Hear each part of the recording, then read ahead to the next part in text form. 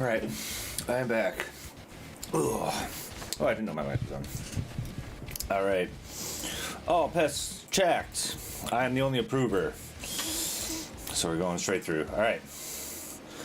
So, switch over to programming.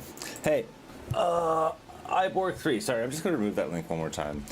Please, I mean, like, I get it. You know, you want to share your game, but yeah, it's putting random links in. It's just one of those things where, I mean, I'm not gonna click it because like it's a link. I don't know where it's going. I don't know what it's gonna check on my browser, right? If you have like a description, like a Steam link, or maybe like a YouTube vid or something, or if you just want to explain the game, that's super cool. Yeah, I'm not comfortable clicking just links that get put in chat that I don't know where they go. But yeah,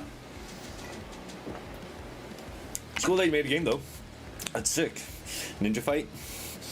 What's it like? Is it like a fighting game or like a 1v1 or maybe like a ninja going through and killing stuff? Cool. All right, so recap on jumping over to what I'm doing today. So recap on what we did last week. We set up the server so that we can run the server locally on the Android device. We also removed Pro from iOS. WSG. Sorry, I don't know what that means.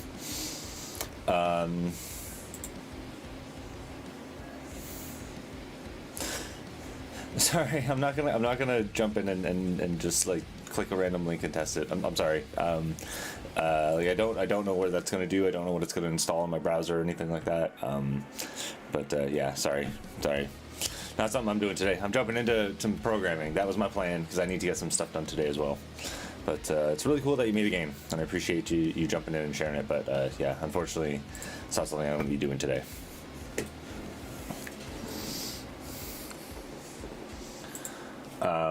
Yeah, cool. So jumping into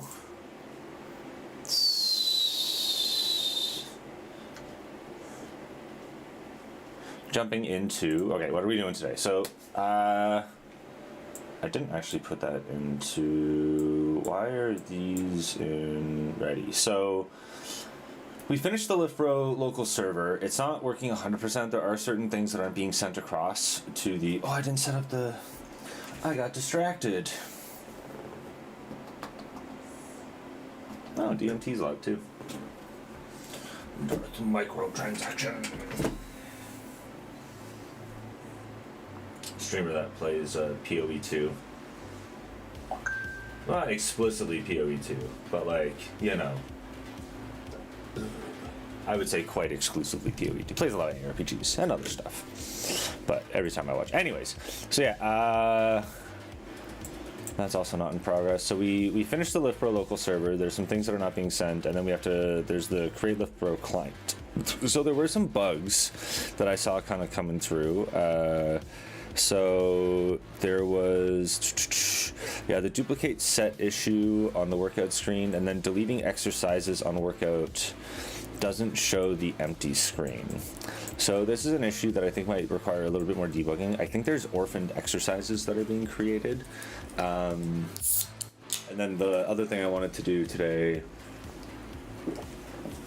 so one thing I did yesterday was I generated, using Warp, a bunch of previews.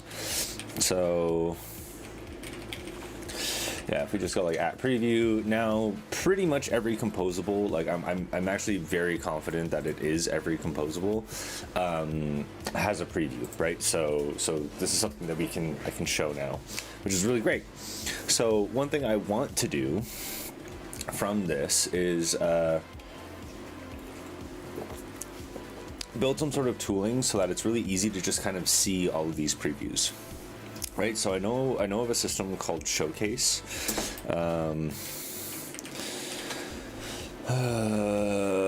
It's here.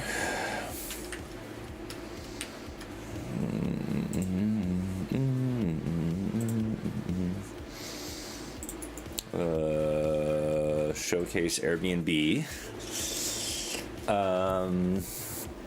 Android library that helps you organize, discover.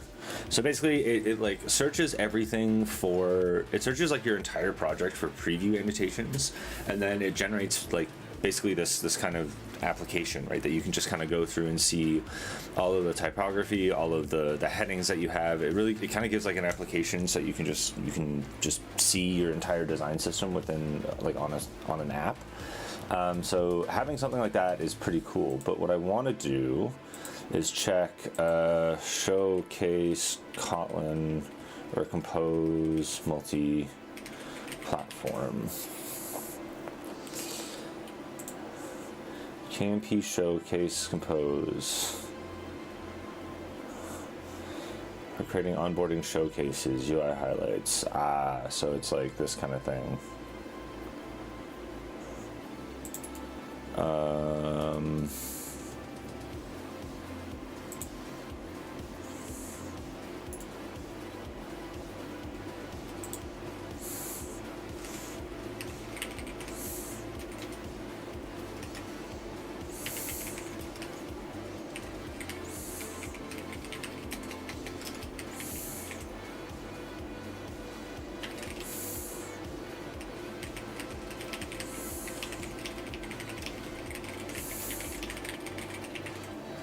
And showcase work with compose multi-platform previews. Does not officially support in a stable way. Works perfectly. Your CMP project. If your CMP project has an Android project, showcase can still index and display previews in the Android app. iOS desktop. There's no native activity for iOS or desktop yet. That's interesting. And see if you use the Android compatible, which became commonized recently, only runs. If we use the Android compatible, that should be fine.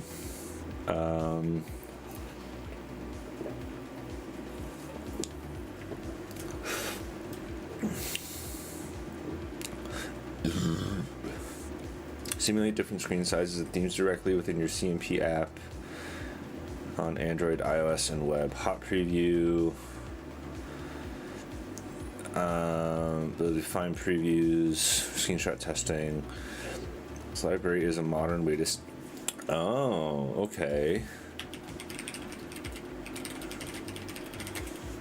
Kotlin 2.3. Fuck. New compose features and more. Composable preview scanner. Composable previews, Android glance and compose multi-platform.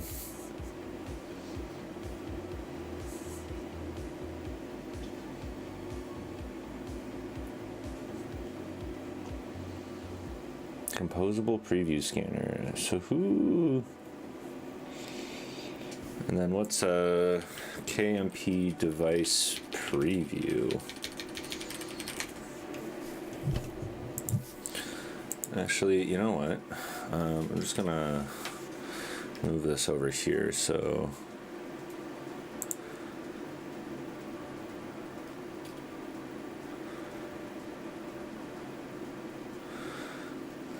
device preview.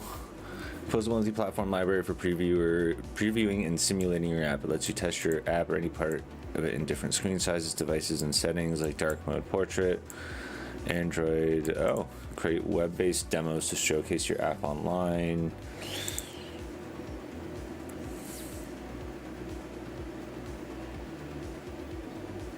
Oh, that's cool.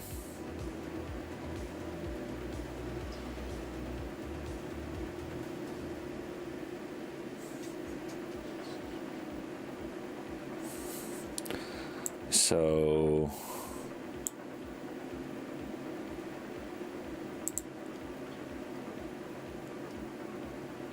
I mean, this is cool. I'm not really sure what I would use it for, though. Why am I not subscribed to this?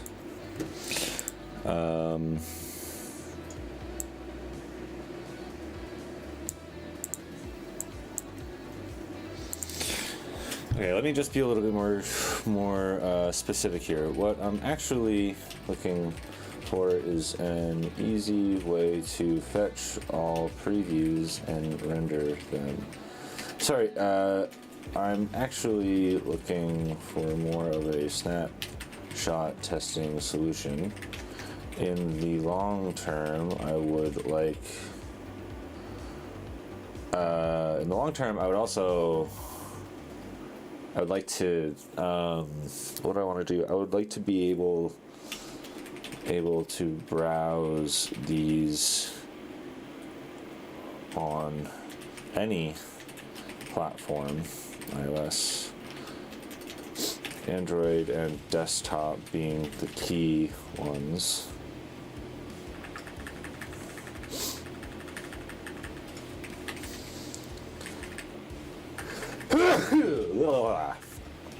I think this other Compose preview scanner. Roborazzi's heavyweight champion for Compose multi-platform. Unlike other tools, it integrates with Lobo Electric and has native seam. So I did hear about Roborazzi in another post. What is Roborazzi?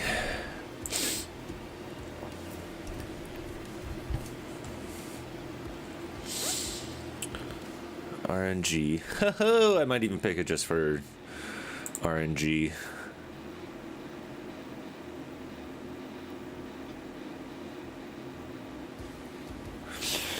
Roborazzi. Screenshot testing is key to validate your app's appearance. It efficiently detects. Why test with JVM instead of Android?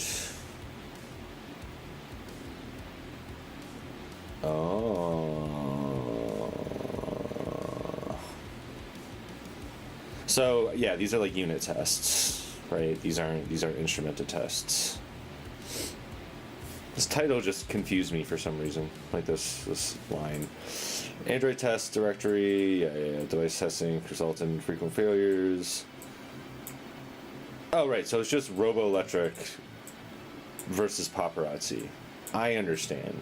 So it's Paparazzi just using Robo Electric as a yes. Okay, I understand. So Robo Electric, there's UI testing where you run on a device, and then Robo Electric is a library that allows you to run those kind of UI tests, so it mimics the buttons that are there, and you can kind of click things and make sure that things should appear or that booleans are correct, so you can run unit tests, and then that runs in the JVM, so it lets you run unit tests.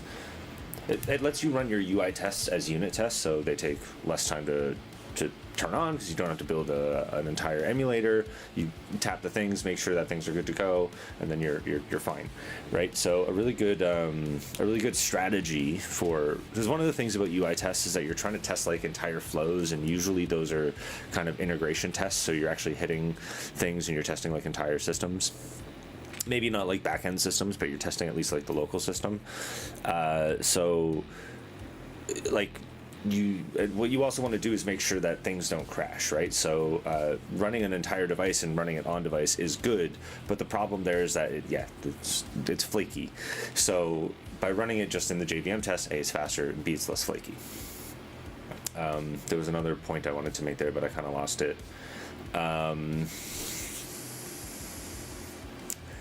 Oh yes, the problem with running Robo Electric is that you don't get that actual visual, right? So when you run things using just UI tests in general, what's it called? I've used Robo Electric for so long. Espresso. If you just use Espresso, which just runs on a device and taps buttons and goes through the UI, or even Maestro like I'm using. Again, flakiness, but the nice thing about it is you get the actual UI, and you can like record videos, so when something crashes you can see when it's crashing and see when things are happening. So that's a big benefit of actually using like proper UI tests. But you can kind of, and also like you get to see if things are wrong, or you can get your Maestro tests, so like take a screenshot every once in a while, and then those become your screenshot tests. But what I'm going to do now is base my screenshot tests off the preview, so then the screenshot test will dictate if the UI is still correct, and then eventually I will have Robo Electric tests that will ensure that the flows are functioning, or at least that is the idea.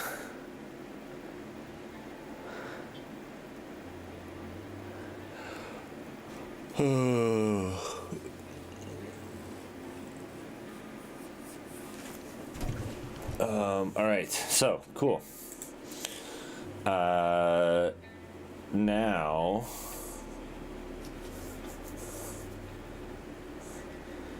so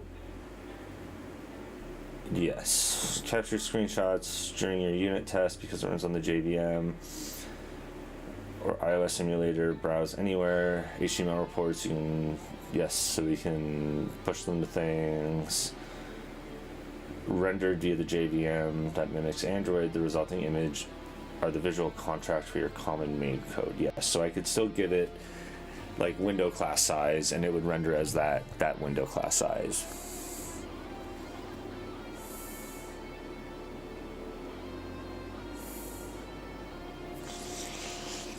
Top contender, so that's Roborazzi. So if I do Roborazzi, that would be my strategy, which I'm liking a lot so far. It just does require me to write a lot of UI tests, which I, again, find flaky, and especially since I change things so much. But anyways, I do go to, like, I use the app quite a bit, so maybe that's not as necessary right now. Google recently dropped an official tool. Right, this is what I was looking at. The Vibe. It uses preview test annotations to report. The cache, still very Android-centric.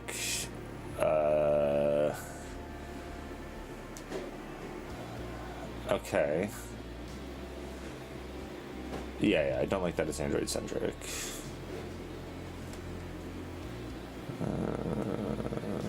What's up? What are we streaming today?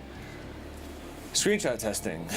Oh. So the idea is that last night I spent.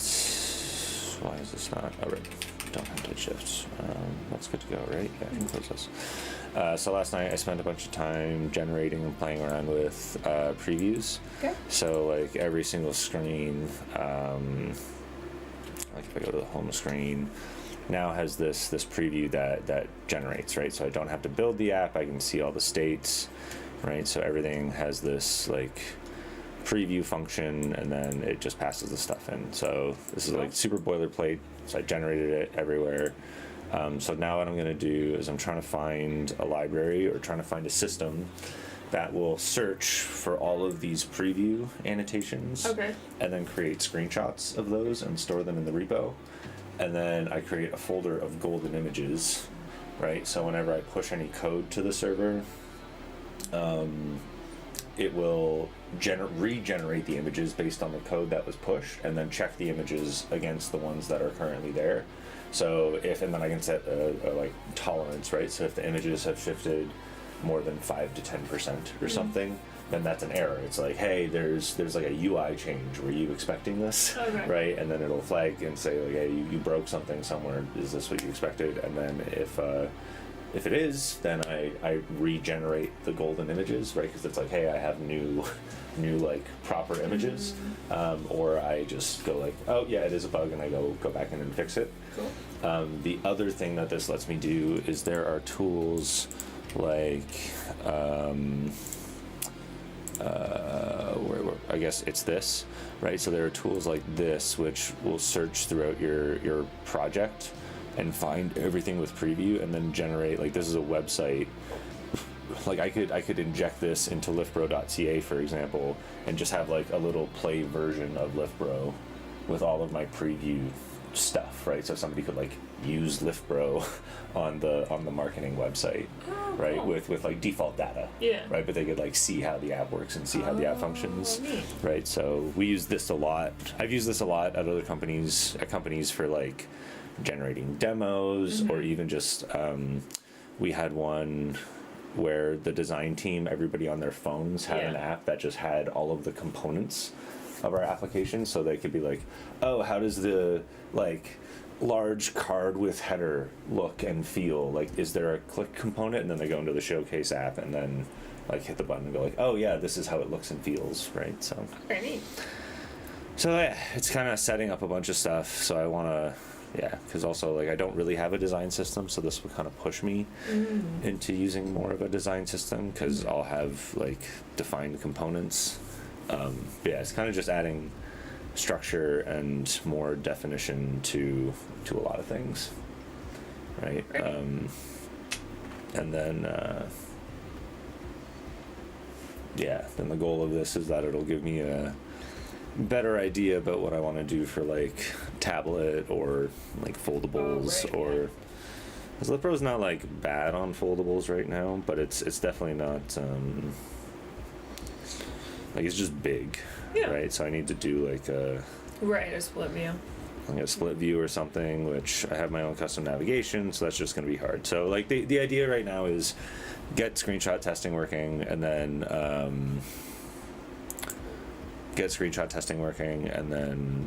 tinker around with like tablet views and stuff like that. So that kind of stuff. And then there's also a few bugs, but Fair enough. All right, well, enjoy. that's the day. You want anything for lunch? I'm okay. Excellent. I will go and get lunch. What are you gonna get? I don't know. I think something high in protein, but I don't really want anything with That's fair. I mean, you just get like a small burger or something. No, it's not. You're eating for nutrients at this point. You're not eating to enjoy it. You know how I feel about that. I know. Can't do that. All right.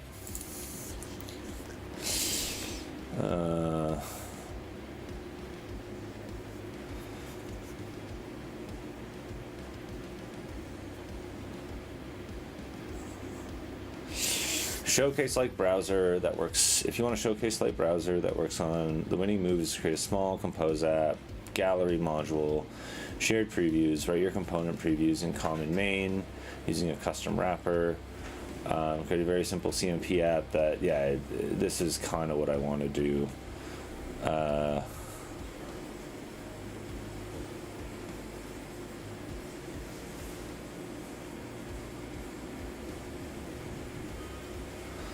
Use a tool like Storybook or custom built MTME web app to display those generated images.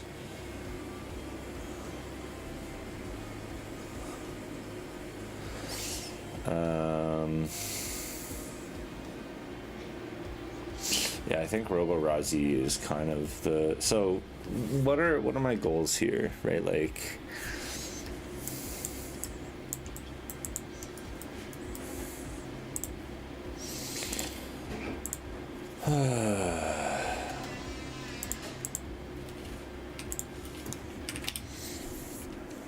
So, what's like the problem? So one, I have low confidence in my UI, keeps breaking, formatting changes, etc. Two, I don't have a solid design system.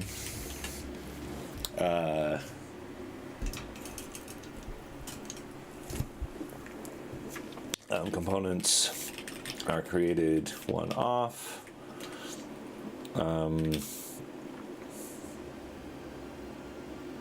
Changes happen one page at a time.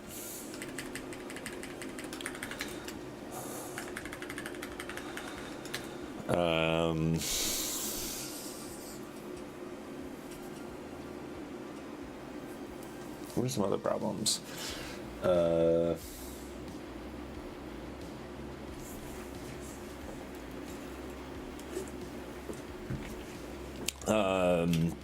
Foldable / desktop / web app design needs designs. Solution: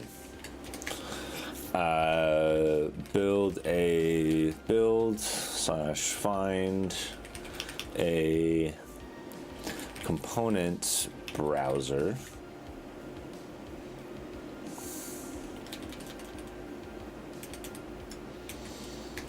need a way to organize and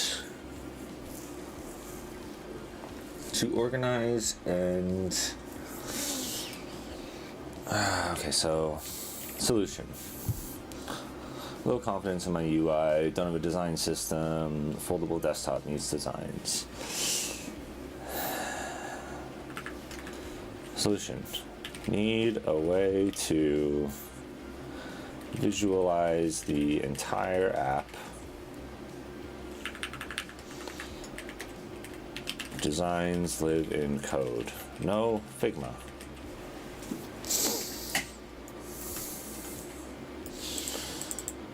Need a way to visualize the entire app.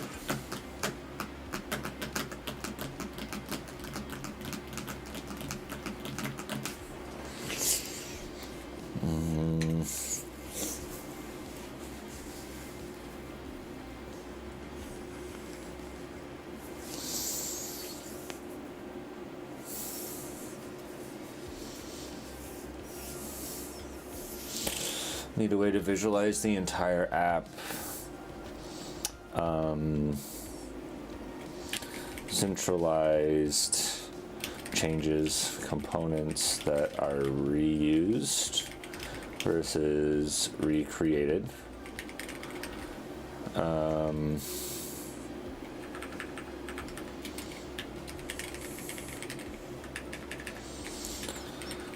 Solution. Find a tool or create one that allows me to go through all components slash screens and see the big picture. How this fixes this tool should be screenshot testing compatible, giving confidence to UI changes. 2. This will be the start of a design system. Components can be seen in the big picture and reduced when needed versus seen contextually in the app.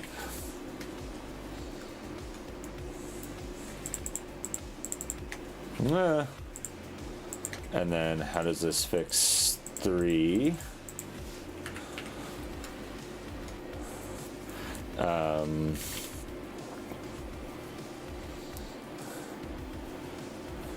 Previews and tooling can be used to brainstorm and kickstart larger screen designs.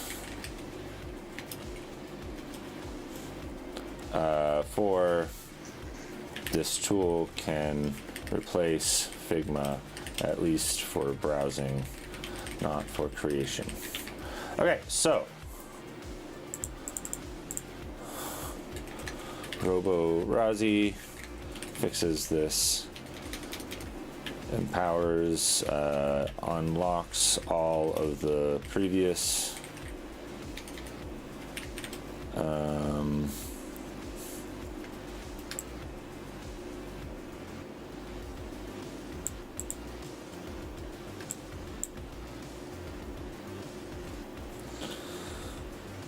modern day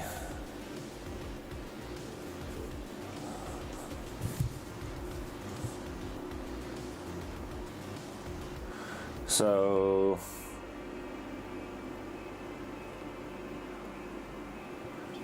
the JVM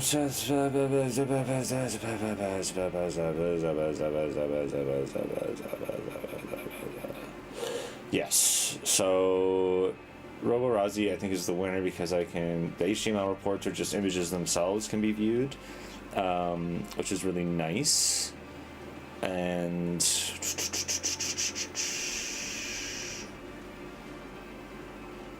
I'm worried about the official composed preview screenshot. It's experimental, which I don't think it actually is.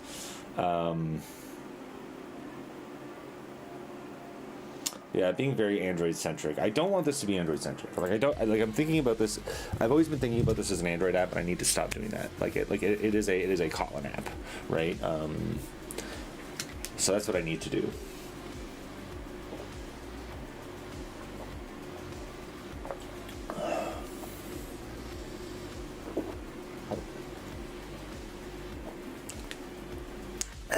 It's not a bad aftertaste.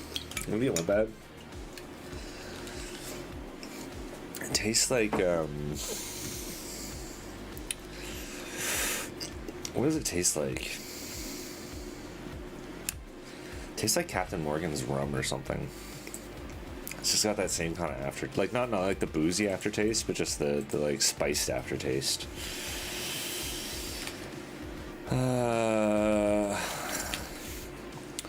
Runs screenshot tests themselves. Can output to HTML for visualization purposes. All right, so we're just gonna implement Roborazzi. That's gonna be the plan for today.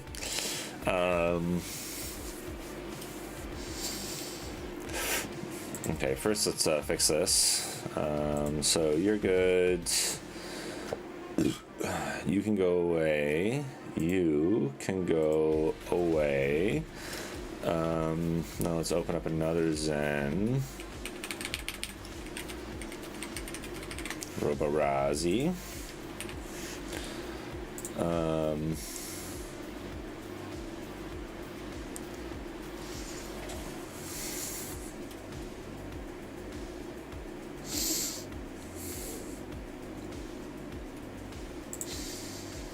Alright, you're gonna go away. Why are there render issues?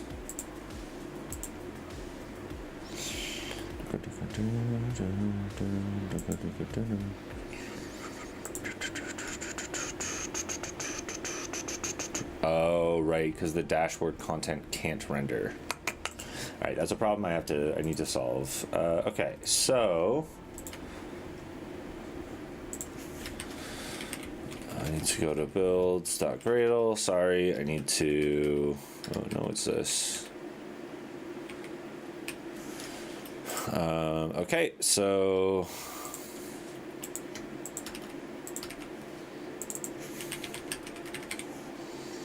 Roborazzi.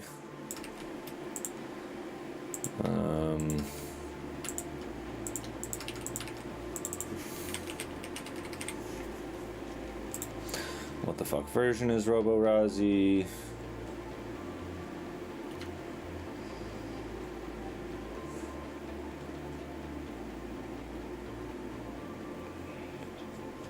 What version are you? 1.5.6.0. 1.560.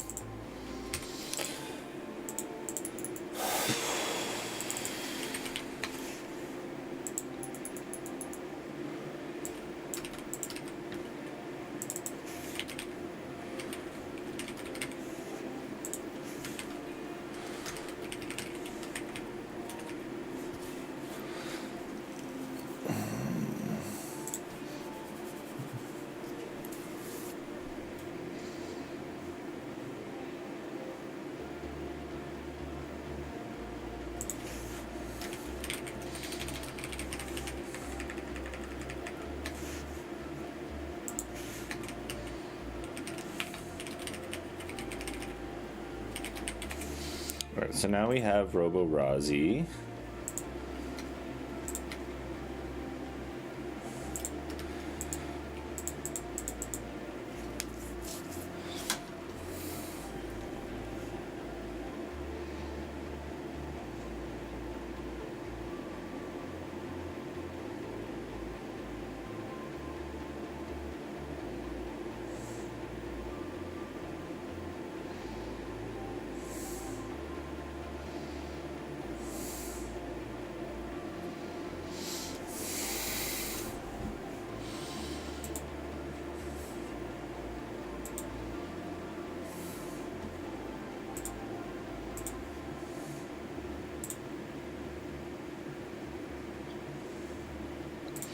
Maybe I should update some of these things. I also don't think I use Firebase at all.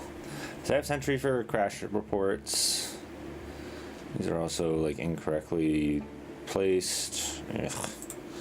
Okay, so now we have Roborazzi.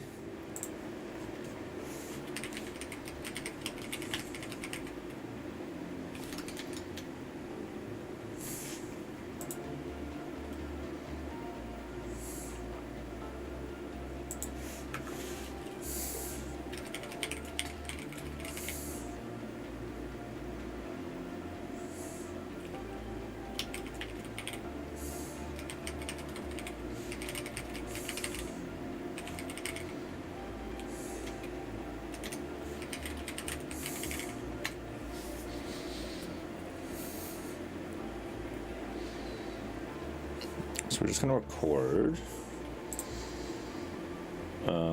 Validate changes made to an image. Review changes made to an image. This action will compare the current image with the saved one, generating a comparison, original comparison, JSON file. Then this will fail. First verify the image. And if differences are detected, this experimental task, clear.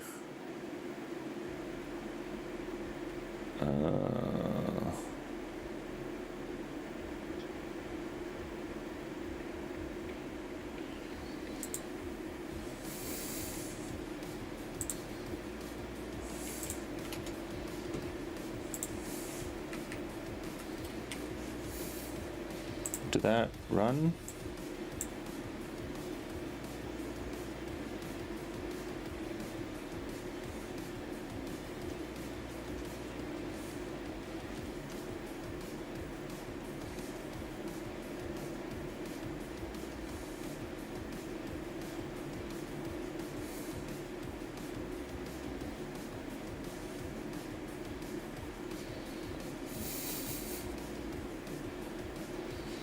Why are you not?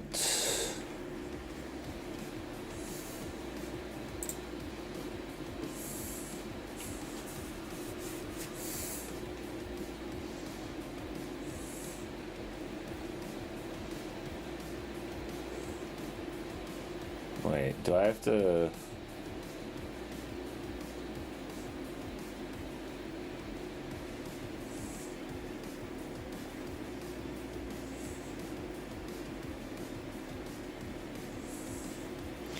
Oh, so this goes on top of Roboelectric. I didn't read this far enough.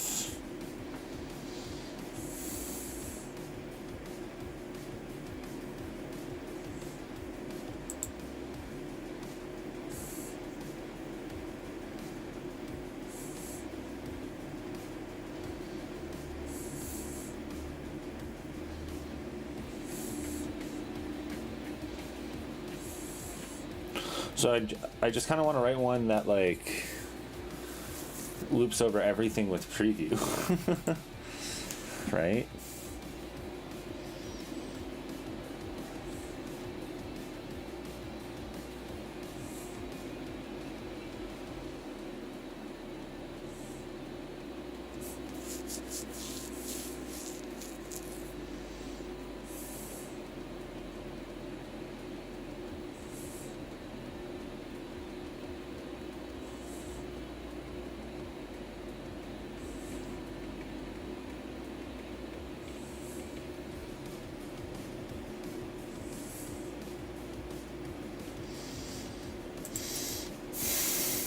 Okay, so this is going to require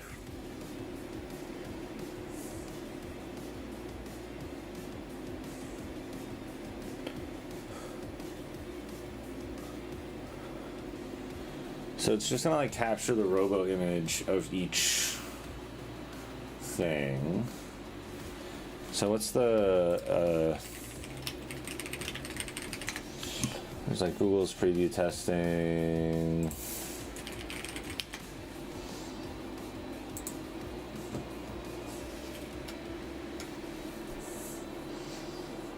For existing testing is an effective way to verify Google combines simplicity features of composable previews. Easy to use as composable previews. Screenshot test is an automated test that takes a screenshot of PC UI and then preview test to create a screenshot test for existing or new composable preview. Use preview parameters such as UI mode or font scale.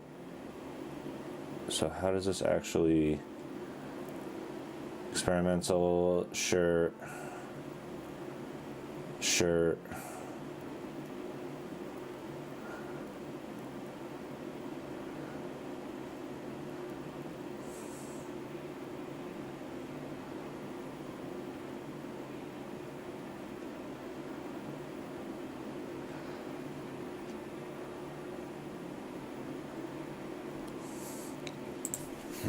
Robo Razi find all previews and screenshot them.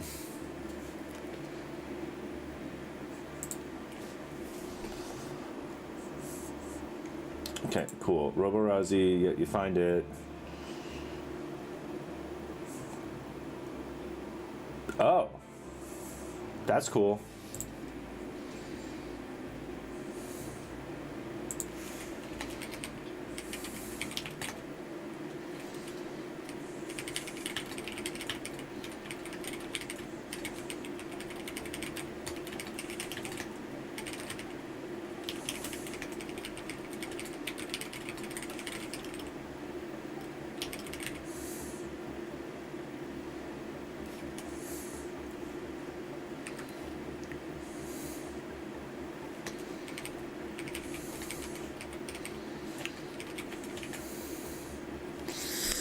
I want it to be like screenshots golden,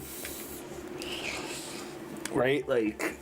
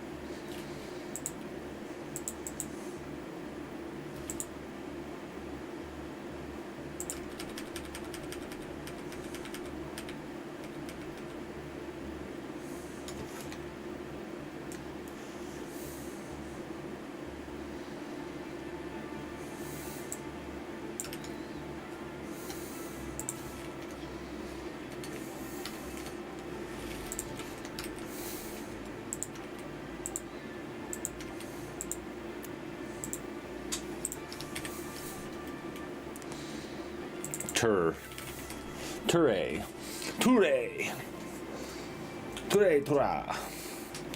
Why did you not work?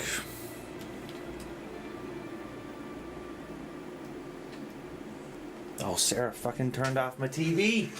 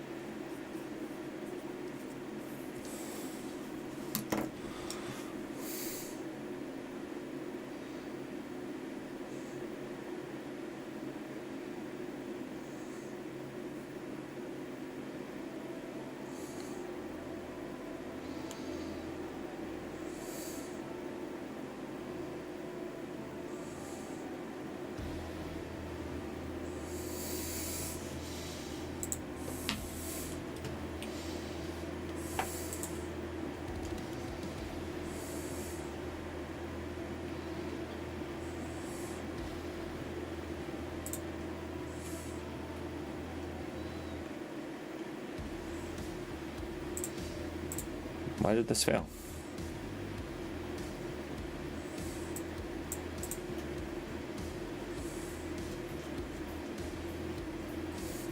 Please set.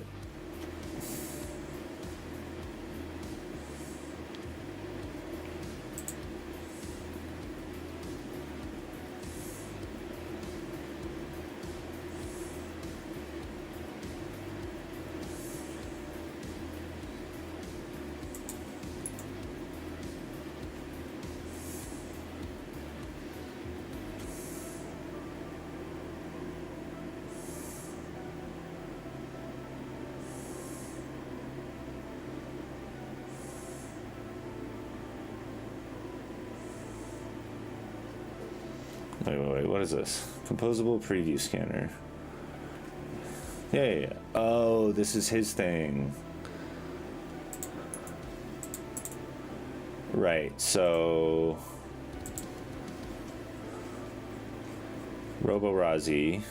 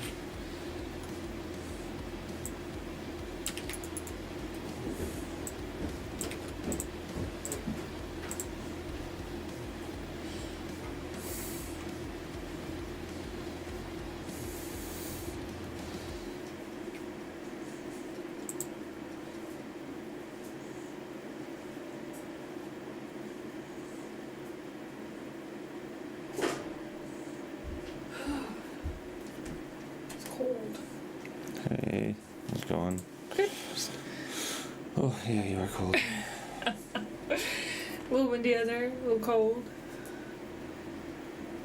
Just came to say hi. Before I go back to work. Cool. Anything you want me to bring downstairs to clear up your desk or you can? I'm good. What'd you get? Chicken nuggets. Nice. From? Popeyes. Did you use a coupon? They have a $6 Monday deal. Nice. I think they're high in protein. They're definitely bad for me, but hey. Okay.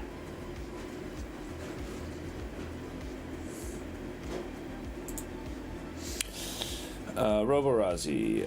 So you want to enable custom Roborazi for some previews, for instance, max percent. So this is telling me, please set tests.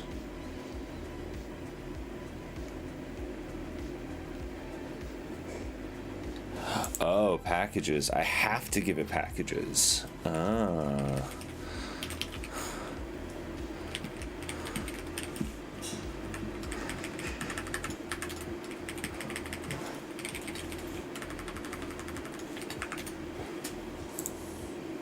That was the problem.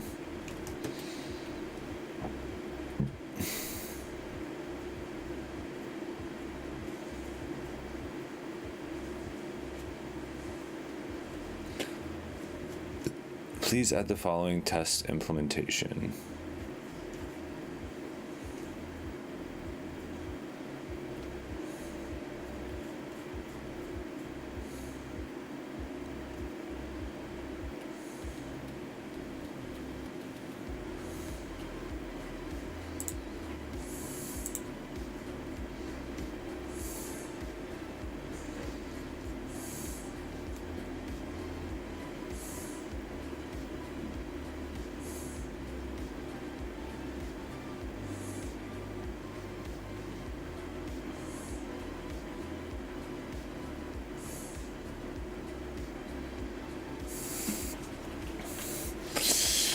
Uh,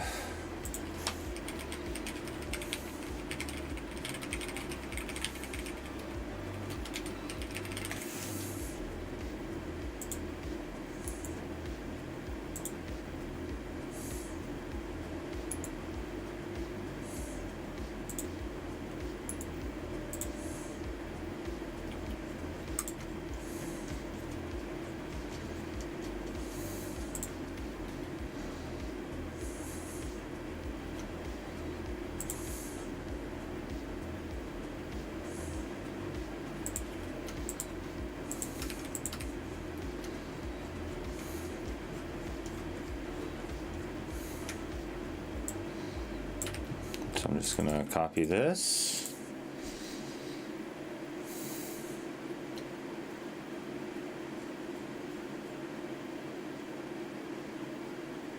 I don't have JUnit.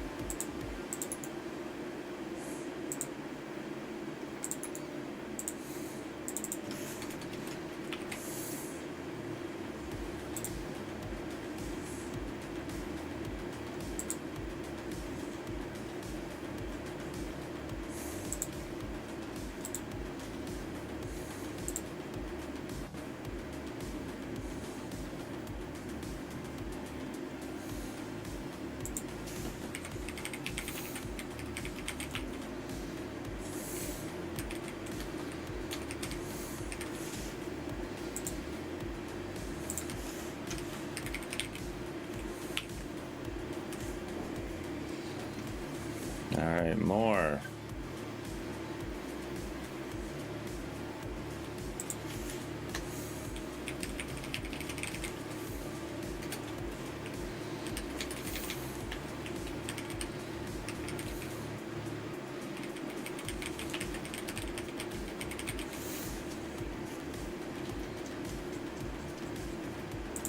What version is Roboelectric? Oh, come on, just tell me 4.16. I'm gonna move all these into libs, don't worry.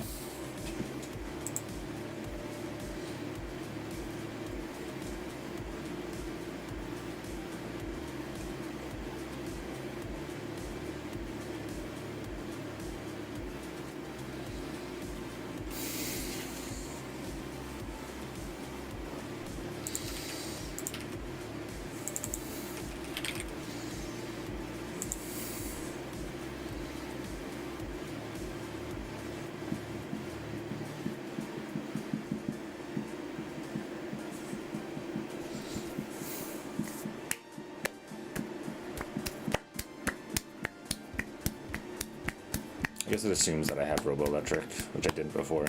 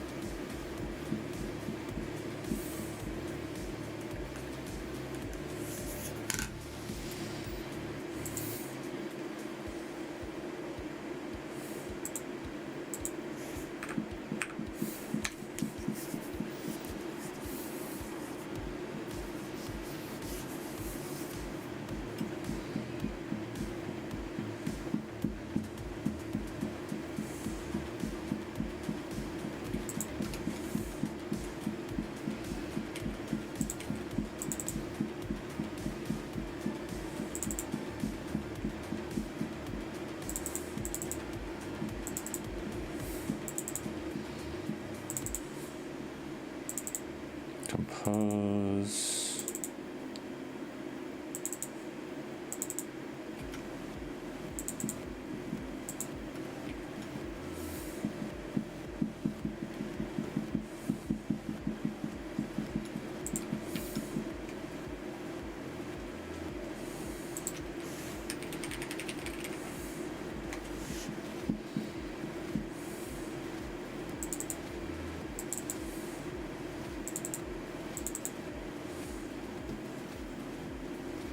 Presentation, compose, whatever, that's fine.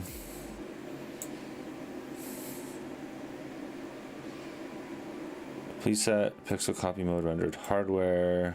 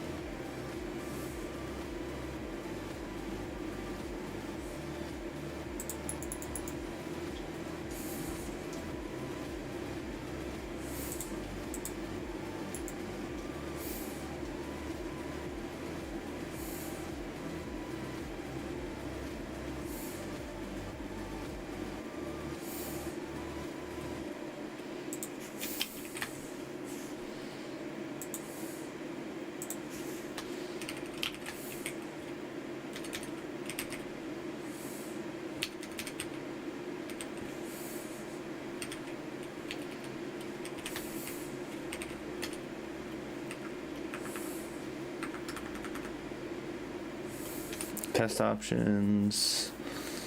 That seems fine.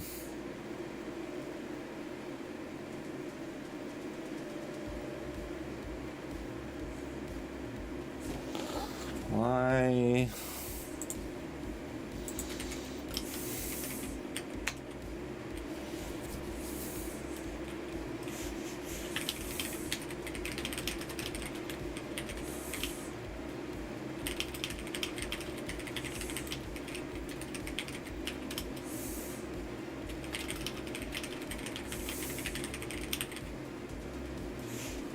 What if okay, let's try one last thing.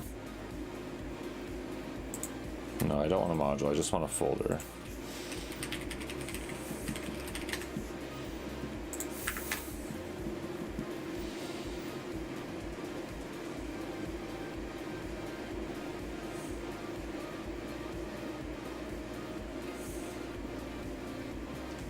Oh, now something went wrong.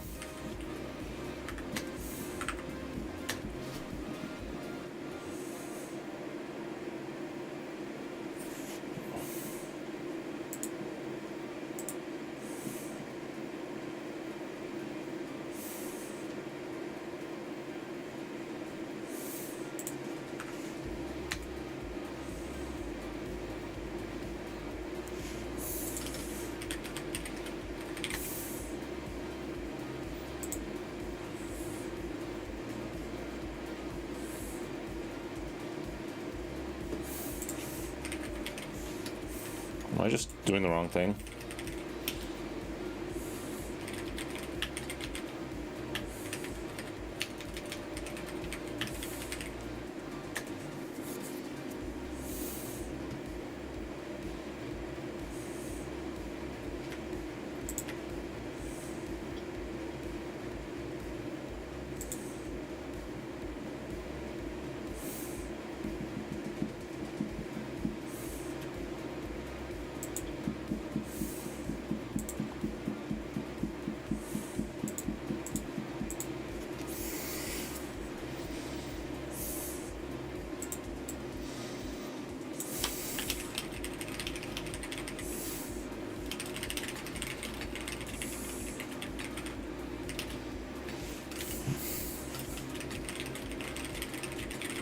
I don't need this.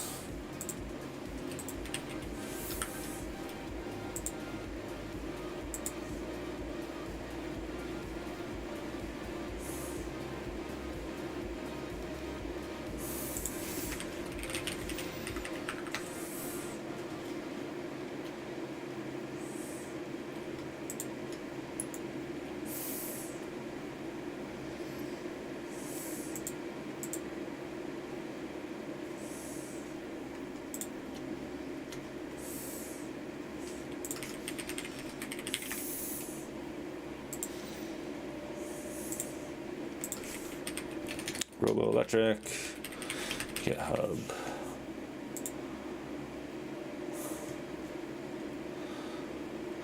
I need this here. I don't actually want the Android test though, but I mean I do want JVM test. So let's just see what this does. Oh no, right, not test implementation, just implementation.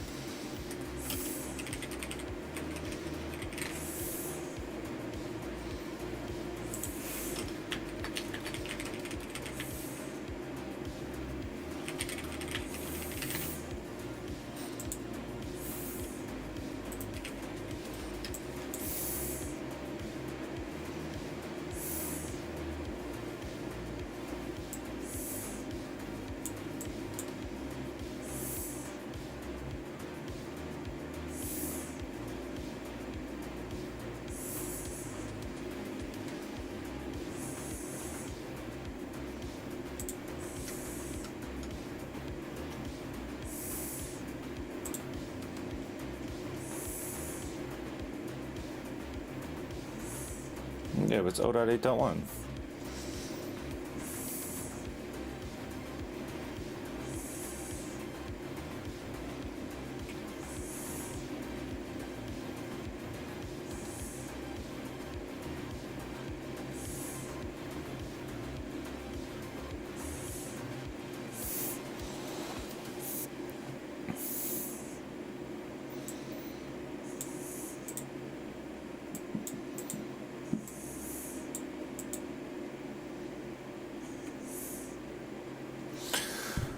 Glance previews, support for desktop. Why are you not working? Could not resolve. Oh, iOS could not resolve. Maybe I put this here.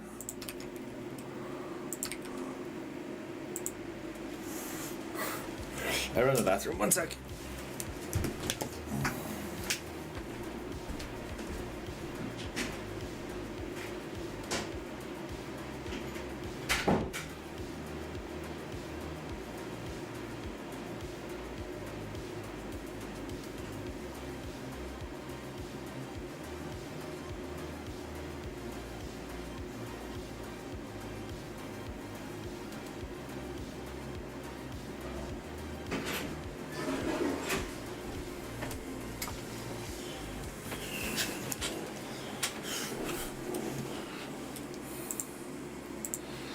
Cool. Now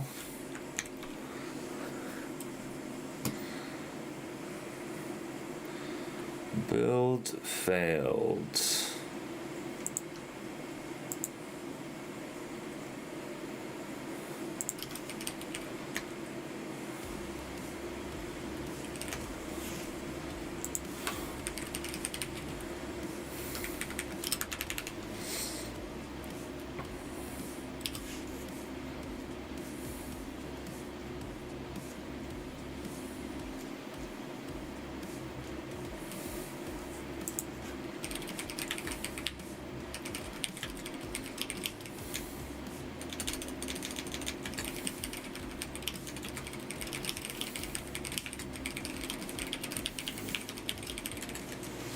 right, I'm just gonna get this to fix it for now. I'm gonna run out and take a little break, and then I will be back. But we're gonna chill with this. All right, so be right back.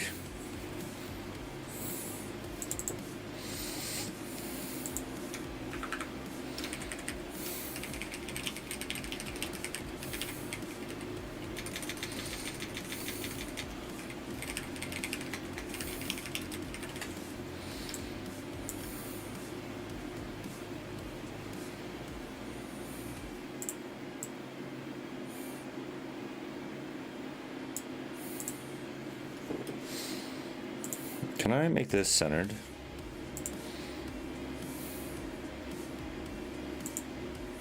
Is there literally no way to...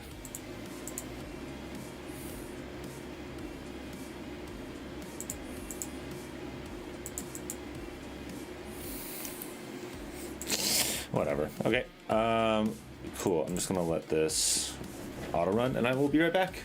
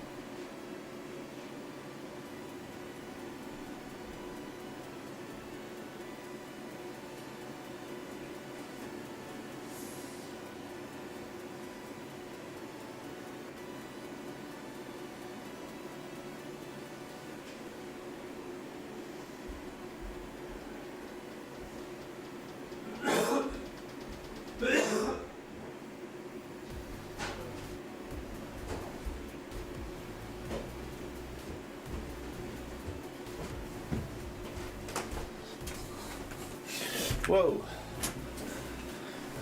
Oh no.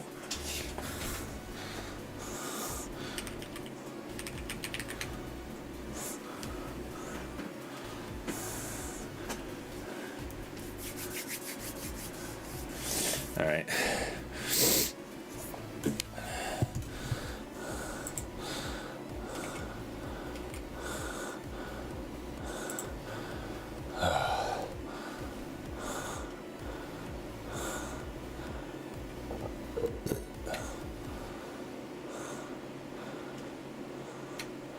All right, so now, what did this change?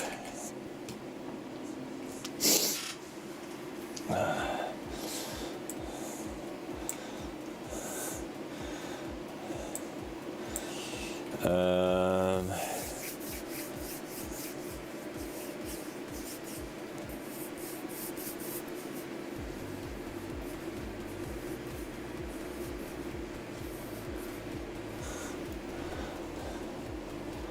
oh, was I just earlier? I said an earlier version.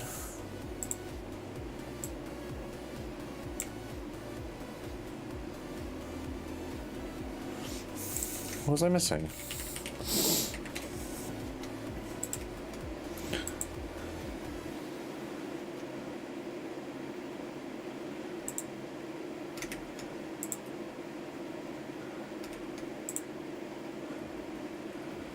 Android 130.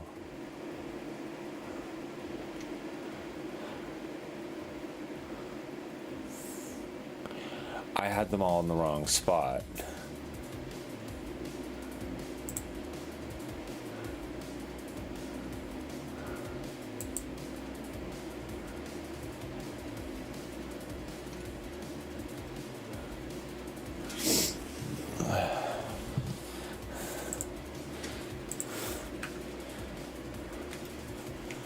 So now is this here?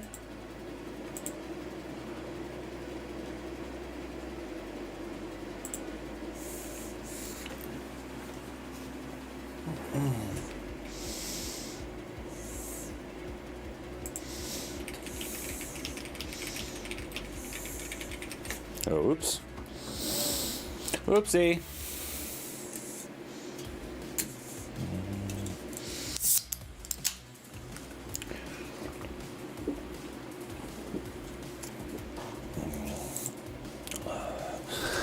Okay, so why is this not working?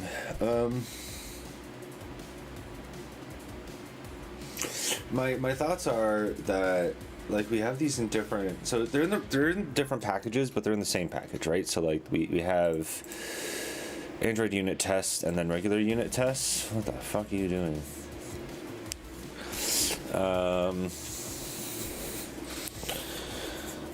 My thoughts are that it's not finding what I want it to.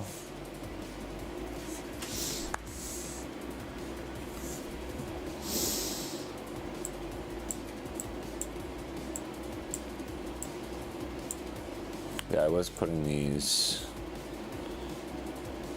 Oh.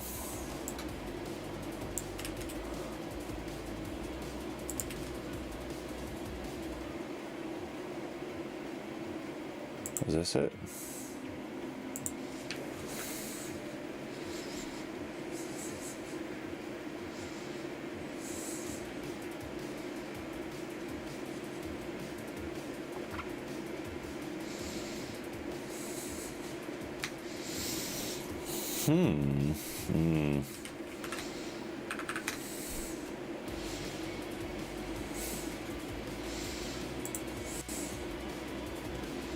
Oh, this is something.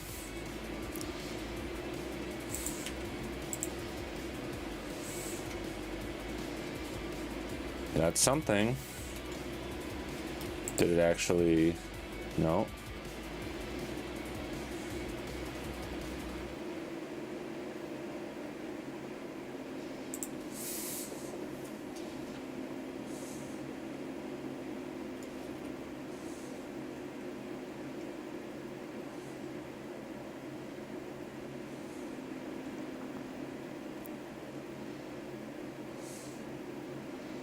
Oh, did I need some Gradle properties?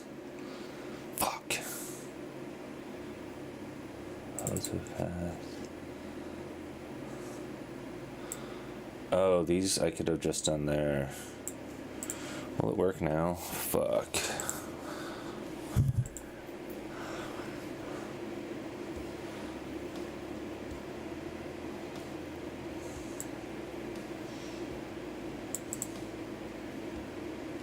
Oh, that's what it added.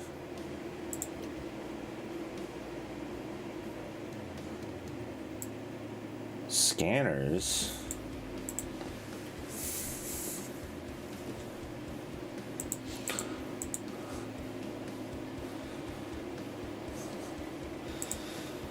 Why is it adding stuff? Oh, because I told it to.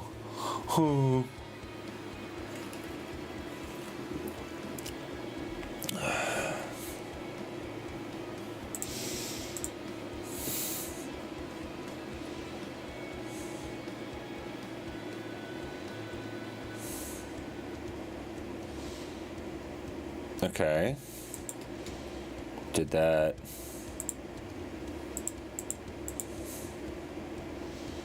Okay, that's fine.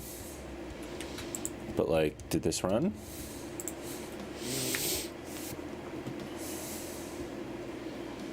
Okay, it's still just not finding shit. So is it that these need to be here?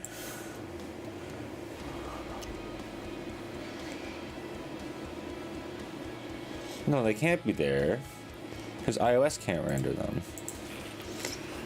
That's not because iOS, sorry, can't build them.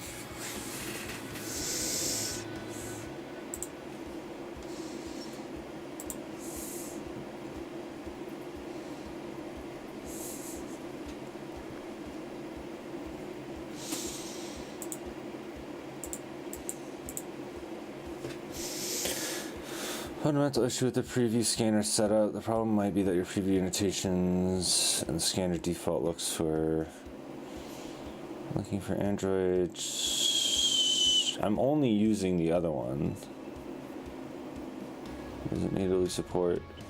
Wait, no, it said it did.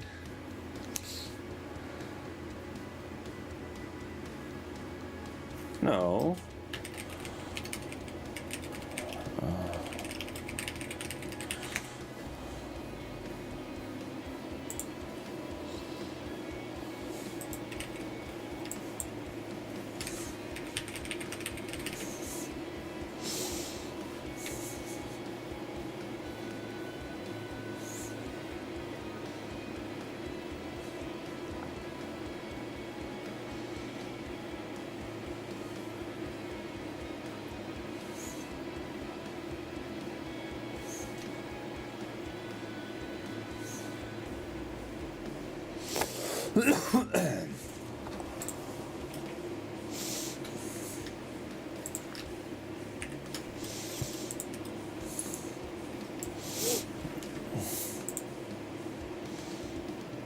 Why?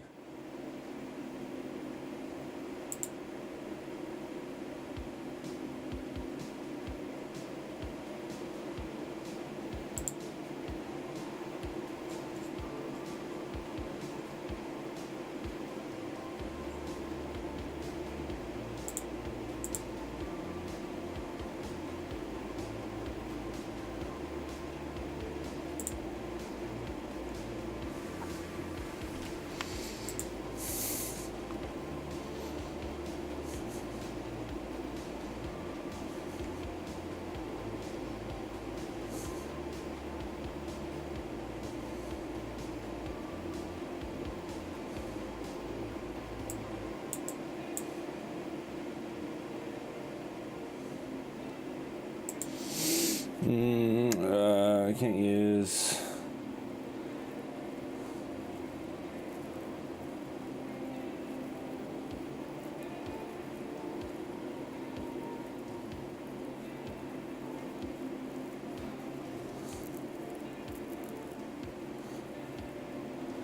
But it said it should be.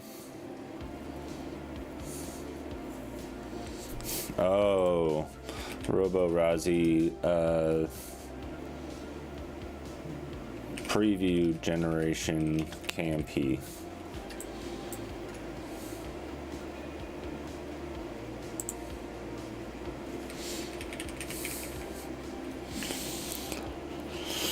Generate. Screenshot test, easy Jetpack Compose preview. This supports composable preview scanner to scan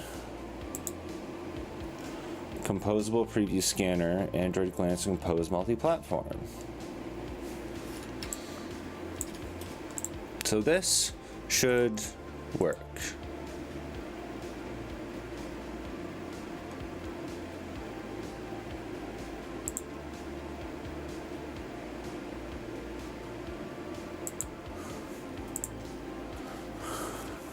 Supported in JVM, targets Android and desktop. So I should just be able to search this. I should just be able to do this.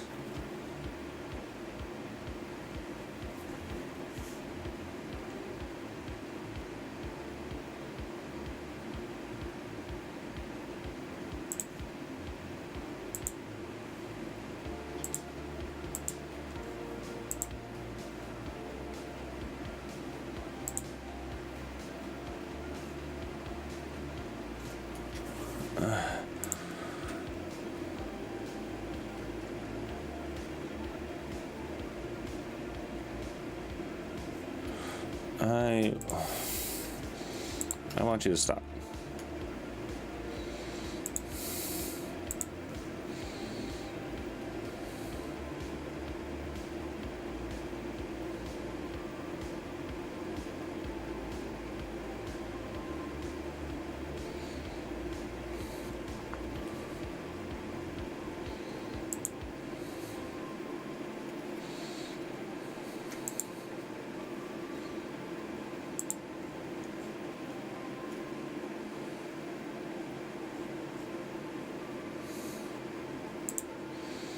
Okay, so we have this now. Record Roborazzi. Failed. Card view preview dark, card view preview light.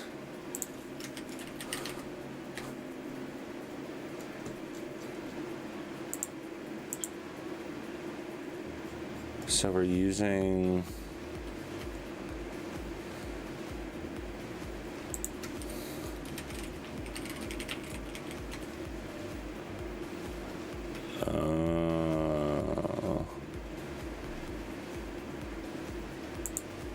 right, no. I still wanna generate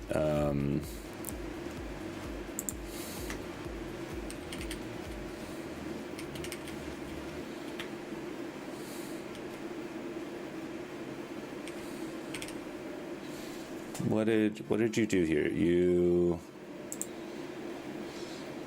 what the fuck?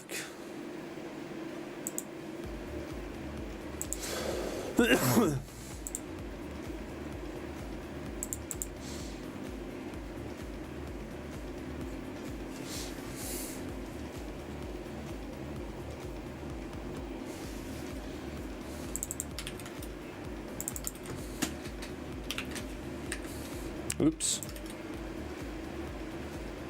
Oh yeah, I still have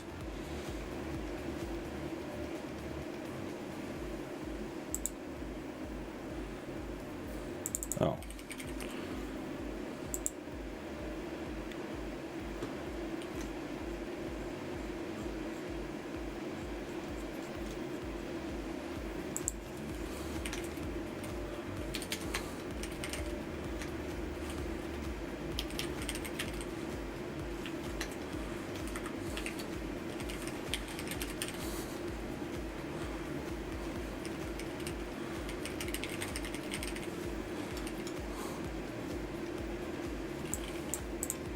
Get out of here.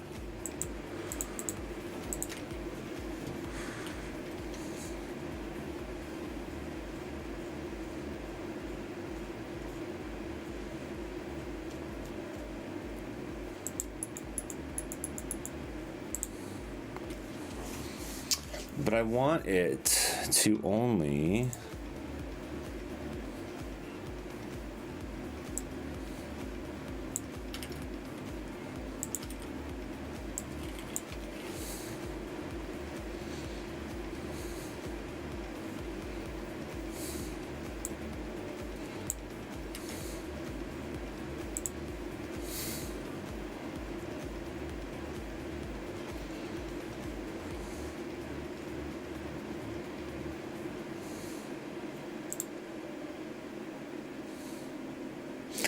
but it says Compose Preview Scanner supports common. So common preview supports JVM targets, example Android desktop.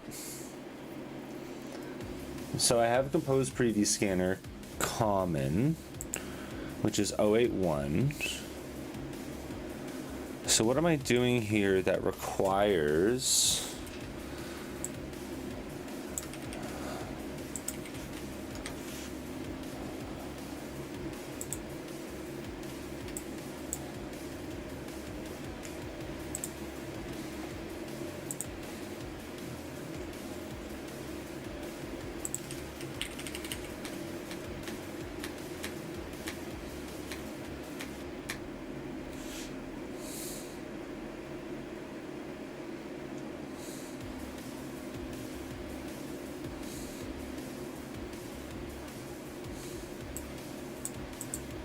test qualifier class name, generate test class count,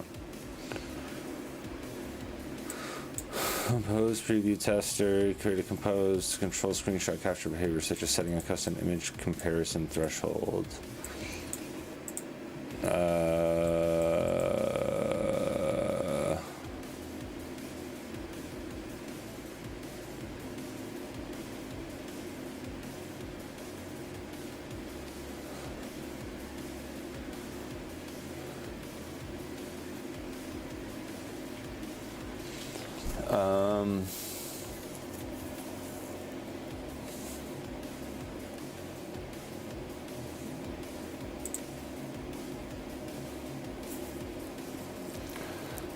Maven Central.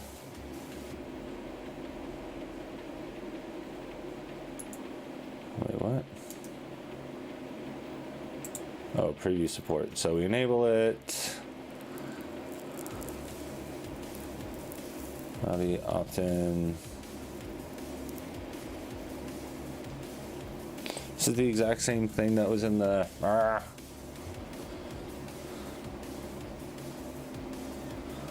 support for generating Easy Jetpack Core composable preview scanner to scan the composable previews in your project.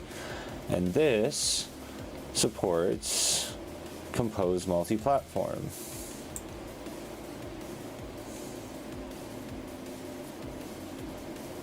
But I guess this one specifically doesn't support.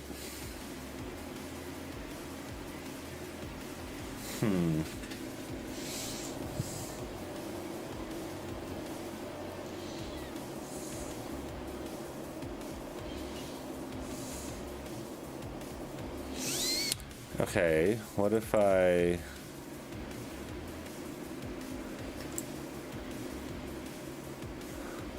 where's that card? Card test. So, what if I just do like a test?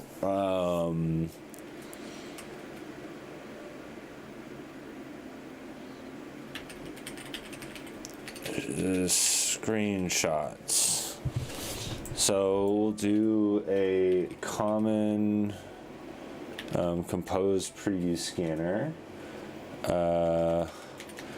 Enable scanning logs. Okay, so this is what I'm actually, I'll do this.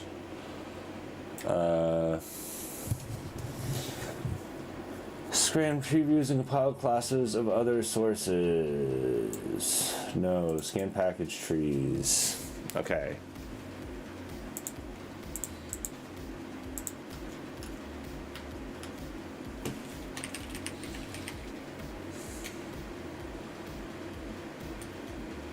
No, oops. Yeah, you get out of here.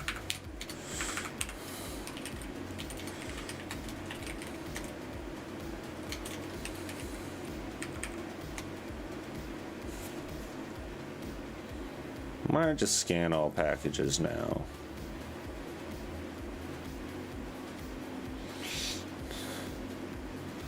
Currently, logs are printed in the console via the standard. No.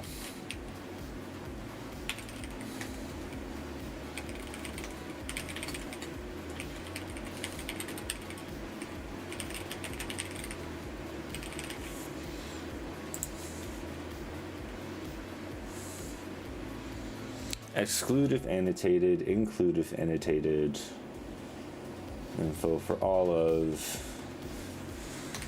Include.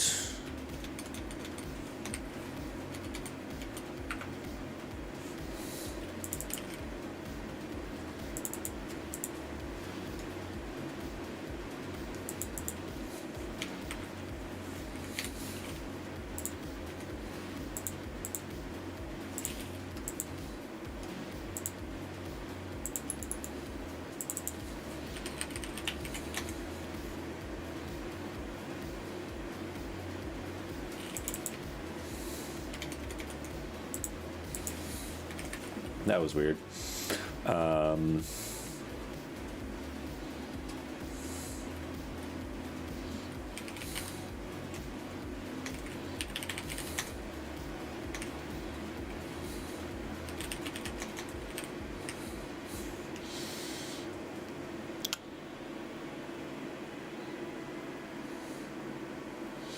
So I can invoke it. So what I can do is it.invoke. Well, how do I...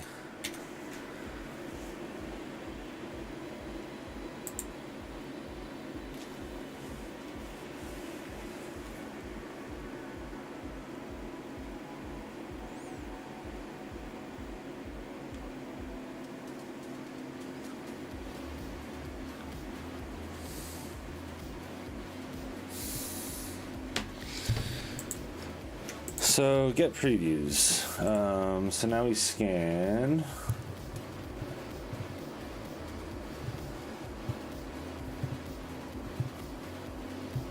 Scanning source sets.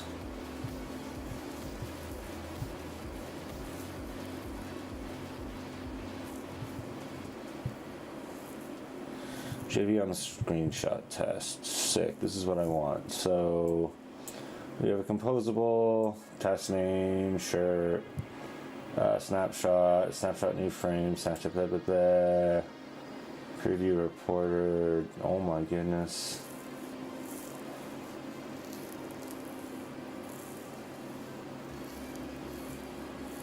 Oh fuck. Robo-Razi, this is what I want.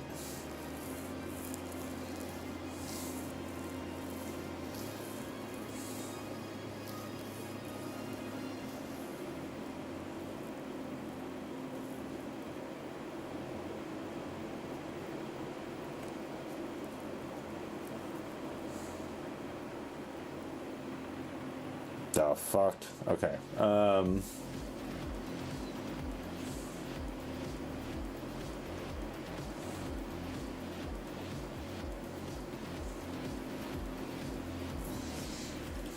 So this gets a composable preview of type T,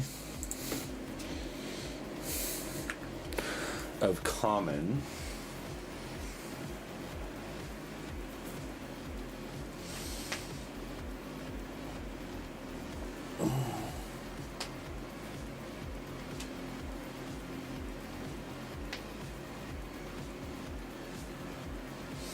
map the preview info in Robo-Razi, for instance. You can create a custom class for that. Check the following link for Robo-Electric. So it takes each one and then screenshot name for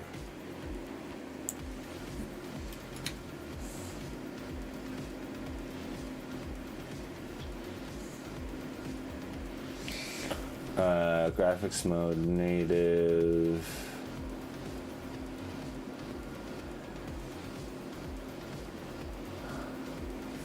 What the hell? Okay, where's snapshot being called?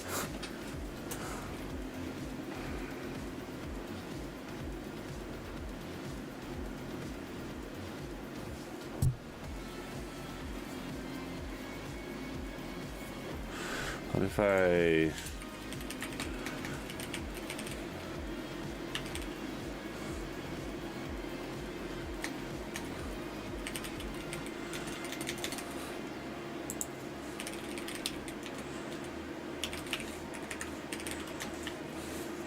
So I capture the image.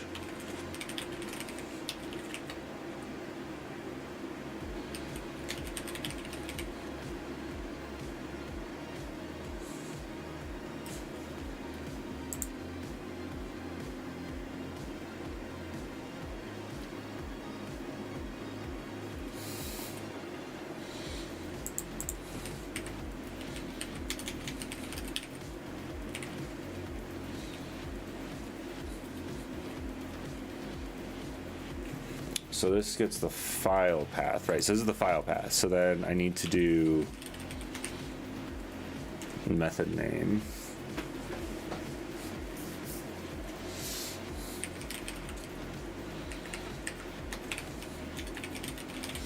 Remove suffix preview, so that way we just get the names themselves. Options, what were the options?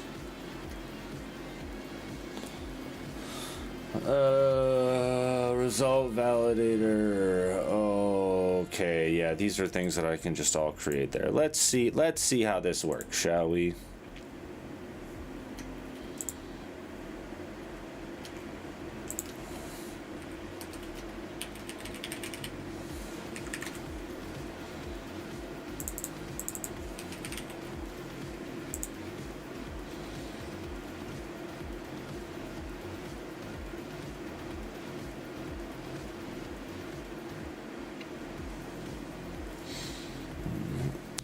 That's.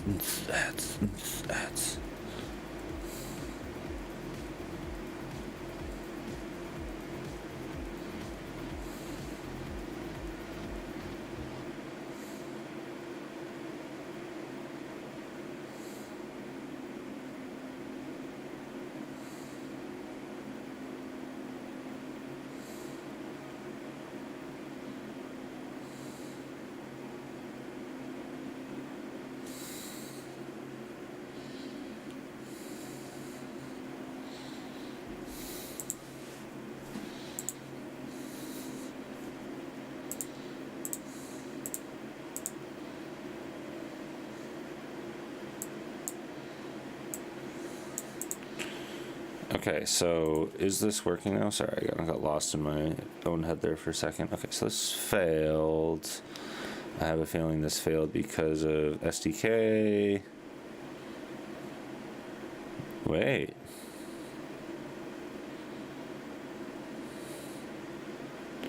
Card preview. No, that's something that I did differently. I did that earlier, sorry.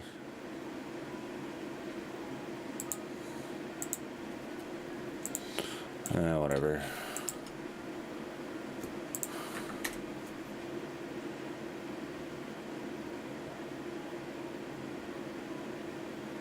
Cord Robo Razi.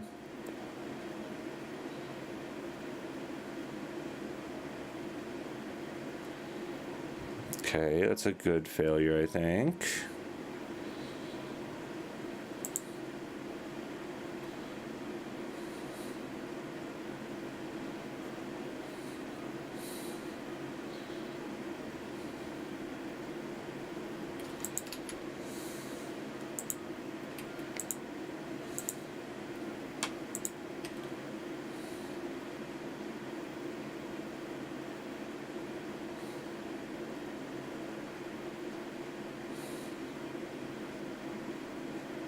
Okay, let's...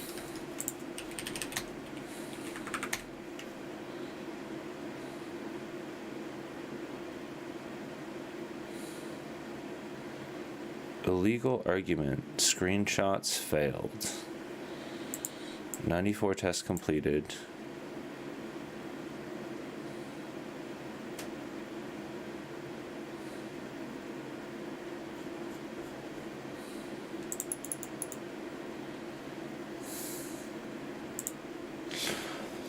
together with the existing ones by executing the corresponding your module record. Yeah, let's try.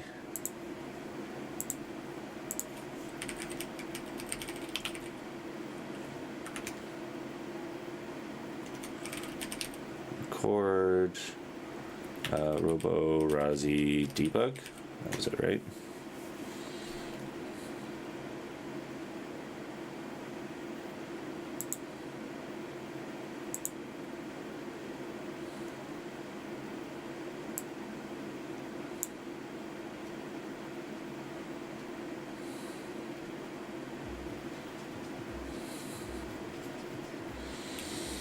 So I just get a legal argument exception.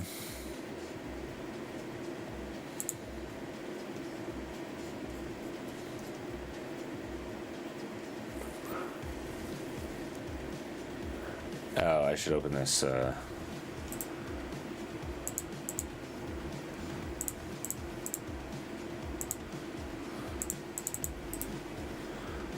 Open in browser.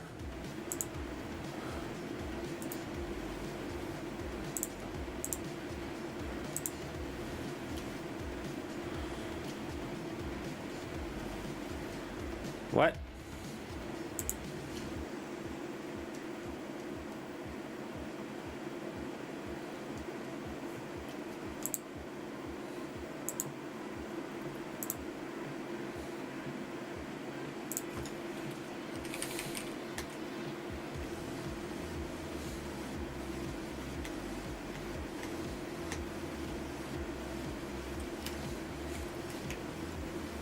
How is this showing failures, but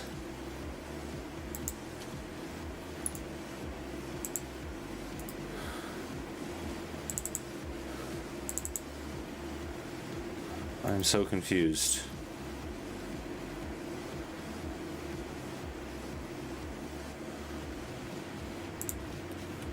Okay, so we're almost there.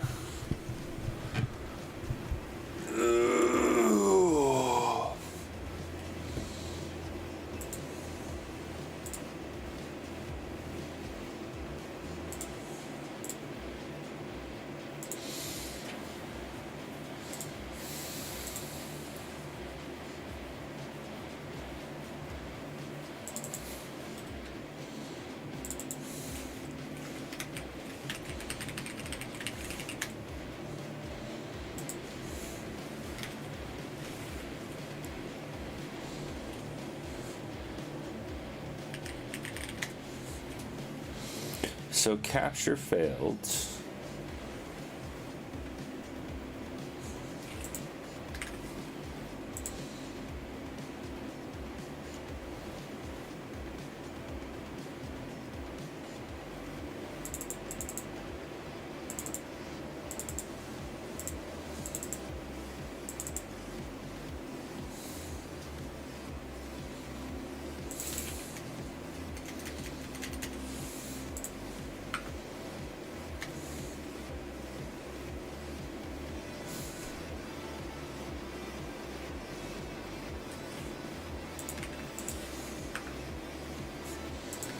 Yeah, I have to scan the package trees.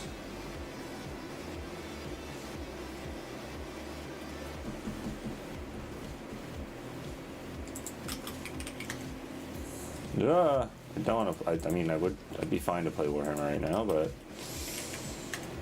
no. The game's probably going to start.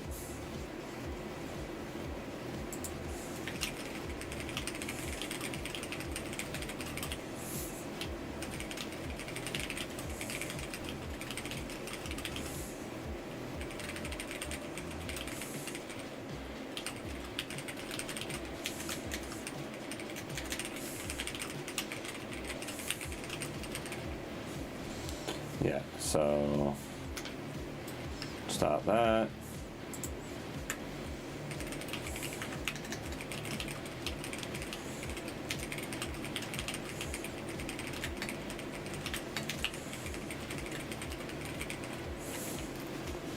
Let's see what it can do.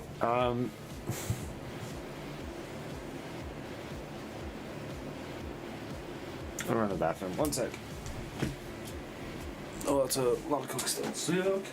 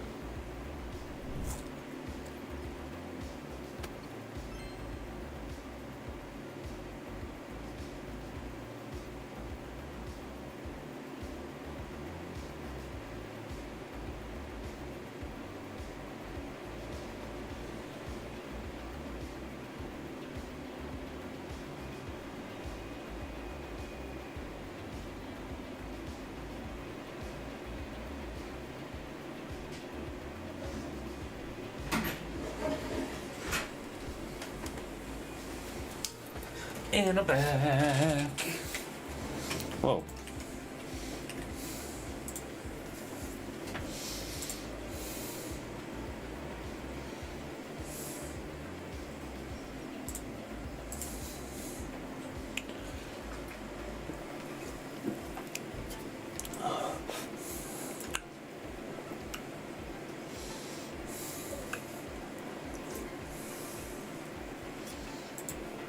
So, the other thing I wanted to think about a little bit today, while that's kind of going on its thing, is what like a more of a like widescreen / like tablet kind of experience looks like for LiftBro, right? So, like right now, it's this, right? Like we have like title.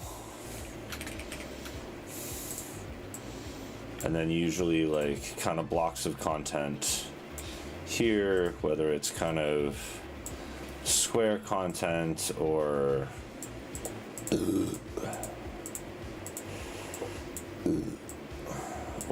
whatever, right? Like that's how this functions. And then we have navigation.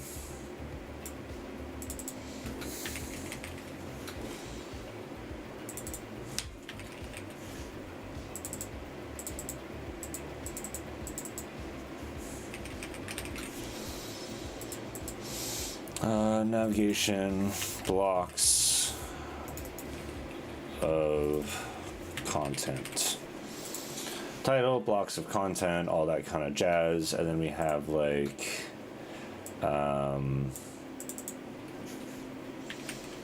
nav, and then there's nav, right? So what I could do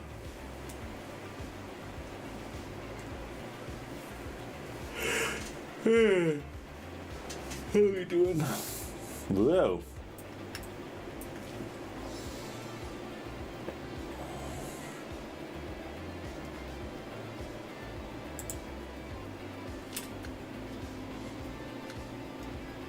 Oh my god.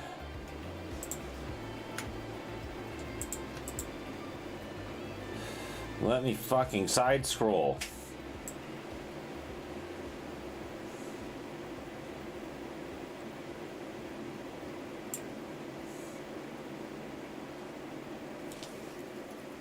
What is it doing? Okay, so we have previews, and then for each preview, compose rule, set content. Oh, okay, it's just kind of doing what I was doing, but properly. So it's getting the compose test rule and then actually capturing it, instead of just trying to capture whatever it is. Okay, cool. Okay, so we have nav, blocks of content, navigation. So, like, what we could do is just kind of do the default and have, like, navigation, right? So then there would be just kind of buttons for like dashboard.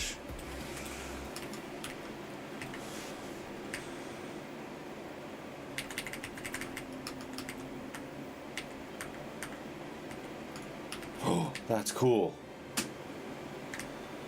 Dashboard, calendar, right? Like that could be something I do there.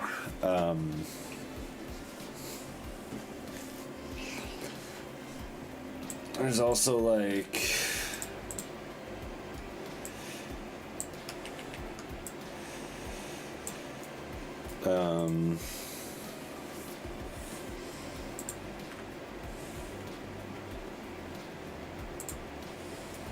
and then like when you tap in, maybe this shrinks, right?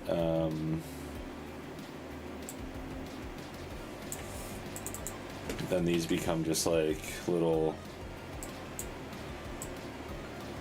buttons.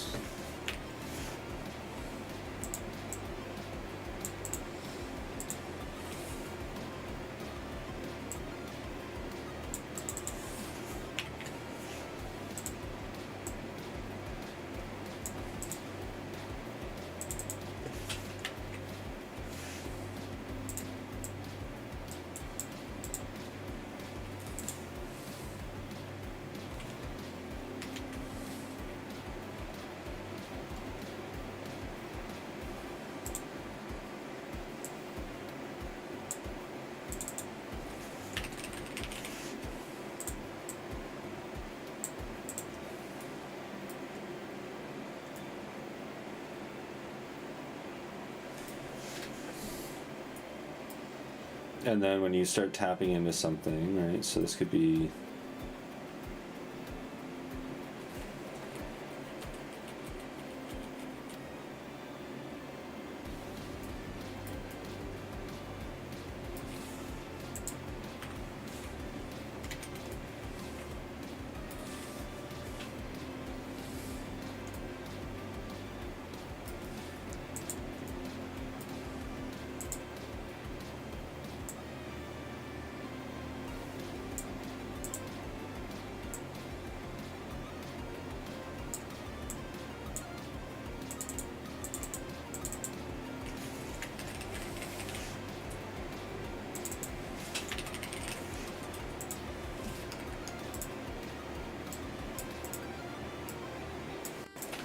so then like the idea is that as you click in, right? So like maybe this one is like selected lift, right? So when you tap into something, then this opens kind of like a dual pane where you have, well, how does like Slack do it? Let me take a look at Slack for a second.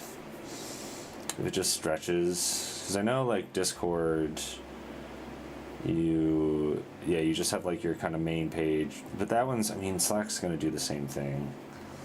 No, it just kind of fills the whole screen.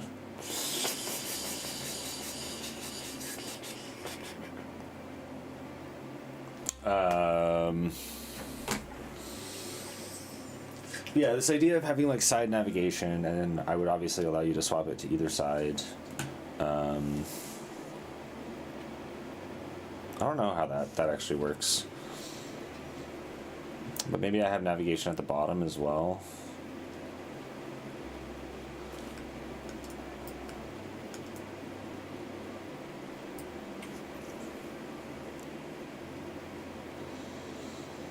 And then there's the idea of also like getting rid of like how does adding things work? Because there's also an issue of this has like add, right? Or let's just call it plus.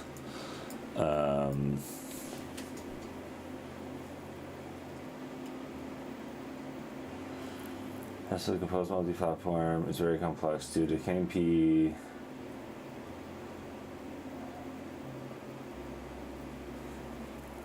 Aren't natively supported by Robo-Razi. It says they are. KMP at preview composables is not currently well supported.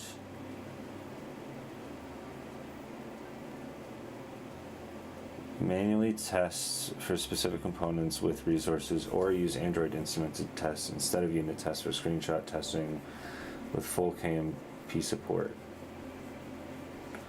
Create a separate build variant without resource dependencies specifically for screenshot testing. You just need to work around the KMP resources issue by either testing simpler components or using a different test setup.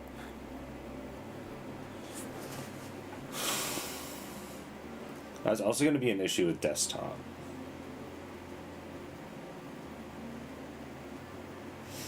But like, I could get the resources. I could get the resources in the interactor, but all that means is that the interactors aren't shareable across desktop, and so the problem with this is that the screens aren't going to work, and the screens are kind of like one of the most important things that I want. Not the most important, but they're very important, because like they're kind of like the end case.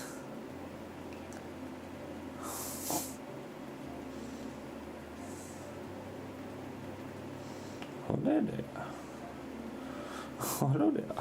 Sweet. Getting people to switch from Facebook Messenger to Signal, because that's better.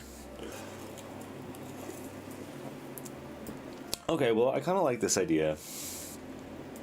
And then for desktop, it's going to be like significantly different.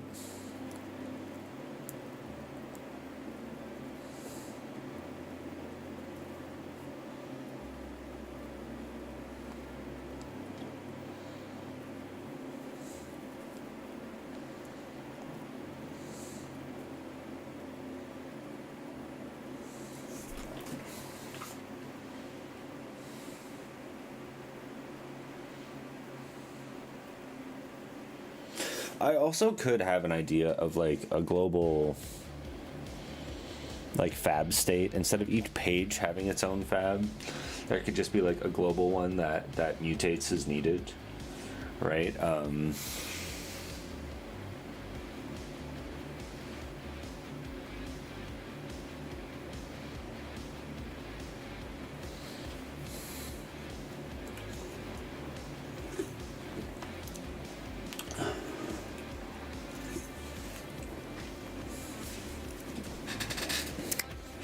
Because right now I have like nav menu, and nav, right? Because the other thing I'm thinking about here is on, say, like this. What if I say kept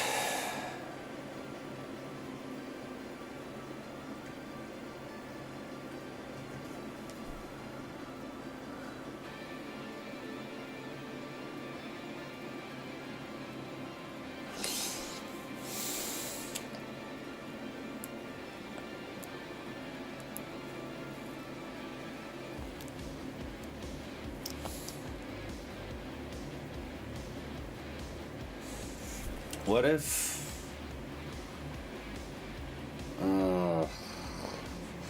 so what I'm thinking, okay, I'm gonna start like designing and we'll see what happens. So we have the dashboard, let's say. I'm gonna group these two, like G. Sweet. So we have these, and then what we can have in the center is just like standard navigation, but then as we start adding pages, so let's say when we're on the dashboard, it would be the 3-button layout, so like back plus this. And then here it would be, let's say we have the dashboard, or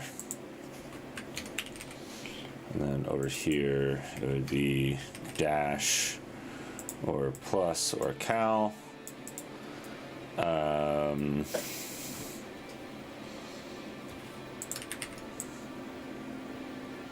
it would be dashboard and lift details.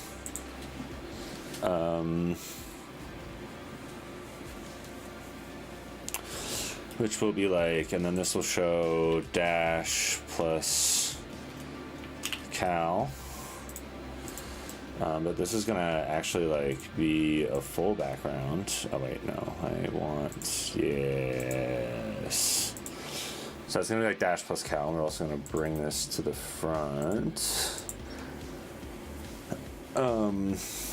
But then if I like click in further, so let's say just like this one is selected.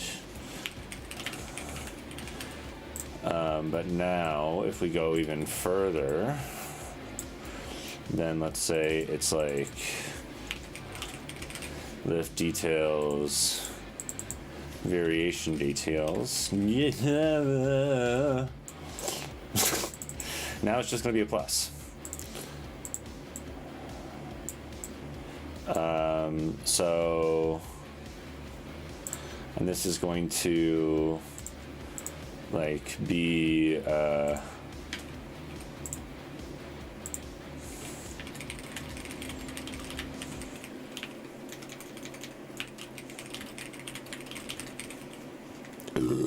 excuse me, and then context of lift and variation. But it really is only like plus with context of variation, right? So the idea is when you're up here, you just have the dashboard, which is kind of as it shows. It's going to be the dashboard and the calendar, and then you hit either dashboard or calendar, and that's going to shift. So then this is going to show the dashboard and lift details, which kind of lets you pick between the two. And then as you kind of keep shifting, so lift selected, variation details, it's just going to keep on going. Now, I don't think this, I guess this is like roughly, it is double the size, right? So it would have to be, as it's opening. So what I'm going to do,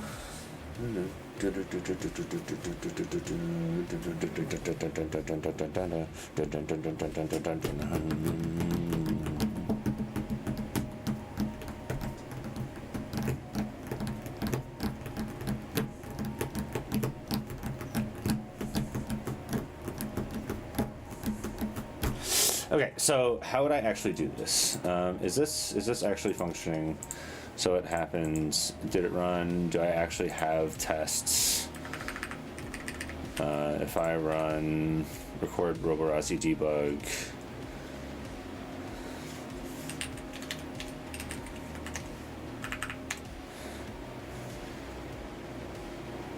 that was the issue.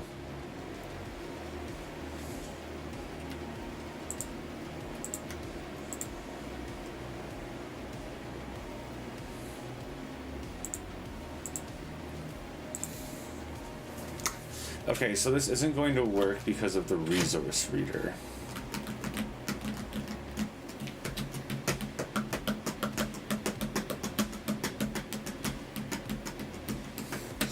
I'm gonna stash this for now.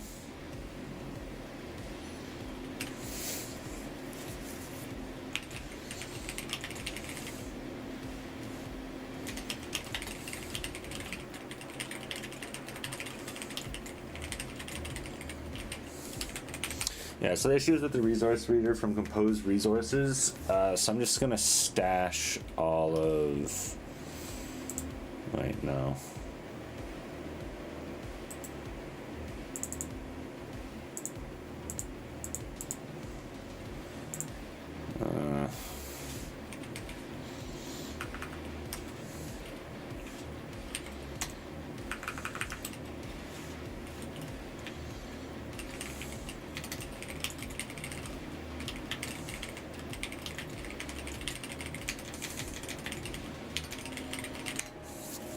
So we're just going to stash all that. Now, so what do I want to do now? I did want to play around with. So I think I'm going to actually play around with the kind of designs that we just did. So what I want to do is first bit compose multi-platform window size class.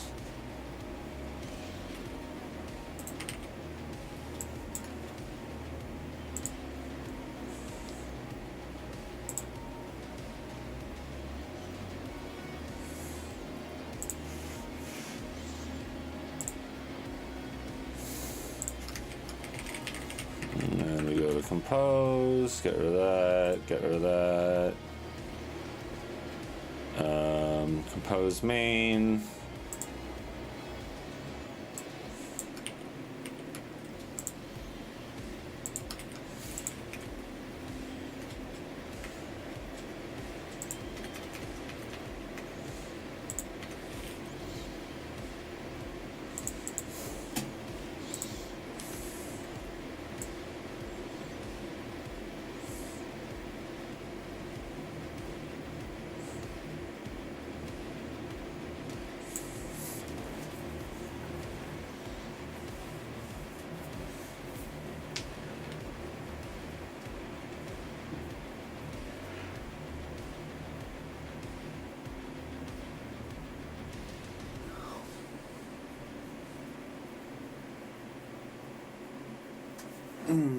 Okay, so now we have adaptive size class. So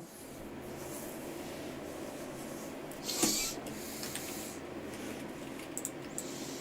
gonna keep that over there just in case. So let's just go to the app. So when we show the app, we make a box that has all of our paywalls and everything. No, it's just got like all of our massive pop-ups and stuff. So like the celebration, there's a paywall that can appear. It's called a paywall in the application. It's not really a paywall. Like there's no paywalls in the app. It's just, hey, if you want these features, like there's a button in the settings on Android only. So celebration, where do we swipe nav host? So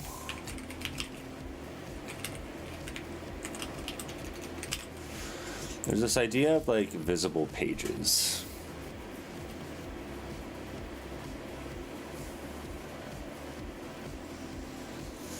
So what if I did like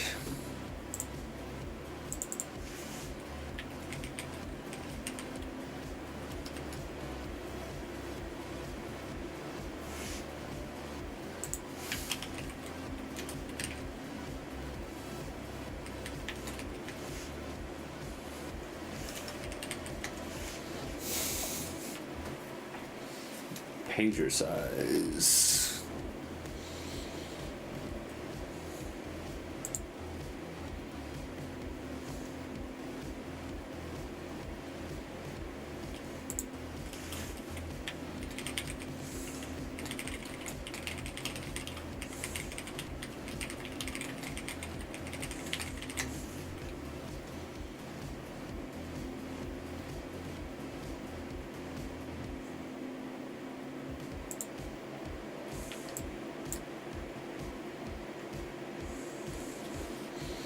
What if I want to show more?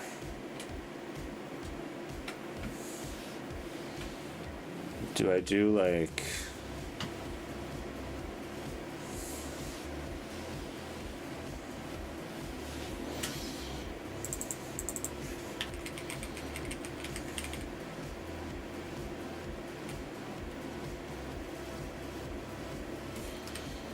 No, but the pager like sticks to a page.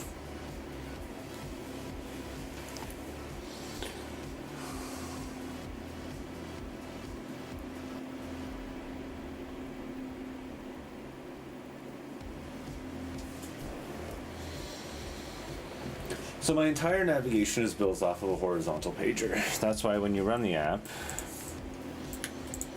or when the app is running, you can like swipe back and forth like so. It's harder to do on desktop, but in person is really nice. Like on device, it's nice. You can swipe back and forth. So what I want to do is basically show multiple pages, right? So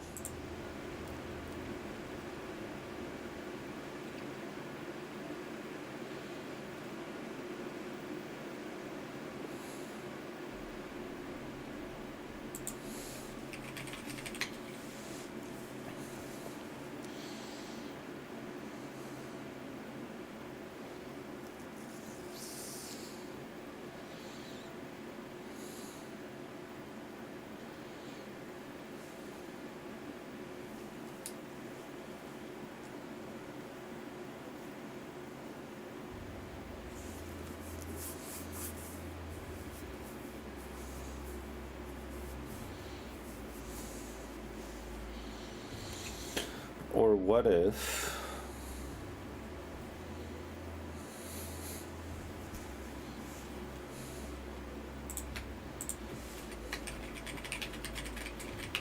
screens per page?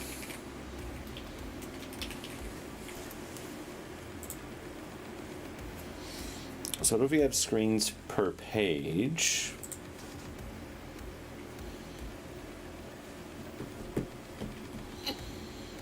And then when we get the pages,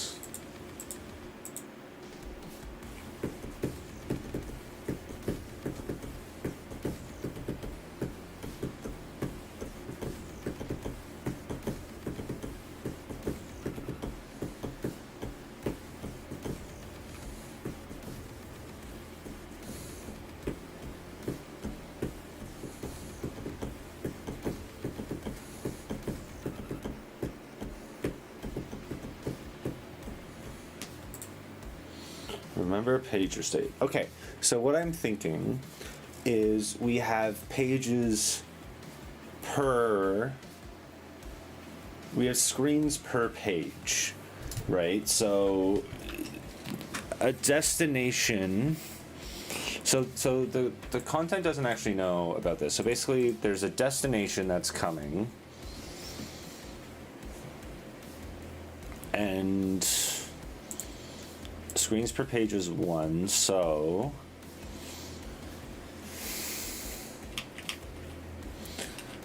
divided by screens per page. So if you have 2, then that's going to be 1. If you have 4, that's going to be 2. That's fine. Now, when I render this content, so for each page,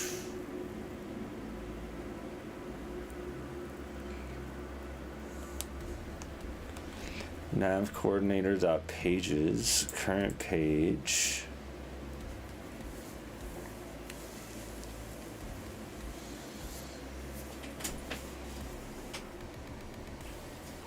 What if I update?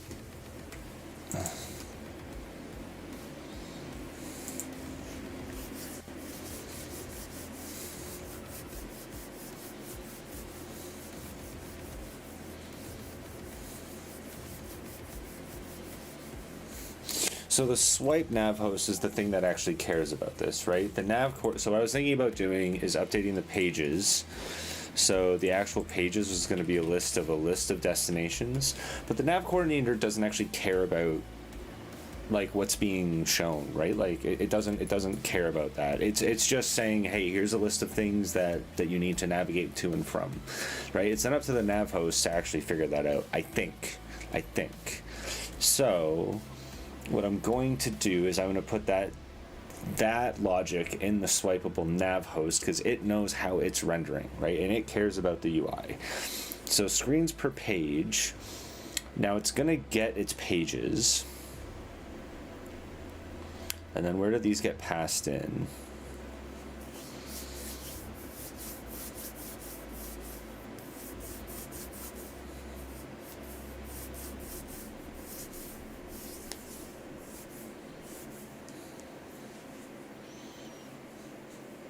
This isn't really going to do what I want, though.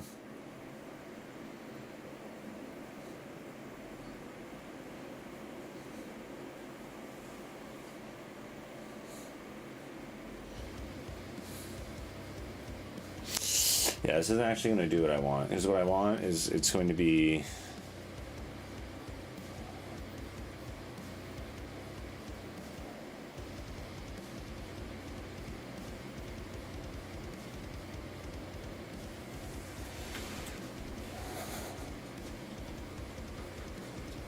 No.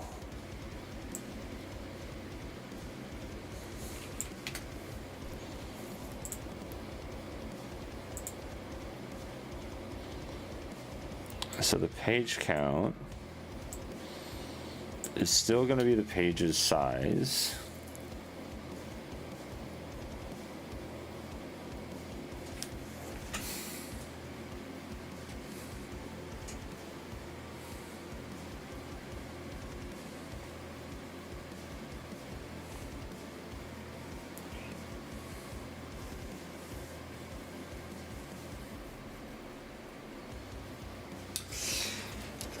So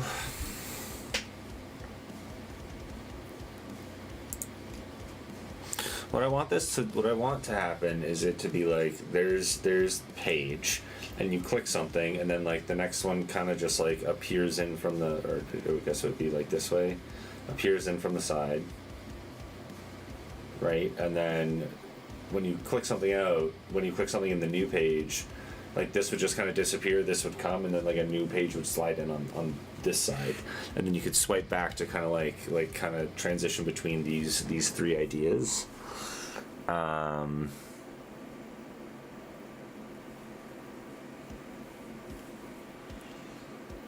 Or it could just be like literal, we have the like dashboard always on the front.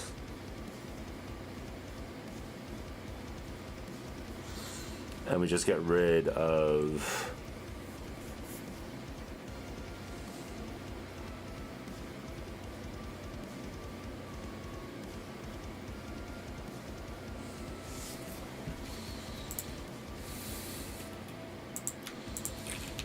maybe I'll do that.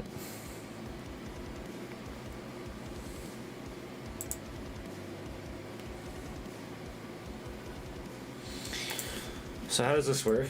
Let's just kind of schmuck this together a little bit. So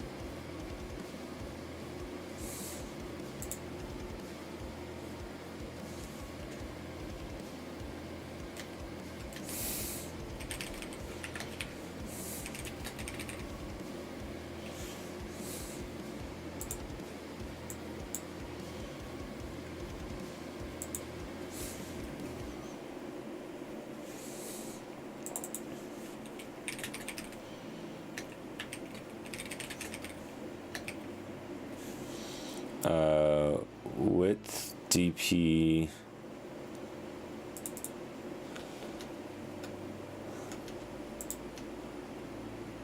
height DP medium lower bound determines whether, so show top app bar if the height is at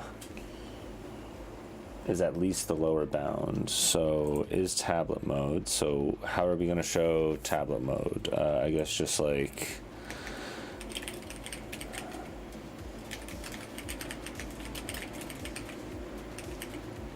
can I just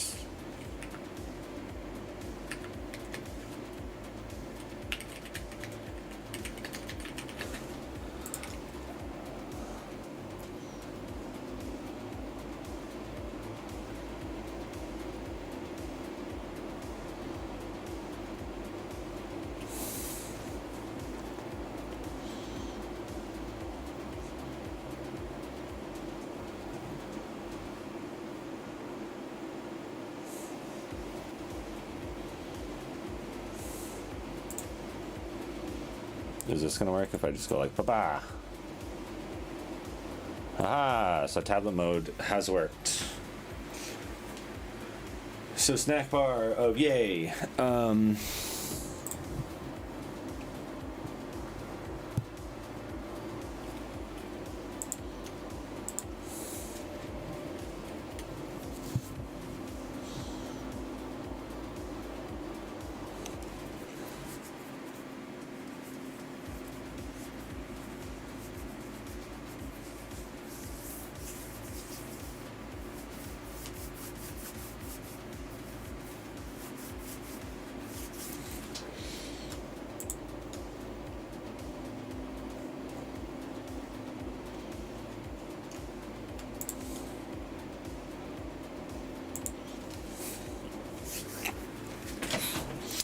Okay, so what I want to do is when we are in tablet mode, I want to show the screen smaller.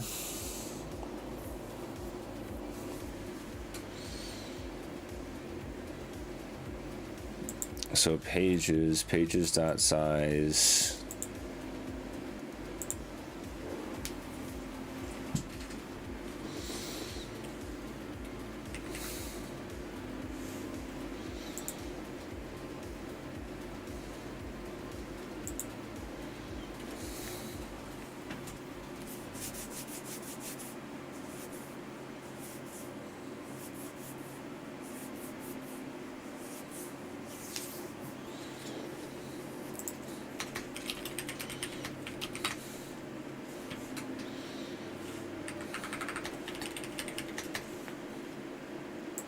So what I'm going to do is I'm going to make a row, and we're going to have a row of the horizontal pager.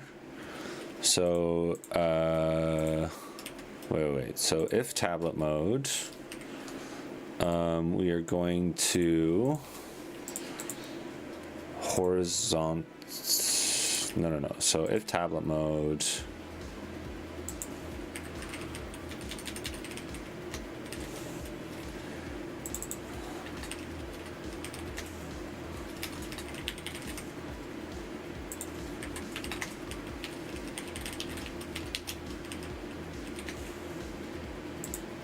okay, so that's just passing it through. Weight 1F.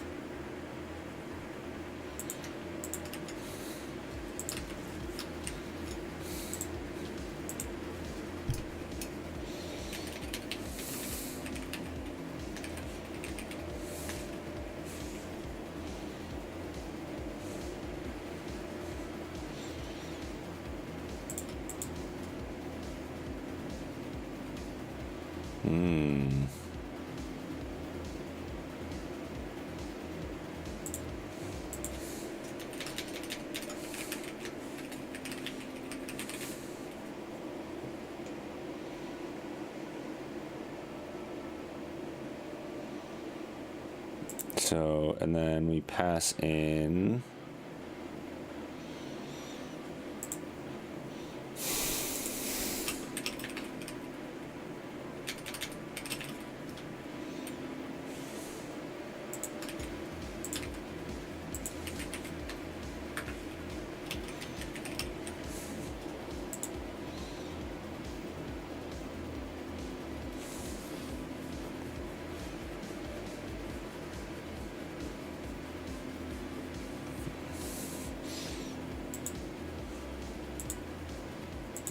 oh, cool. It just animates to the index of, so that should be fine.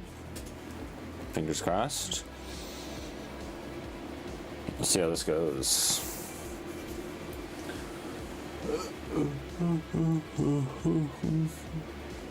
Oh.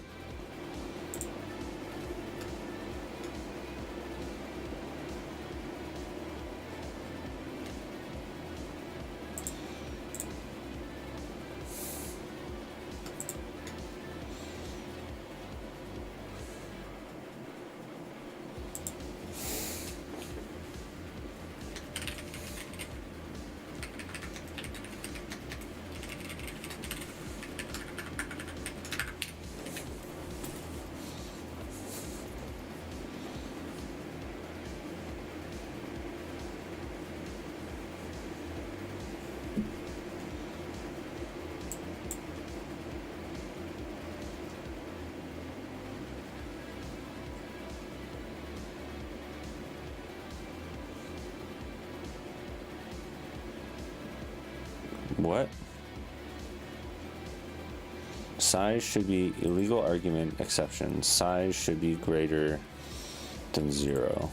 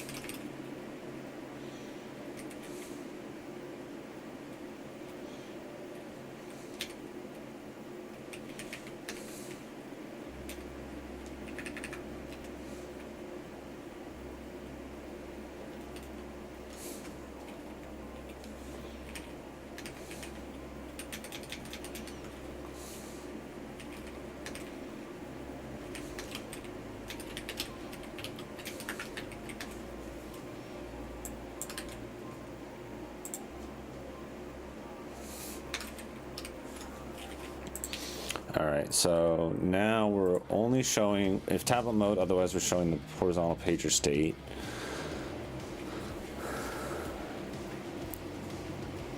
Okay, where are you actually crashing?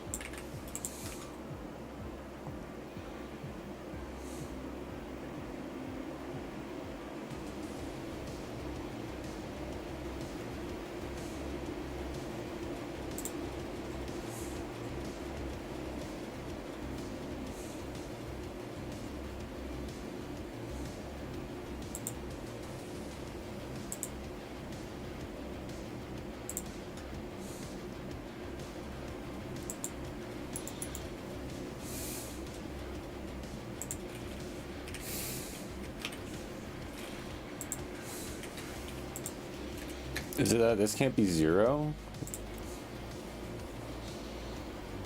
That's fucked up if that's true. Okay, it's not that.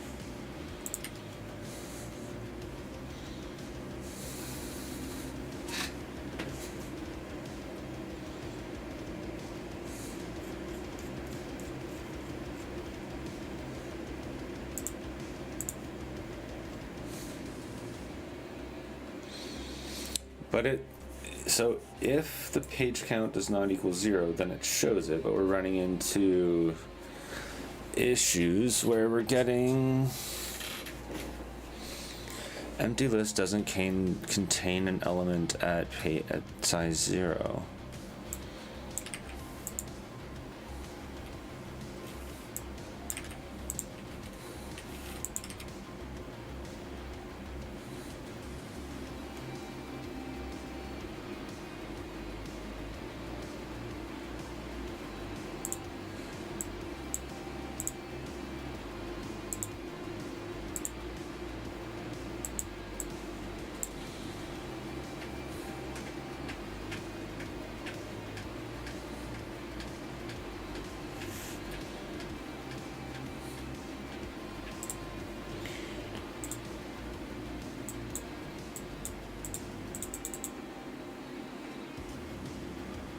So if page count is equal to 0, but if it's not equal to 0,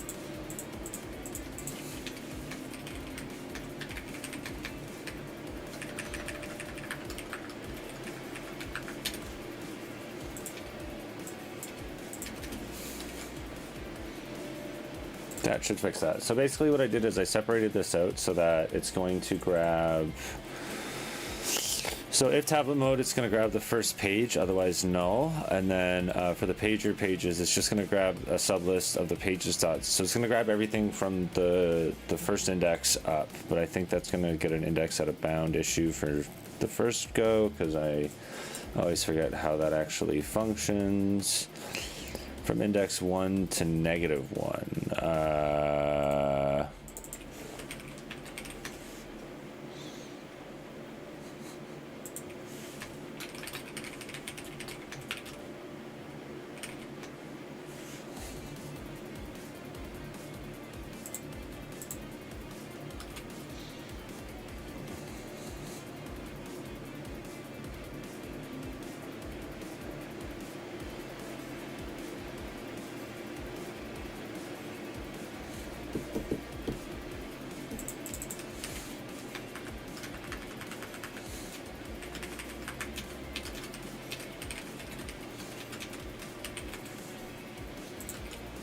I think that should work. So we're going to drop one.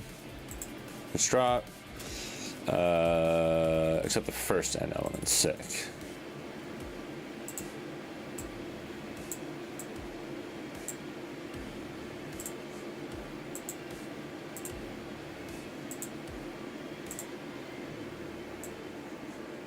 Dope. I'm gonna go like bam.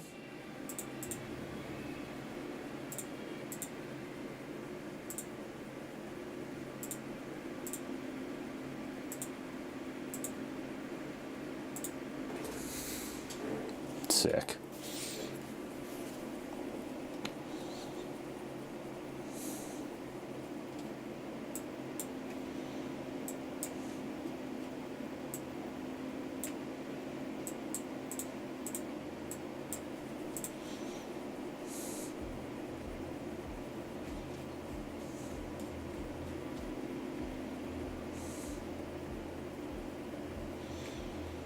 Okay, so now we have this going on, and if I go like, okay, so what happens if I go like, let's go to the calendar, let's start a workout, let's copy last workout, and then let's open a back squat,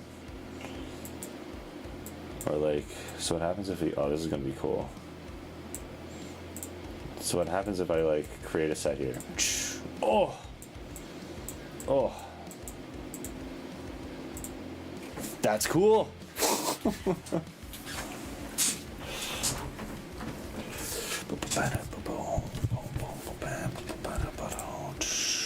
Okay, that's cool.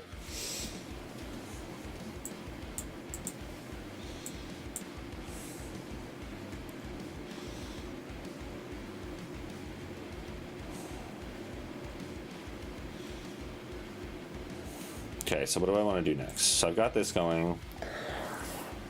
It's not going to be the end of it, obviously. So there's also this idea of having like a global contextual bar, right? So like when a page loads, it's going to add its context. So what if I do like...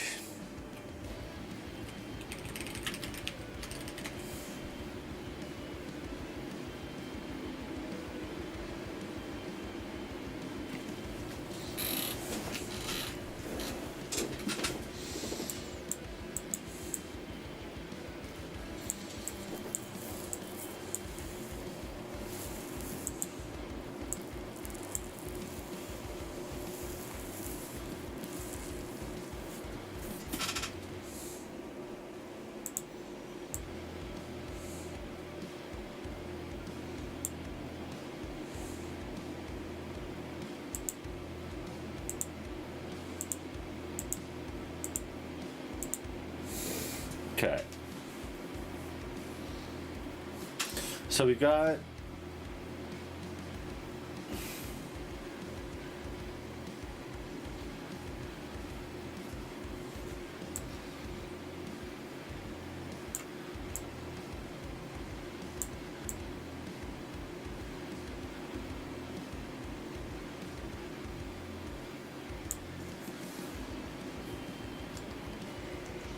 So now we got a lot of, so like all these pages are building stuff when they get rendered, right? So like the dashboard is always going to render this bottom. Now every page uses this lifting scaffold, which basically just...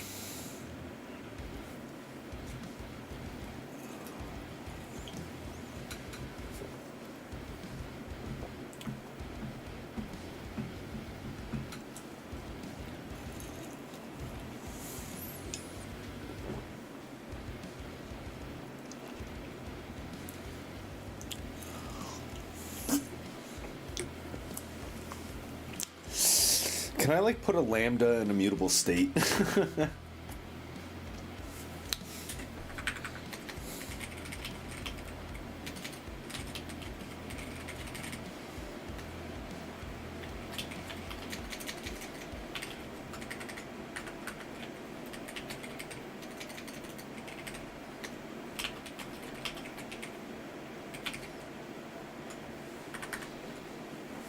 There's no error being thrown.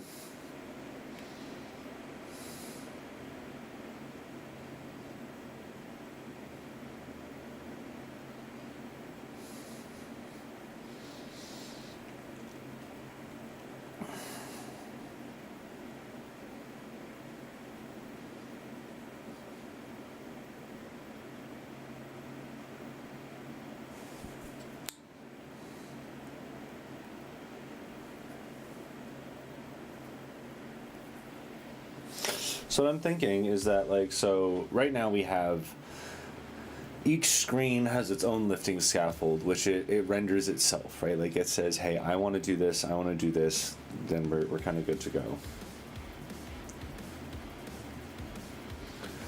The idea now kind of becomes like contextual almost.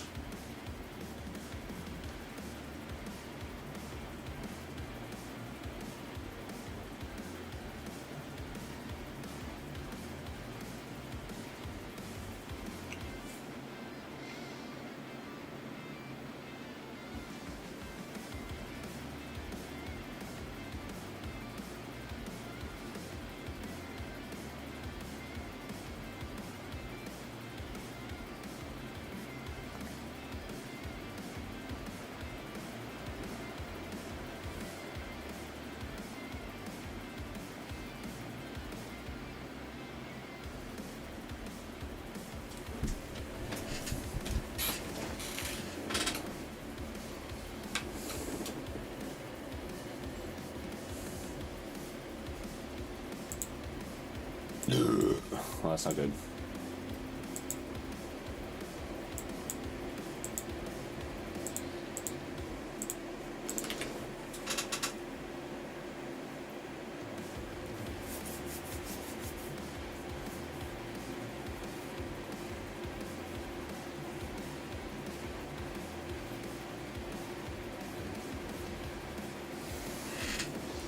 Oh, but this is still when I launch it.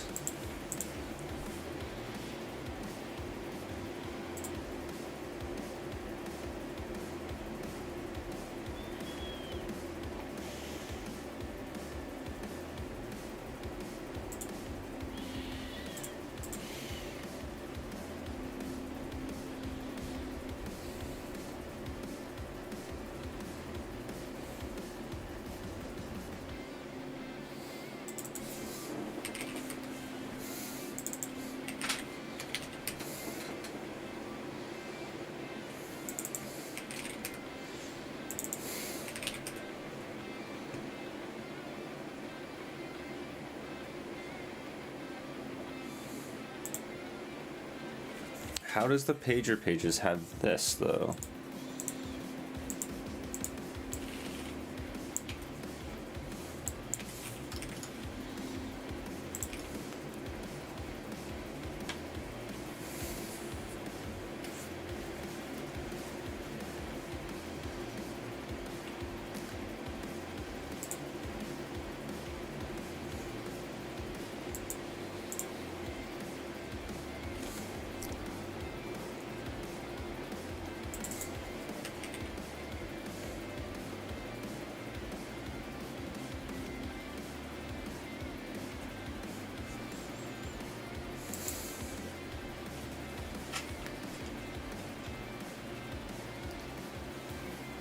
So if tablet, then we get the first. Otherwise we get no.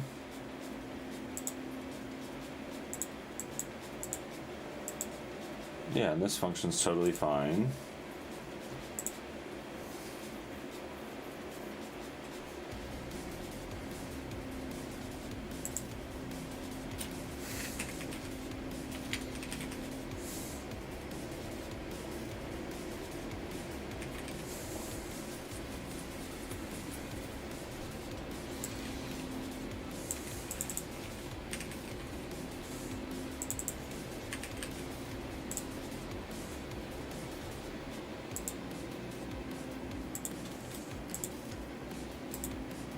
So pager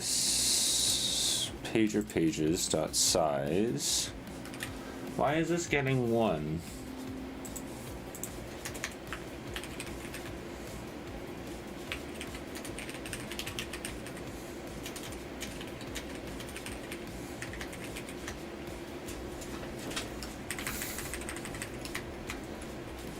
Oh my goodness.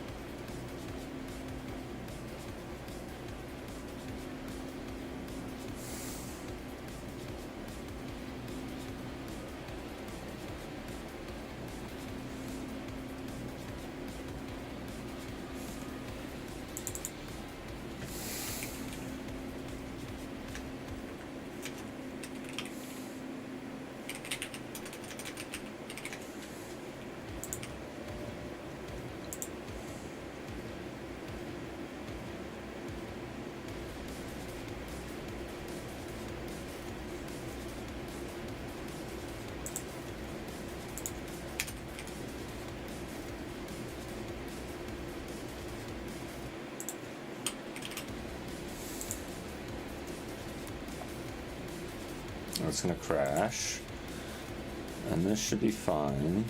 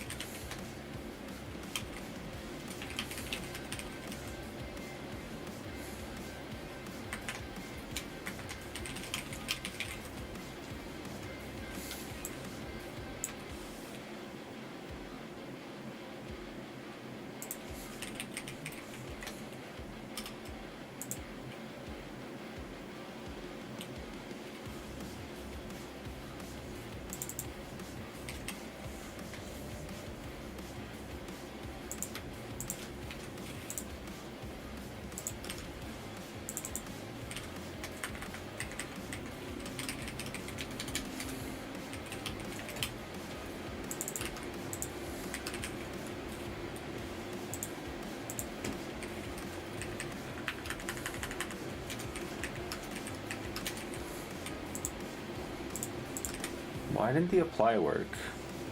Do I not understand apply?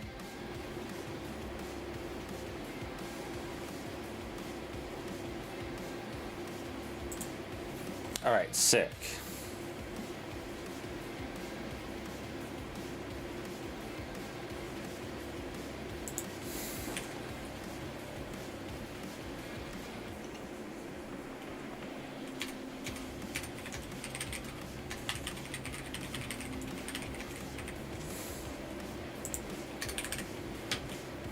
Hee.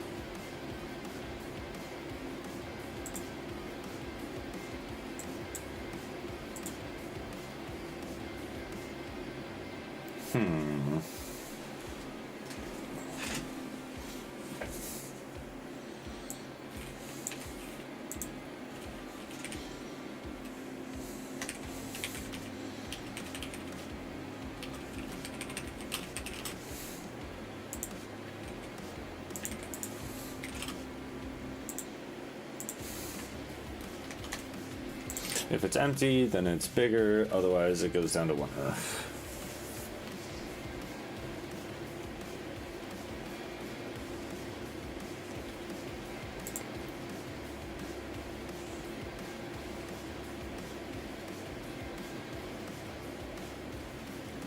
If it's empty, then it gets that. Otherwise, and then what happens if I...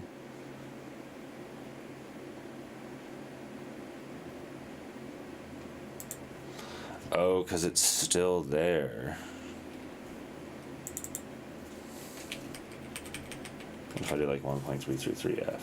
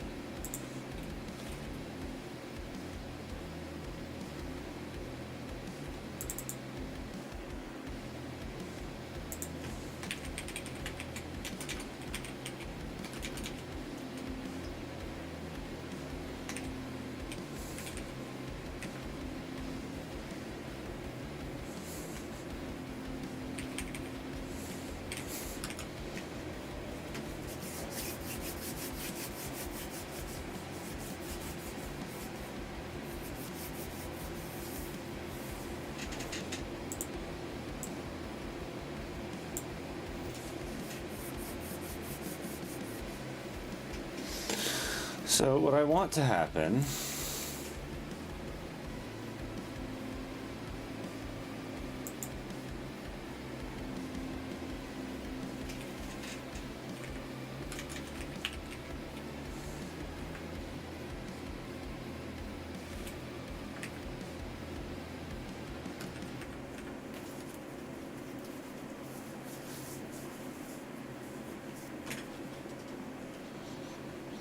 how do I want to do this? So I have a row, and when this is the only thing, I just want it to be centered in the middle, and it takes up like 66% of the screen.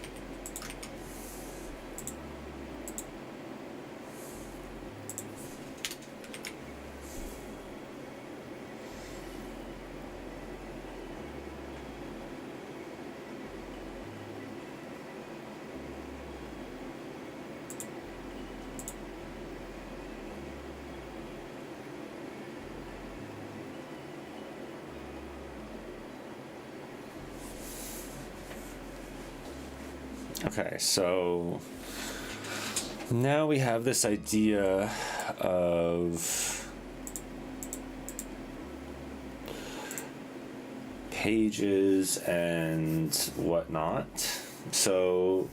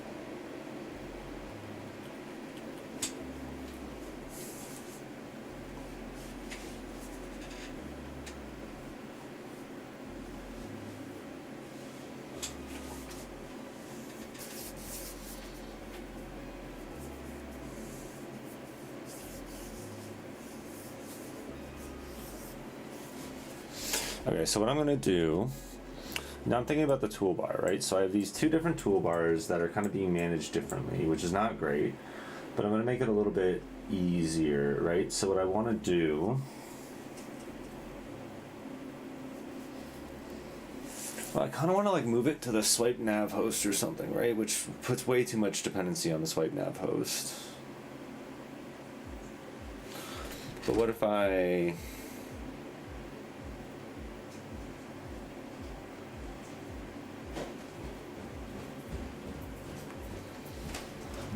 I had to drive by.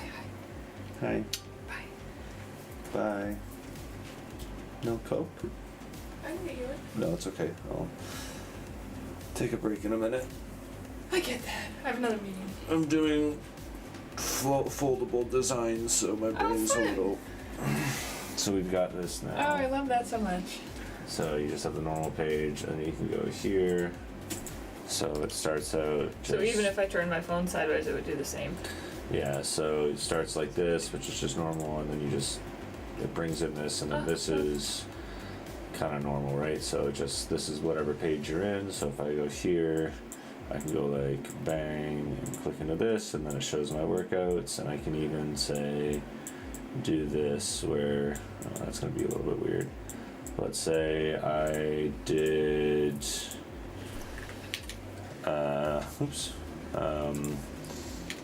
300, this should appear, bam, it updates right away. Wow. That just works automatically. Look This at is how I you. built that. You superstar. Yeah, I can just go like, Yeah, I do struggle with that. Like, I appreciate why you're using the technical term of like eccentric, isometric. I can make that a setting like up, down, whatever. Personally, up, down, hold. Even just like, which one is hold? You know? It's January. It's okay. So now what I'm thinking about doing is how I'm going to separate, like, because there's these backgrounds, like these toolbars, so there's duplicates. That's So fine. I'm thinking like how I can, do I like unify the toolbar? But if I unify the toolbar, because like right now I'm using the toolbar for like delete buttons. I don't think so because the toolbar is different stuff for different stuff. The only one you Yeah, want but to it's unify like- is calculator. Right? Because Yeah. settings I don't have here. Delete is deleting on this side, so I think that's fine. Well, it's like definitively not optimal, but like No. I can release with this, right? Yeah, totally. Oh, that's good. It's like the back button should only, because like right now this is the, Oh shit. Late for a meeting? cool, Okay. love you. Let me see. Looks good, babe. Looks really good.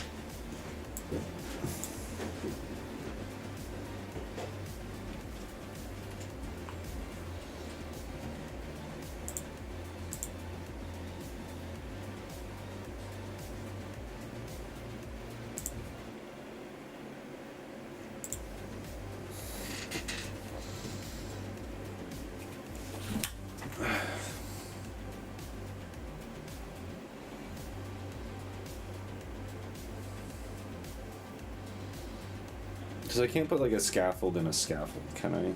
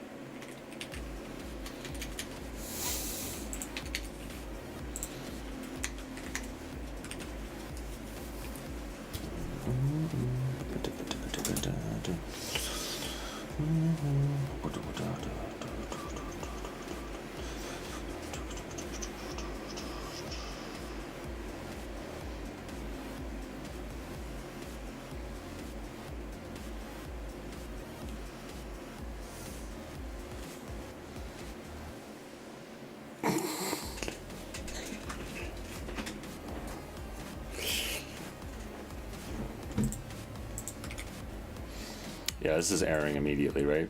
Yeah, because I can't put... I'm assuming... It's because I can't put, like, a scrollable thing inside a scrollable thing or something like that. Oh, Napos controller was not set.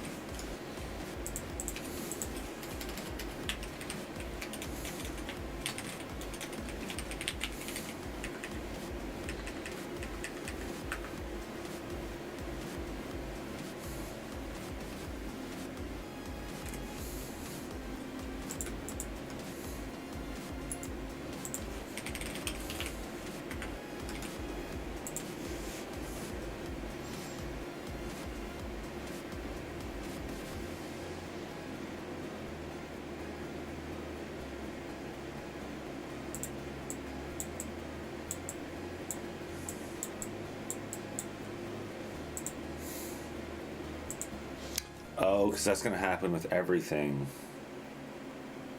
Fuck.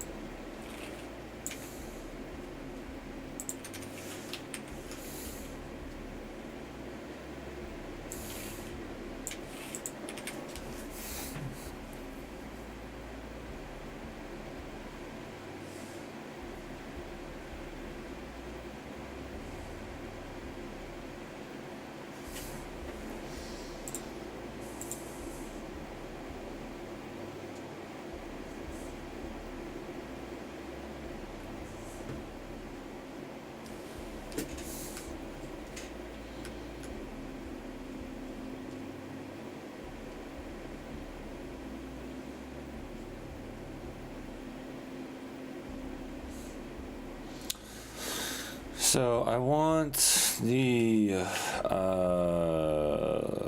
lifting scaffolds.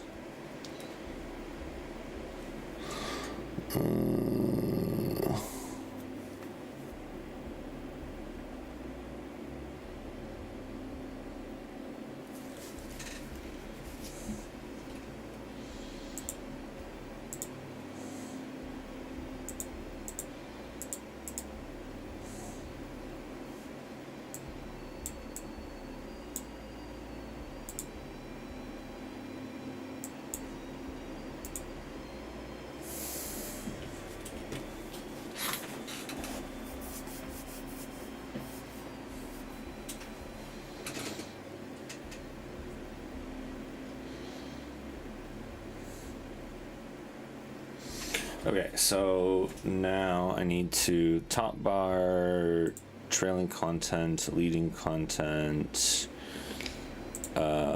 So this is all going to be if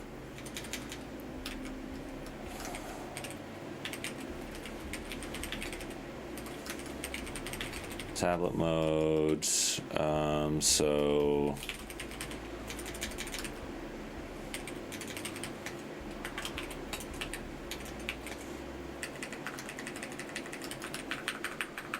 So what I really want to do is just have like 3 modes, and then there's just like a local composition that I can pull out from. That's really what I want to do.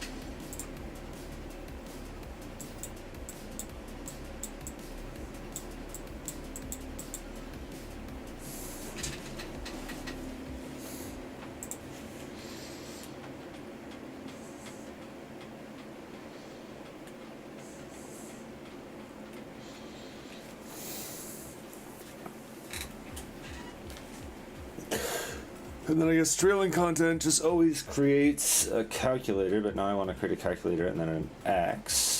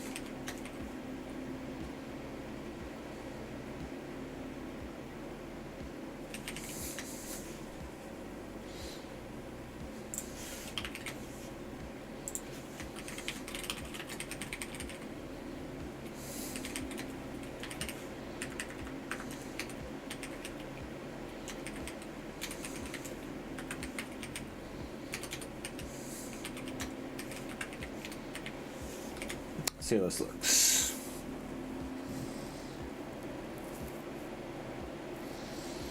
So I'm just gonna add a little like row of dots to the top. So if I hit something, or I guess I gotta.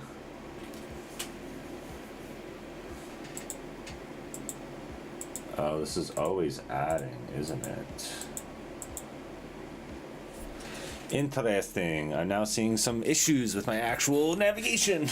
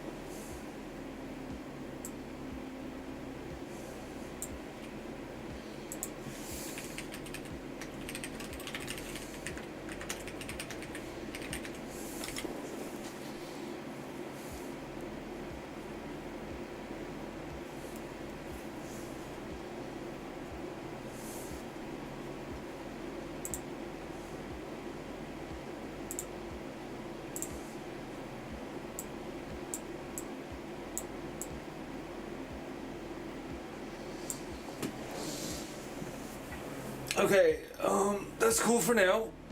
Oh, I am going to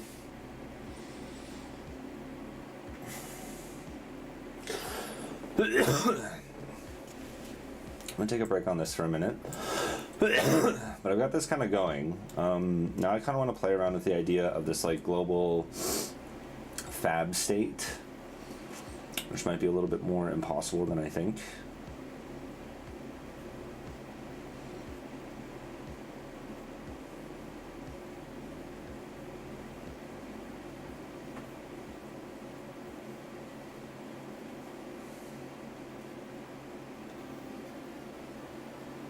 Because I can also like have something that's like add button context, right? So maybe I store it in local.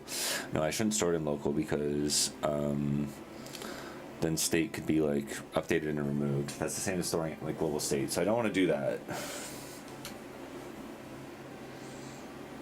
I mean, I could.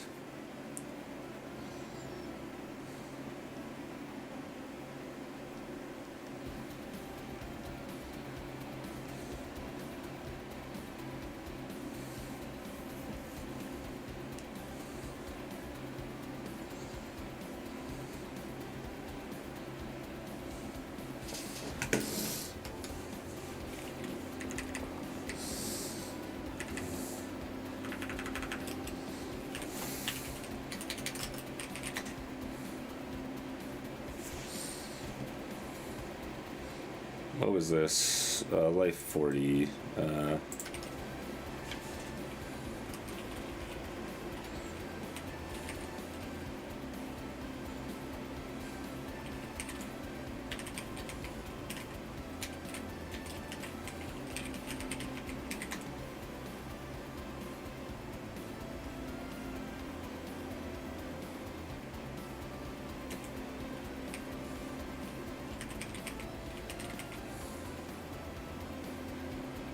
Life 40. What am I doing?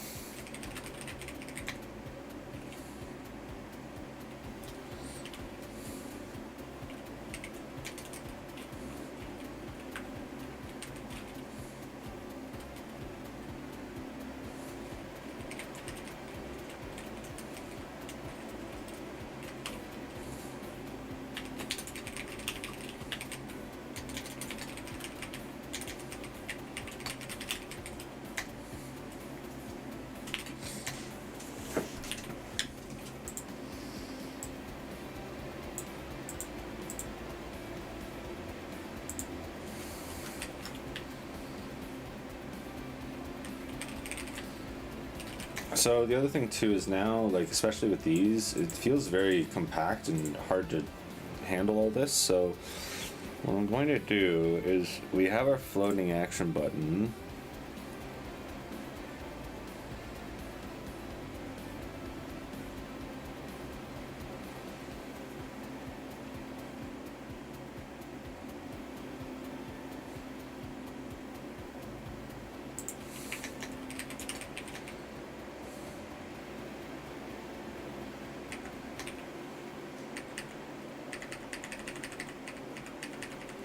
Okay, so what I want to do, let's do this. I'm gonna take a quick break, but I'm gonna go be right back.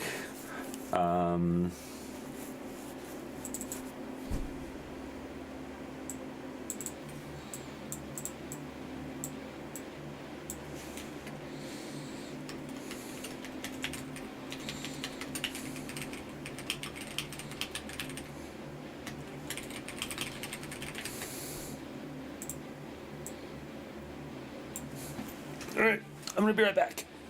Ugh. Just gonna stretch my legs for a second. It's been a couple hours. I'll be right back. But yeah, we're gonna animate these fabs to like disappear as we're scrolling and as we kind of like tinker around with the V once I get back. All right, see you then. Be like 5 minutes.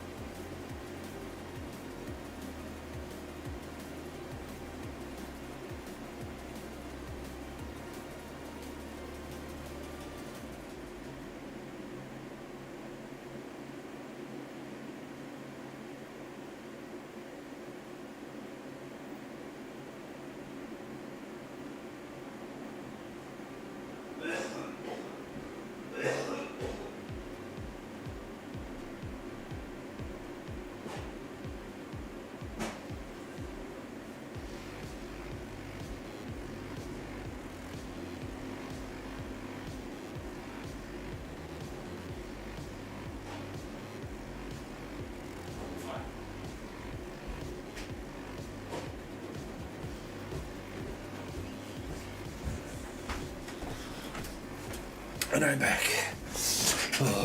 All right. So, I want to make these fab things disappear.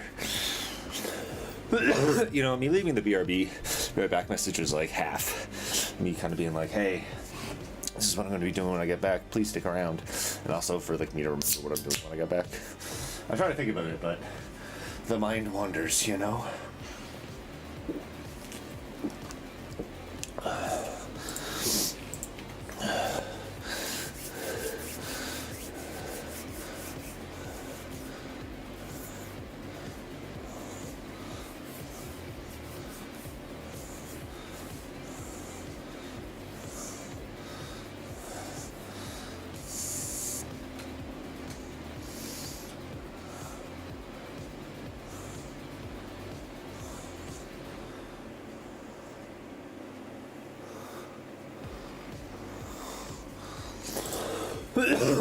All right.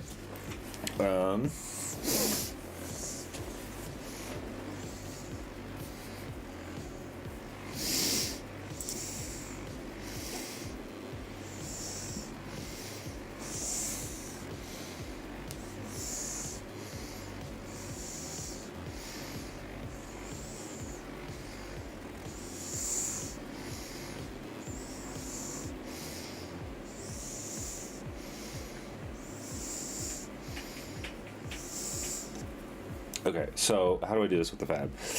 So what I want to do is let's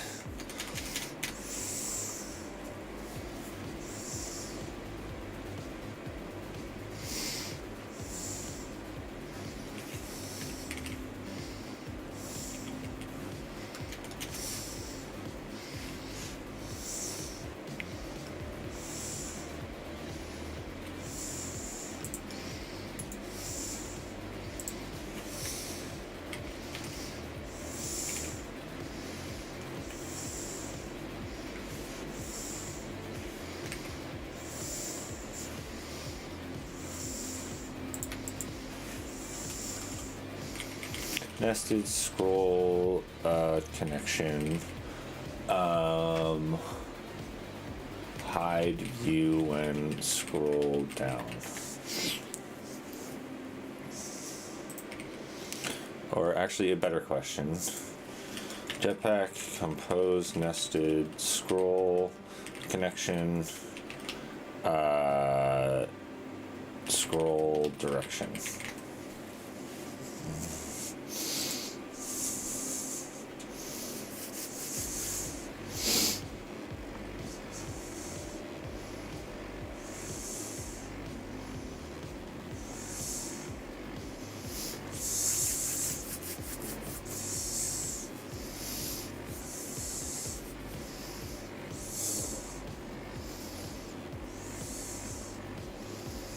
Resize an image on scroll.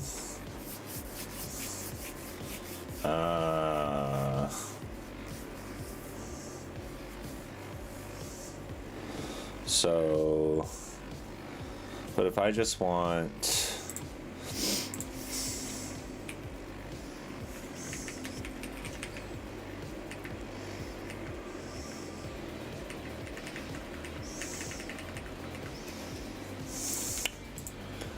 top app,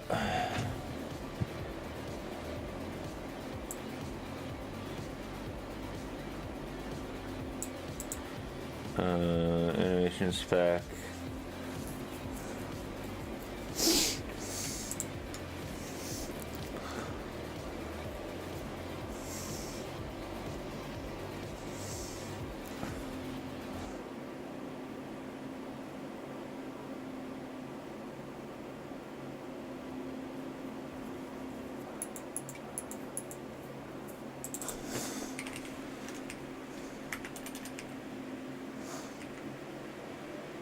dot on pre-scroll,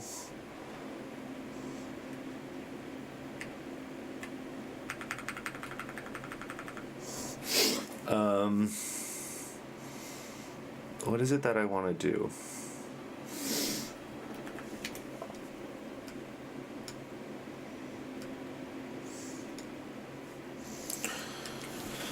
Okay. Let's try to ask this. I want to hide some buttons in Jetpack Compose when I scroll in a scaffold. I have access to the app bar scroll behavior, and that's kind of it.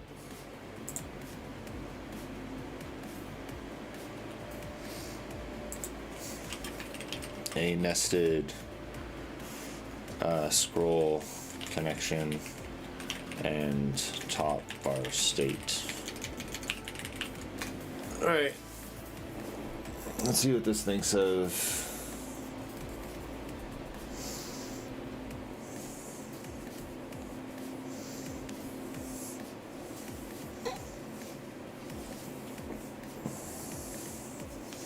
But I want it to like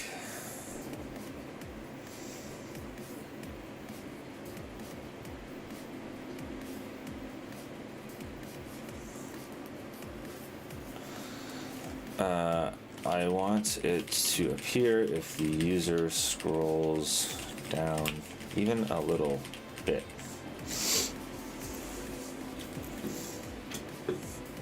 Okay, I didn't have another code.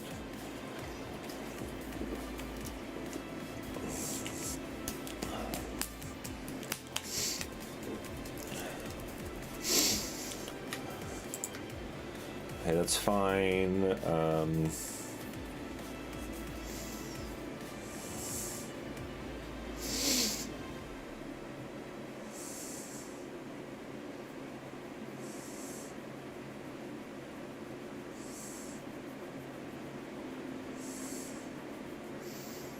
Okay, then I'm just misunderstanding what this means.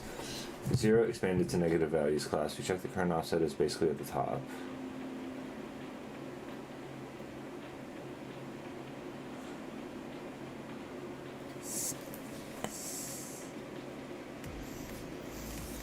As you're tied to the nested scroll connection of the top bar.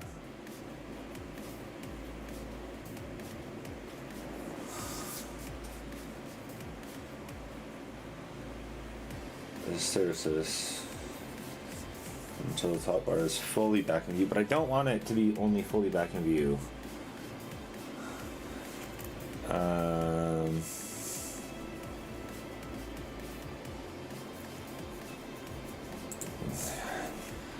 Yes, okay, so content offset. Content offset is what I needed.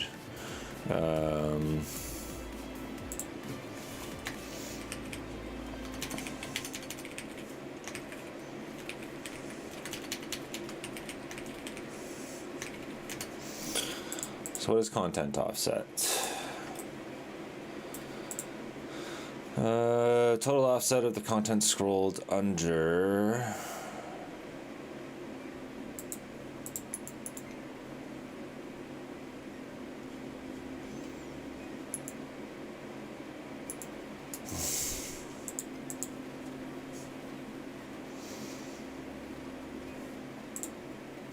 So I want this to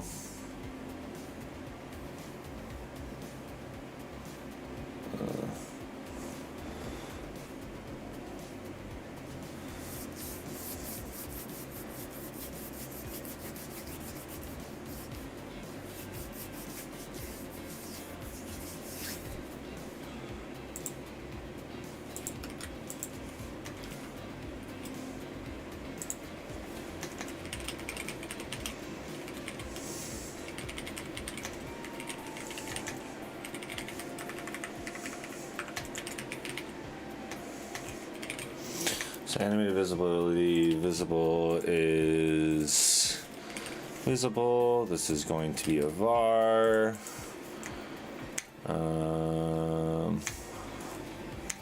There we go. Get set. Fade in. Enter is going to be fade in plus enter vertically, or slide in vertically.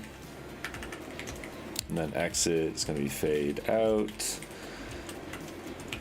plus slide out vertically. And we're just going to send it for now, and we'll see which ones need to be swapped.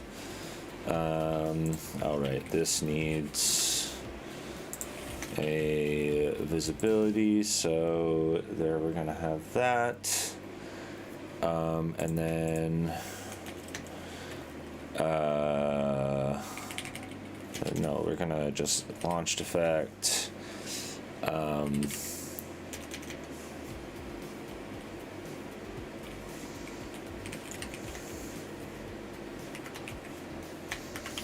So whenever content offset changes,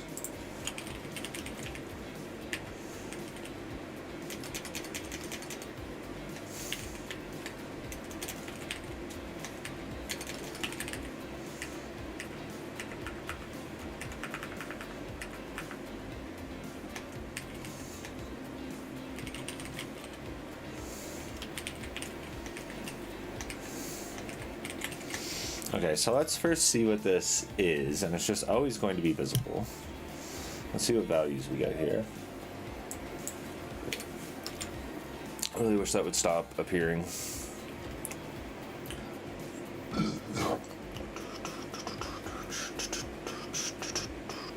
How's the lighting? I think I need like something up there.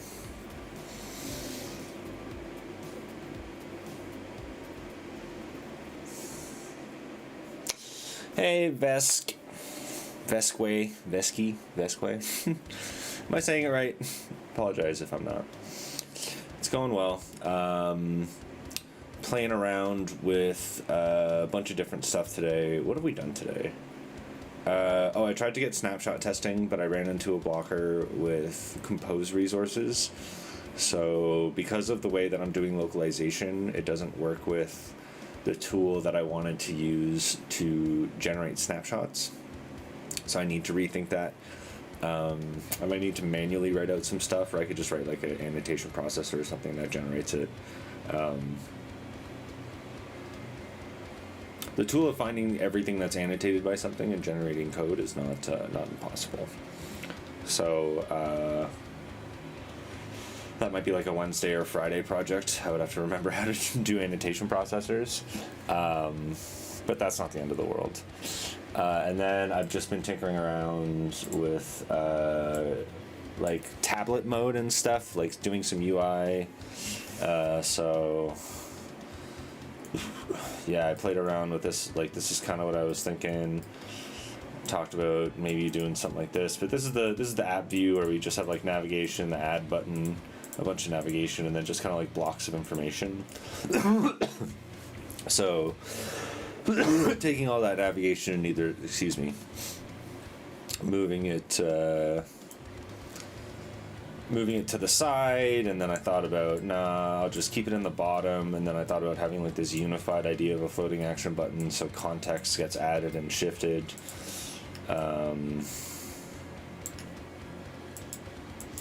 Yeah, so, but now I have this thing where it's like, yeah, you have this one page, and then it starts as one page, and then as you navigate through it, you kind of just have like kind of this dashboard always available, and then whatever you're working on over here. So it's good enough for now. But what tool am I using to localize? So by the tool I mean to localize, so Android and iOS have a built-in system for localization, right? Like Android has resources.xml, so if I have like strings, I guess I'll just do .xml. Is that gonna... I want like string... Okay, whatever. We'll just...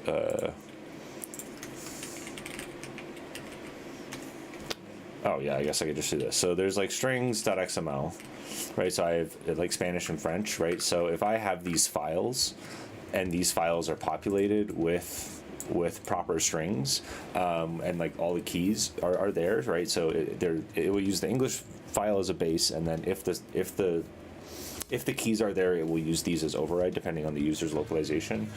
So I've just been using this, and then the tool I use that makes it KotlinMultiplatform generic is the thing that's breaking it. But the actual localization is something that I've just been throwing at AI. Yeah, Sarah knows a little bit of French, so well, actually, okay, she knows a lot of French. She went through French immersion, which, if you don't know what that is, like in grade school, during school, her teacher would speak French and she would speak French for classes, right? They would just treat it as normal, but she hasn't really spoken French since grade school, but she knows it quite well. So I've gotten her to kind of like use the app in French and verify that the French makes sense. So yeah. Yeah, every once in a while I just basically what I do. One thing I want to do is so over the weekend I generated a lot of. So the thing that I find AI useful is writing the shitty code that needs context. Did you see me and Sherman when he was talking to me specifically? That's pretty funny. That's hilarious. Was he like extra mean or something, or was he like joking with you when he yelled at you in German? Because like nobody else in the class knew it or something. What was I saying? 50-50? Nice. Nice. But yeah, so like the things that I find that are useful for AI are like tasks that need to get done, but I don't want to do, right? So like generating previews is really good because generating previews, like the thought process that has to go in it is like what preview data do I need, right? Which is contextual for the information, and you kind of just want junk data. So AI is really good at that, generating preview data, and then also like extracting strings into files like this. So it lets me just like really focus on the UI, and then I just run some prompts that say like, hey, extract all of the strings from all of these files using this contextual semantic naming scheme. It does a pretty good job with that. Sometimes he would say stuff like, do you know it's for lunch, and make it sound like he was nice. That's pretty funny. Love a good teacher love a good funny teacher. Love a good funny teacher. Oh.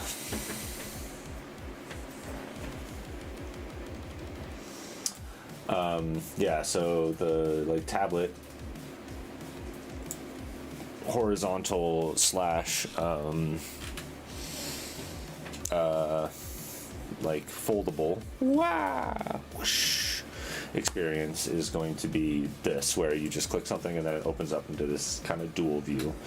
The one thing I was thinking of though, alright, so I was actually testing this.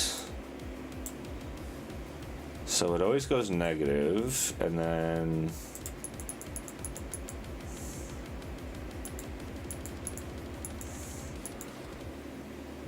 okay, so visible equals true.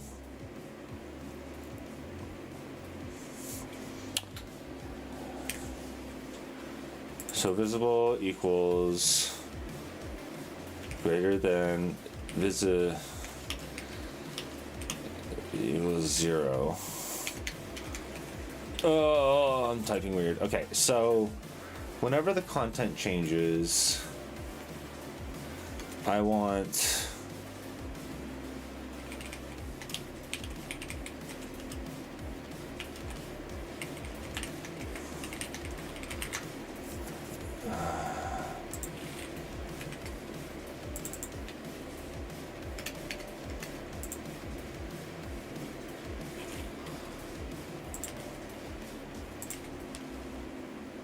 okay, so if I've done this right, I don't think I got the math correct.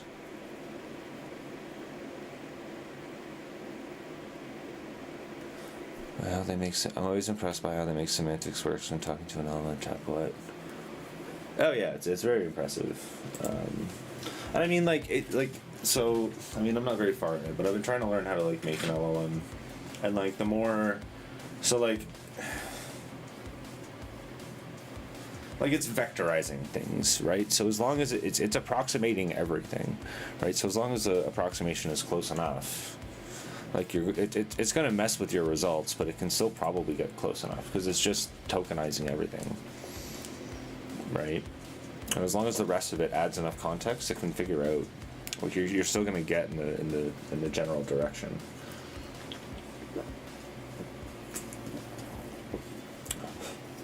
Which is cool. I am also talking on my ass a little bit.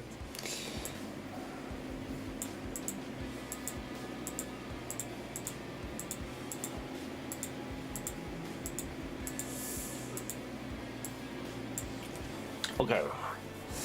So,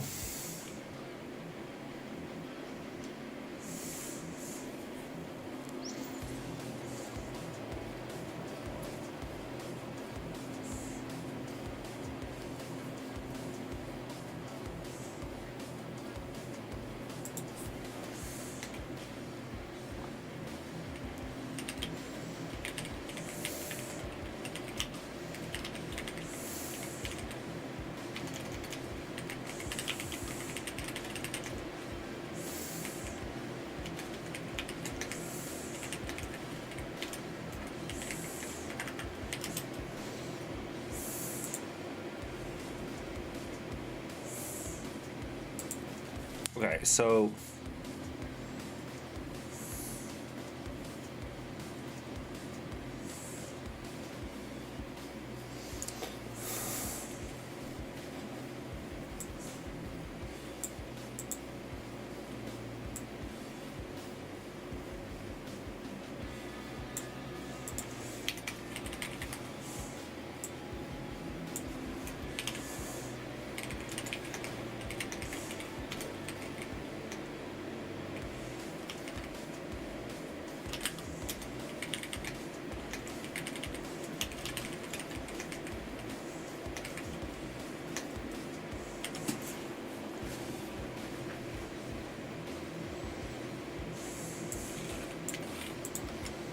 alright, so it's just gonna check like if the other one is greater than this one. I think I got it the wrong way this time. Kind of like the more advanced logic product fill for like SMS and stuff. Yep, it's true. Granted, I have been finding it worked.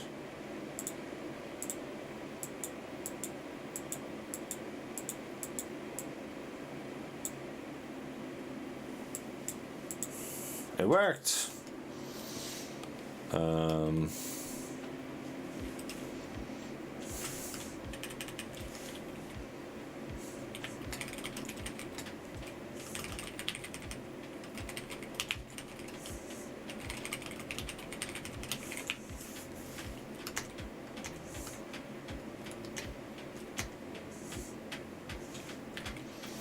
All right, what time is it? Oh, it's 4:13. Oh, it works, huzzah! There was one other thing I wanted to do. What was it? I was thinking about it. So I was just gonna. Oh, right. Oh, actually, this is all for foldable UI.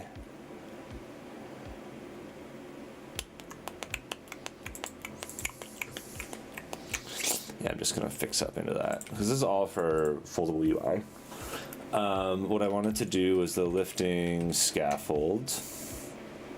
Right now, the top app bar, so exit until collapsed. So what I actually want to do.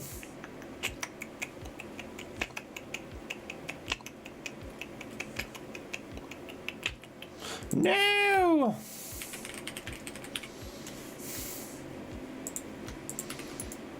All right, we're gonna start doing the extracty do. Okay, so tablet mode is actually right there.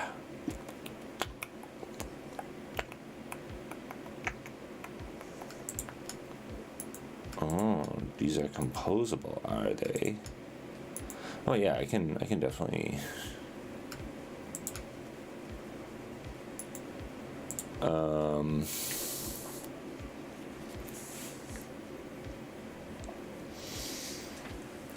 Yeah, I'm just like doing this kind of hard coding all the way around. So what I want to do is change the top app bar scroll behavior. So right now, if I scroll, this always stays. Which, if you're on a small screen, that's quite a bit of real estate. So I want to have this push away if we're in a small situation, right? So what I want to actually do is check if I want to copy this, and then when we're just gonna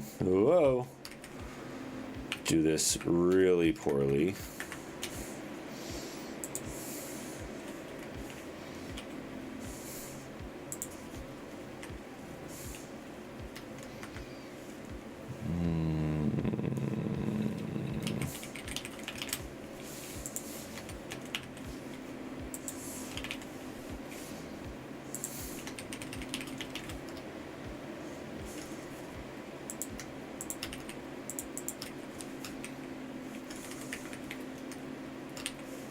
Okay, so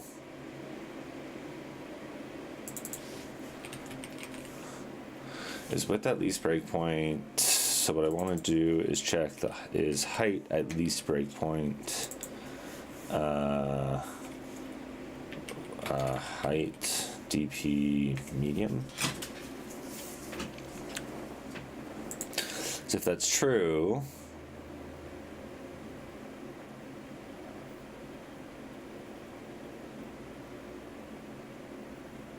it's right there.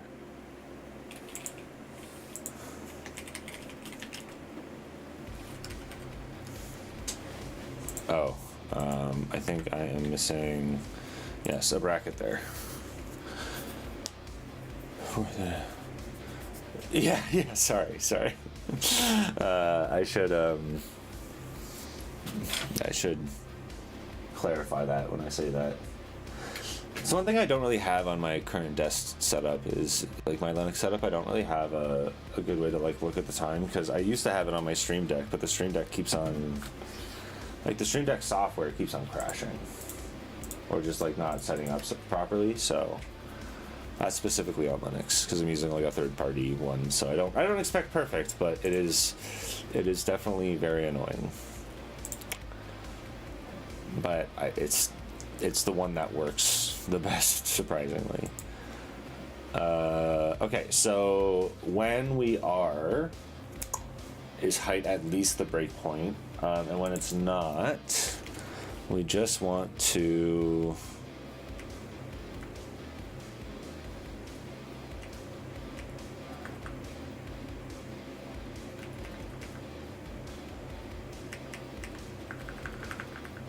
like just enter always. I think that was the one, because when I scroll, it'll like go away, and then it enters always when I scroll down.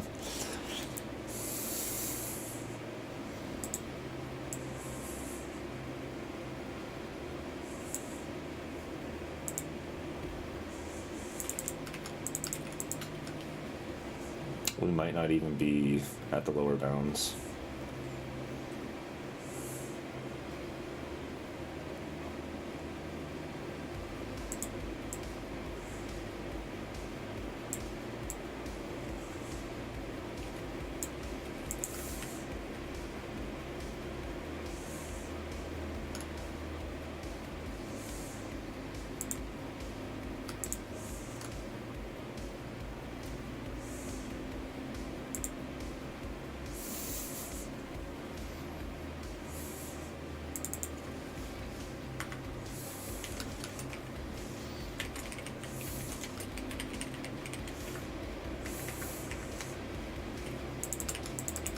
Why are these all the same?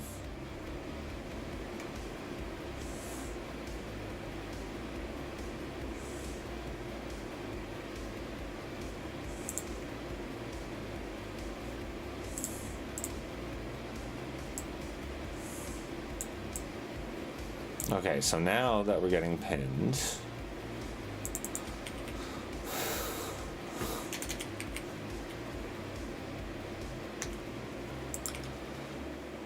now let's see if this is still pinned or not.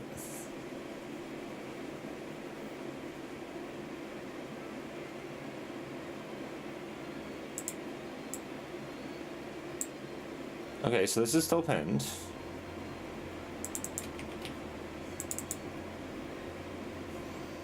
So if I swap to this, it should... Why doesn't it go away?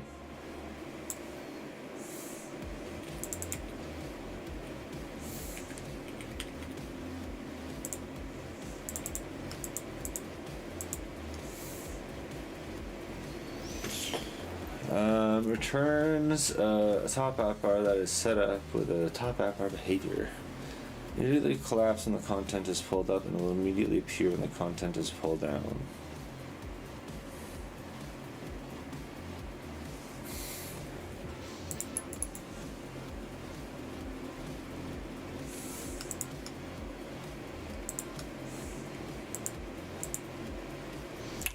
Collapsed height. Maybe I need to play around with that. One second, I'm gonna run to the bathroom. Have I considered a very inconvenient 1 meter tall cuckoo clock in my background? I mean, no. But, like, it's not something that I'm opposed to. I have thoughts about that when I get back.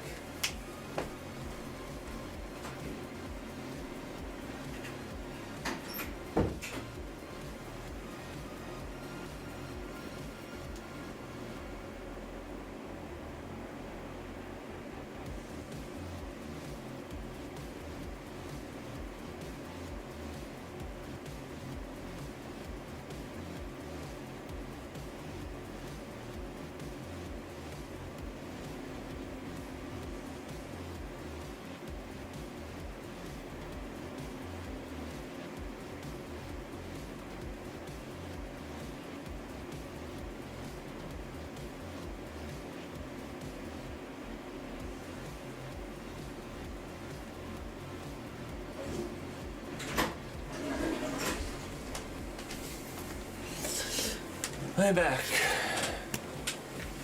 If the cuckoo clock coming out of his head is what you would. That's fair. That's fair. I mean, hey, maybe that's a 3D printing project. But I have been thinking about like things to put around the office that like chat can react with, right? So like spending channel points or subscriptions, having lights go off and stuff. Because I have lights all over the place. They're just not like I can change the color of the light above me, all that stuff. And even a cuckoo clock. It made me think of like I could have it go off and scare the shit out of me.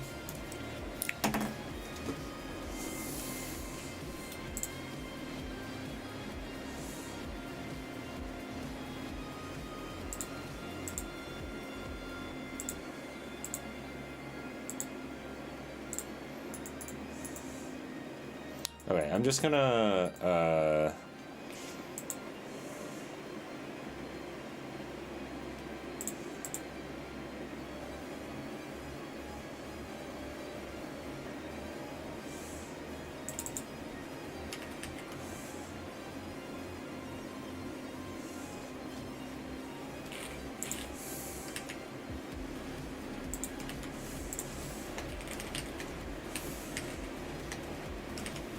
try 0.dp. Something I can try and look into. I mean, like, hey, let's take a look and see.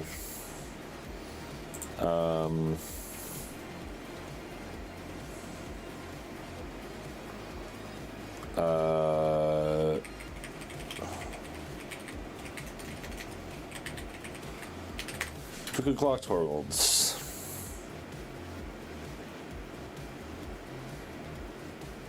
Alright, there's lots of clocks, including Miss Minutes.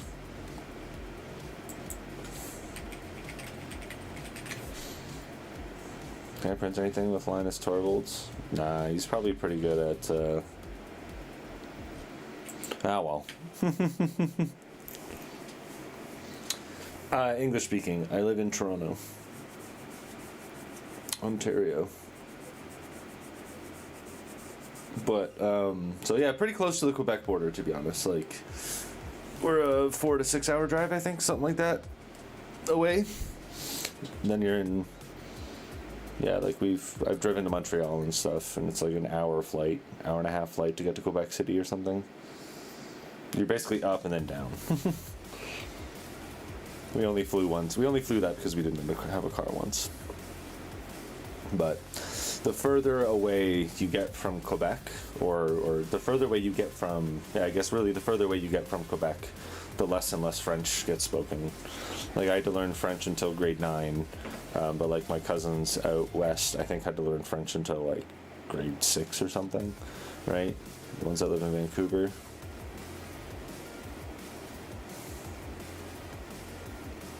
Yeah, Canada's weird in that regard, right? Like, it's a very spread out country. Like, I live close to Niagara Falls, which is a 45-minute drive as well, which, I mean,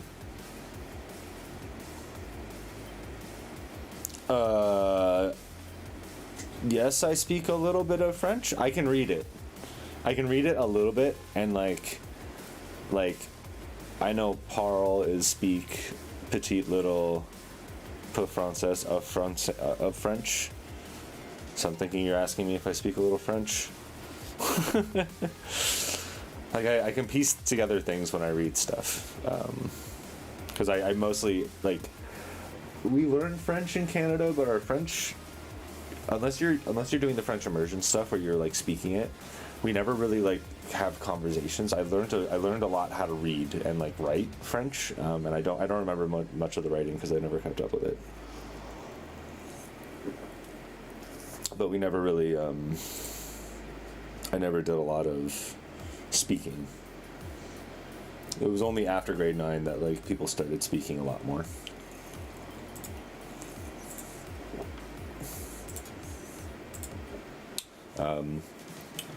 Yeah, Quebec speaks a lot of French, and then like New Brunswick and Nova Scotia speak a lot of French, and they have the border directly there. And then Ottawa speaks a lot of French, but it's the capital. And then just the closer you are to the border, the more French you probably encounter and or speak. But once you're even a little bit into Ontario, you run into very little French. I mean, it's still written everywhere. Like every sign has to have English and French. But oh yeah, it's super cool. Super cool. I'm not like regretful of it, right? I mean, at the time I was, just because it was probably the class I hated the most. But it is cool that I understand a little bit of French now. It's not the class that I hated the most. Well, the teachers were always a little bit annoying. The teacher I had was not great, but the thing about it is that what was I gonna say? Oh yeah, like after grade 9, I knew I wasn't gonna take it anymore, and I knew I wasn't gonna I knew I wasn't gonna go into anything that required me to learn French, right? So I just had given up on it at that point. So it was just a class that I did not care about at all. A student from Quebec at our high school back in the day couldn't understand a lick of what she said. Oh yeah. Like North Quebec, I've no idea what they're saying. It is like slang and yeah, it's crazy. I worked with somebody who, when she drank a lot, she would like revert into her northern Quebec French, and like, I mean, if somebody's speaking French very quickly at me, I like, it's very rare that I'll know what they're saying. But she was just like saying a bunch of stuff. I'm just like, I have no fucking clue, no clue. But hey, like I don't understand like heavy Scottish or heavy Irish accents. No idea. There's one James McAvoy movie that I had to turn subtitles on. I had no fucking clue what he was saying.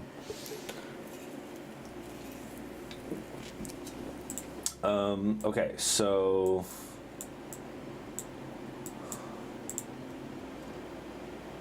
why?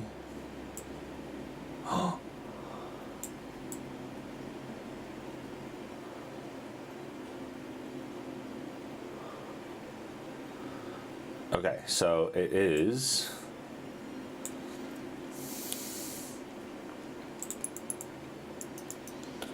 Okay, so.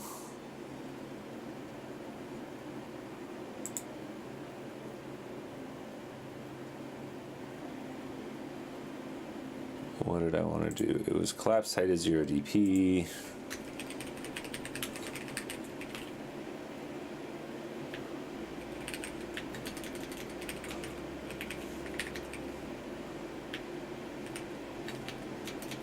What is it? It's like large collapse height.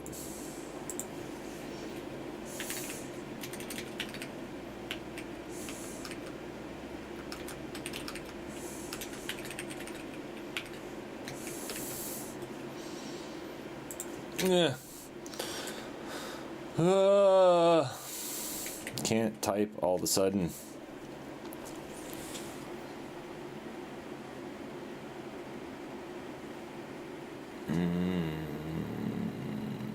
Medic or a dictator? I don't think so. I think he plays like a drug addict. Let's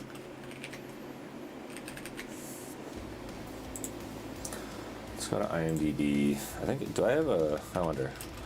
IMDb. Yes, it does work. This opened directly in another tab. So I do have an IMDb search. James McAvoy. Filth. It was this one.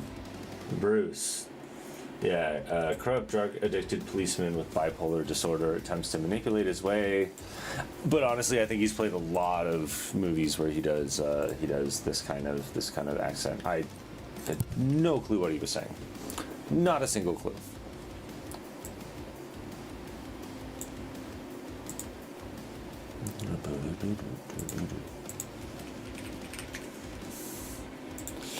Okay, so now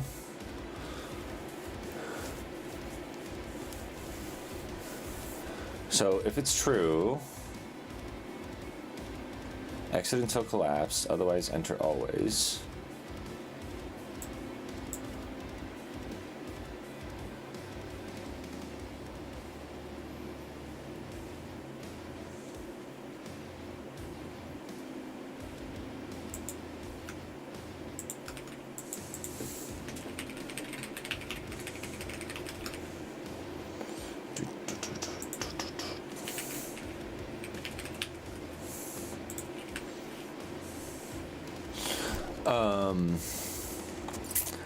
That's why I got considerably harder to understand what alcohol involved.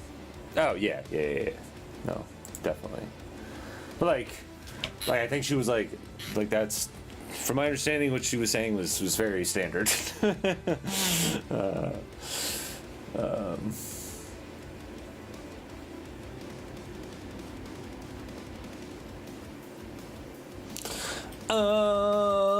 What was I doing next? This line is way too long, but I'm gonna leave it.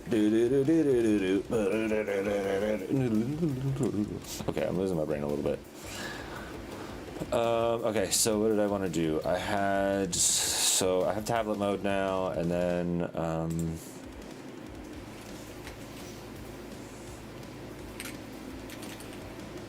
collapse height.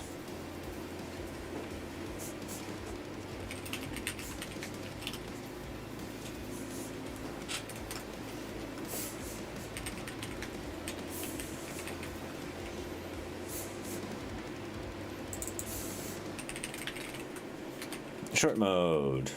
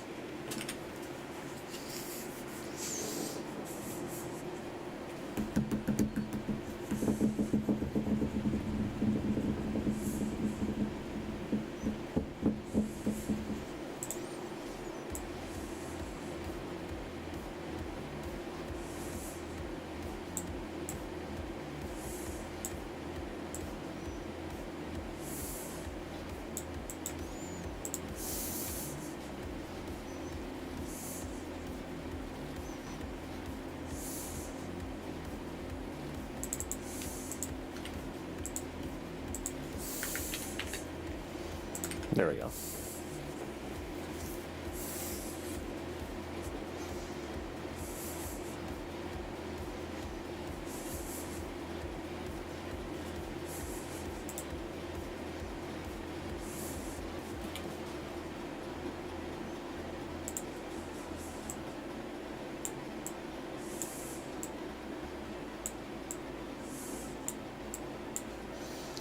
Why?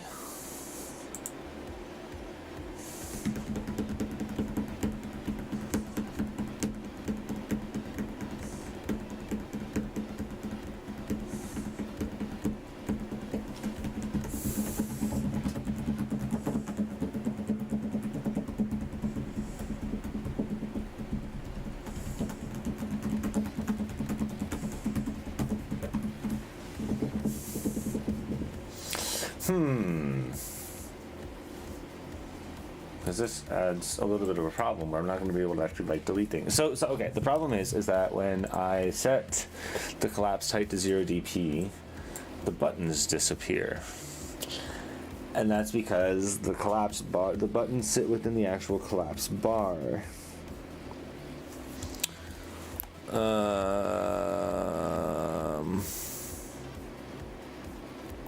So what I need to happen is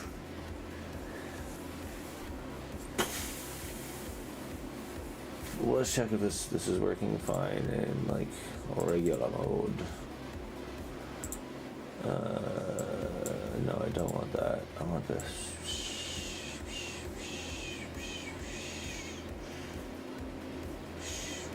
Okay, that's working fine. And here,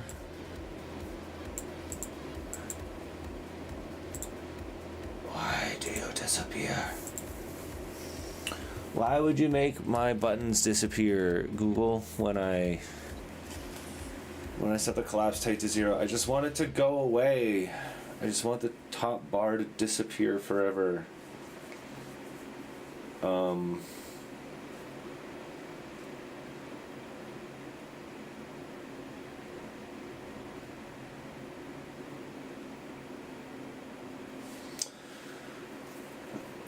Unless I get rid of the top bar and no. I was thinking about getting rid of the top bar and then putting like a sticky header everywhere, but that's a bad idea. That's a bad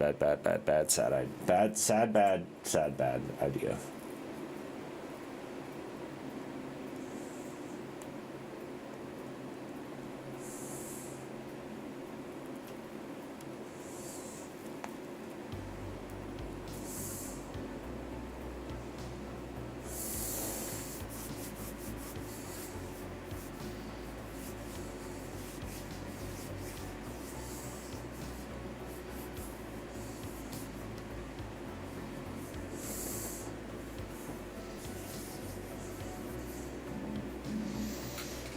Oh no.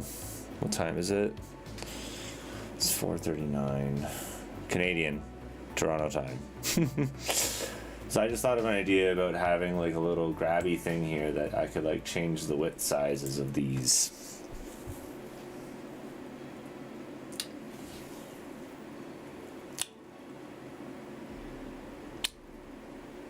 Do I want to do that?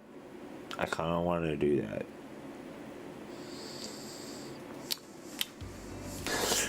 Okay, no.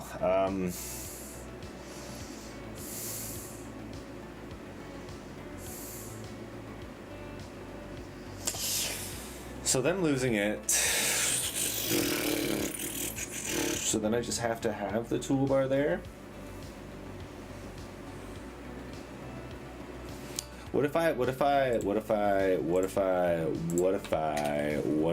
no.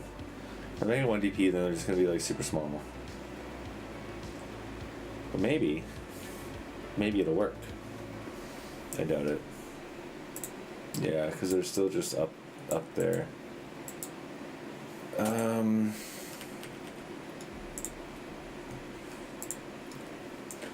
Scroll behavior, collapse tight. Window insets. And navigation icon.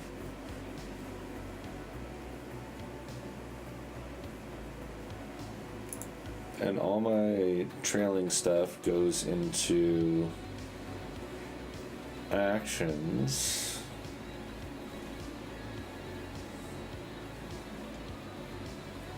And those actions show in the collapsed.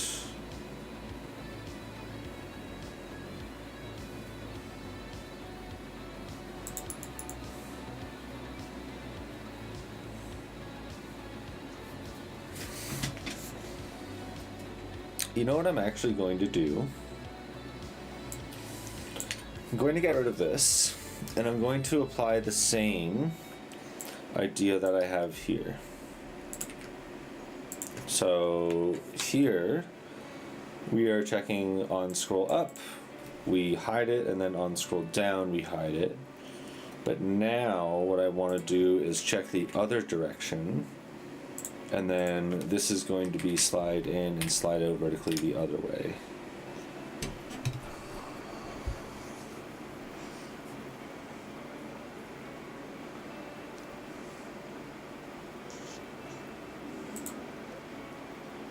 So if I do this, now disappear. Okay, I was right the first time.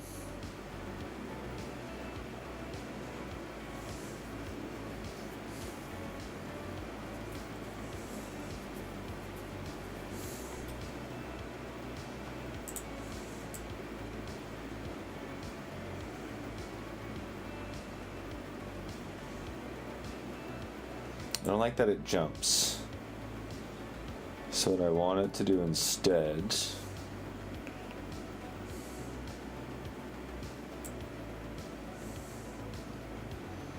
is wait until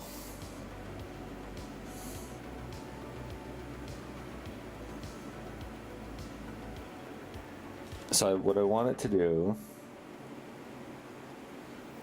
so if content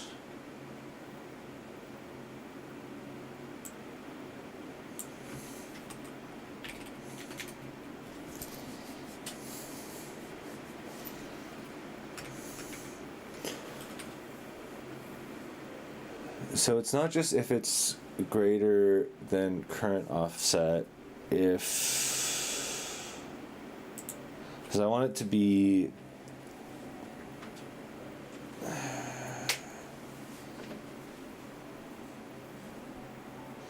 I only want this to trigger, wait, maybe I do it this way, so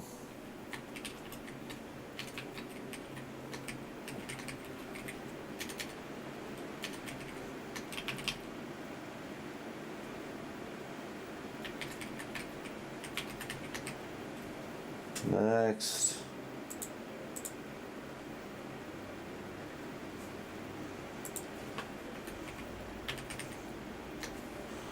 So it's greater than the large app bar.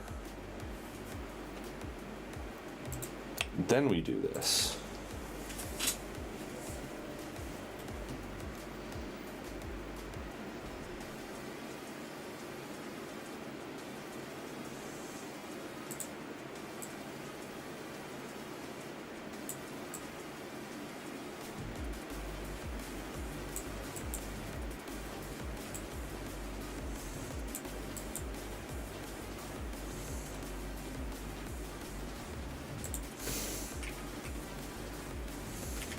Right, because it's always negative.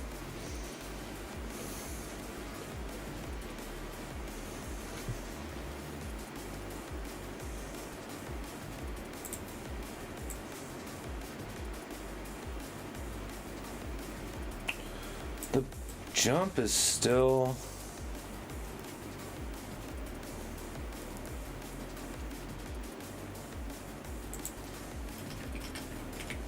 Looks like times it by 2.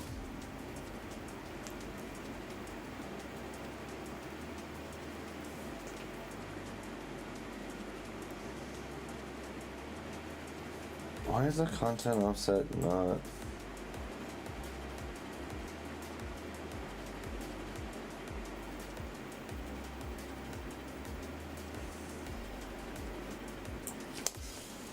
Yeah, just... Oh, it's because... It's because the top app bar doesn't actually... What if I...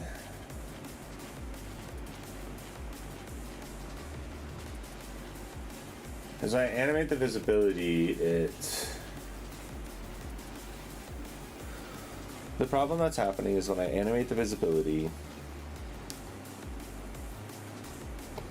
it like does the animation and then the object disappears. Right? So what I want to do instead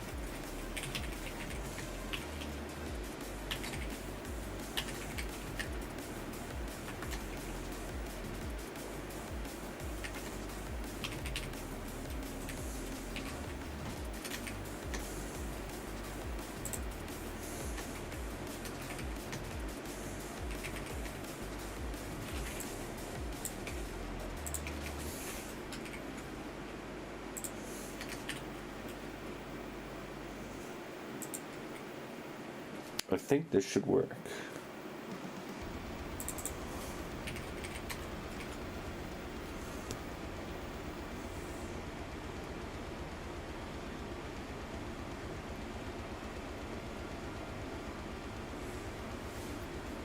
Oh wait, these values are going to be fighting against each other.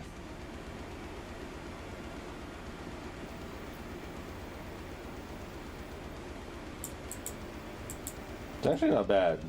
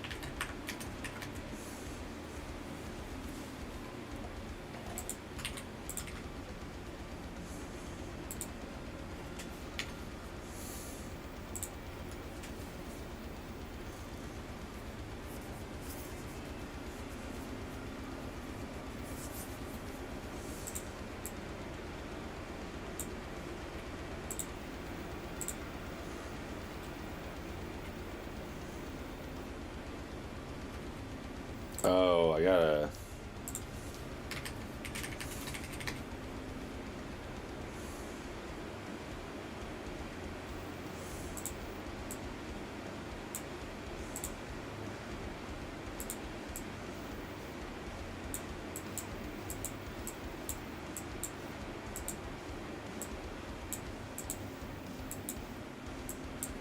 I don't know why it's crashing on the other side.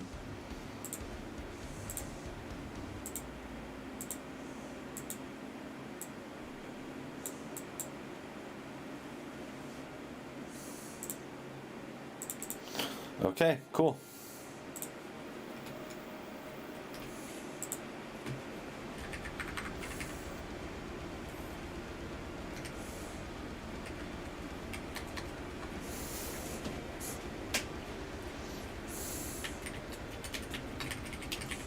Okay, so what did we do? We updated app with window class size, updated swipe nav host to show a home, and then swipe page when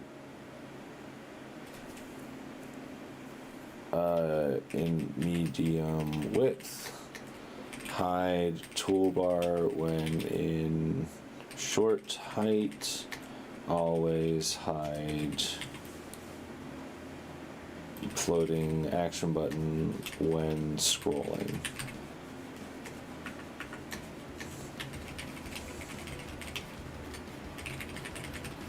Screen size.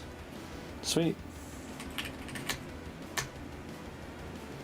There's that.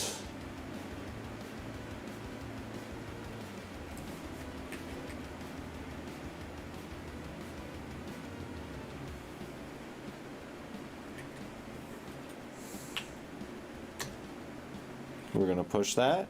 Now we're going to make a nice little PR.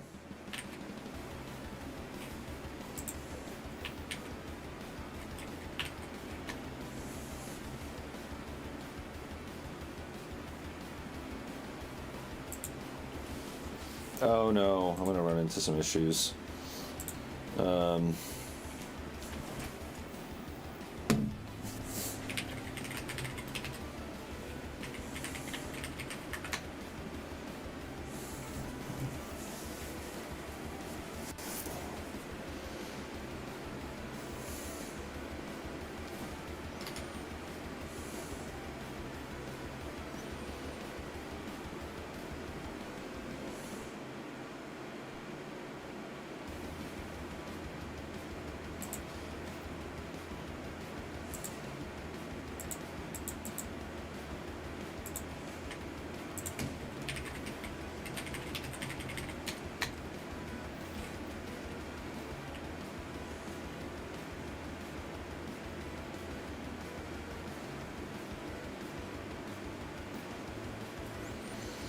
Alright, what do we have? Cyclomatic complexity, that's fine. That's fine, that's fine.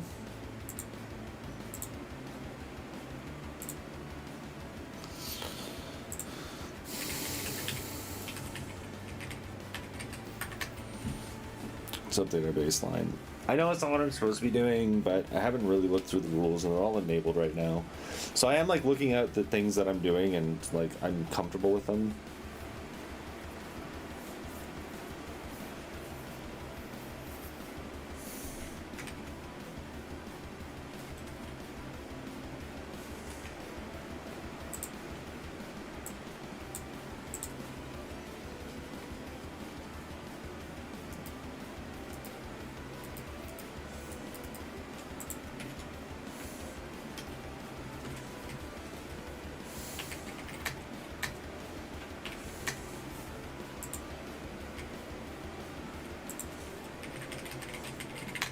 Run the test just to make sure.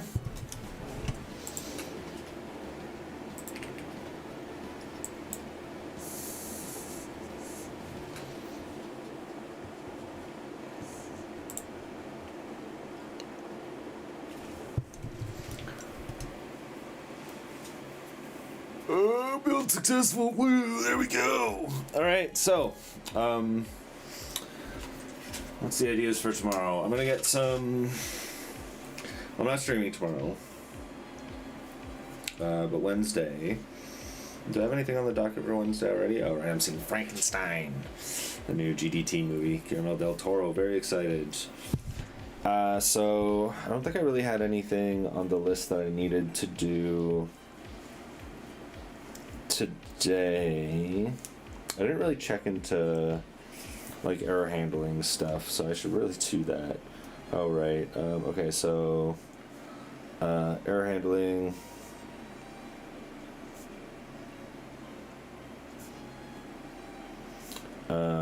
And then, yeah, I also want to add like a default start of week.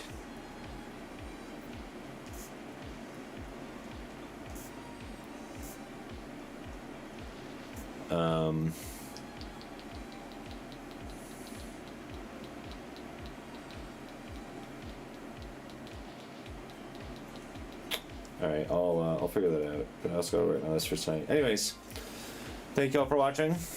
This has been lovely and wonderful. Thank you, Vesk, Vesque, Veske, Veski, Veski, Vesku, Vesk underscore, Vesk blank. Sorry. But thanks for watching. I will be back on Wednesday and Friday. We're going to be tinkering around with some more stuff. I also have some updates I actually need to do to another app because I've been needing to budget a little bit more. And yeah, so I had to do that. Also, announcement, we launched a Patreon. I will be, it's just Patreon, Dangerous to Play Alone. Same logo, everything. Should be pretty obvious. I don't have a link yet, but I shall have links and stuff. I'm going to set up Nightbot tomorrow. That's what I need to do. On the list tomorrow is Nightbot. The other thing I wanted to do, which I might do on stream, now that I'm thinking of it, is I want to like set up I want to set up like a monitor, like a Git repo, like monitor, like agent monitor or something, right? Like,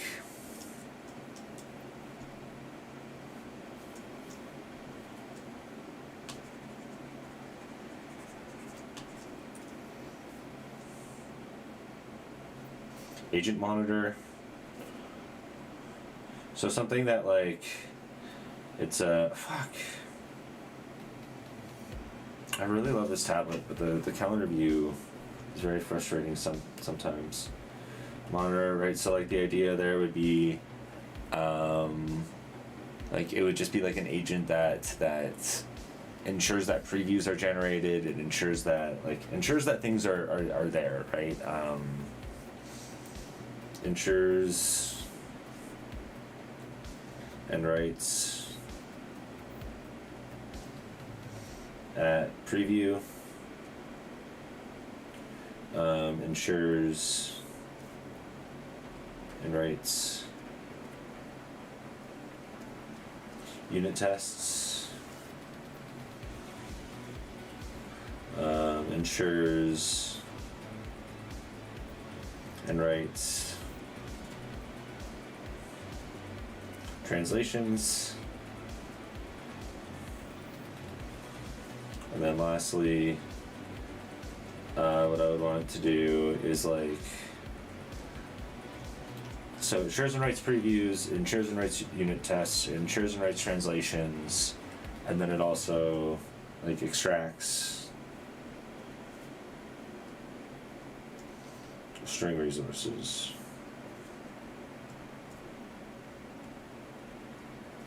So what I might do is I might set up an N8N bot that does all of this, right? So it triggers on a push to main, takes a look at any of the changes, and then yeah, runs a bunch of things. So like ensures that everything that's been written has a preview, ensures that everything that's written has unit tests, and then writes translations as well. So the right translations and extract string resources is probably the key one that I'm going to do first, and then we will go into other things. But cool, that's gonna be the stream for today. Thanks for watching, everybody. I hope you had a fantastic time. I will be back Wednesday, and as always, see you on the battlefield. Bye.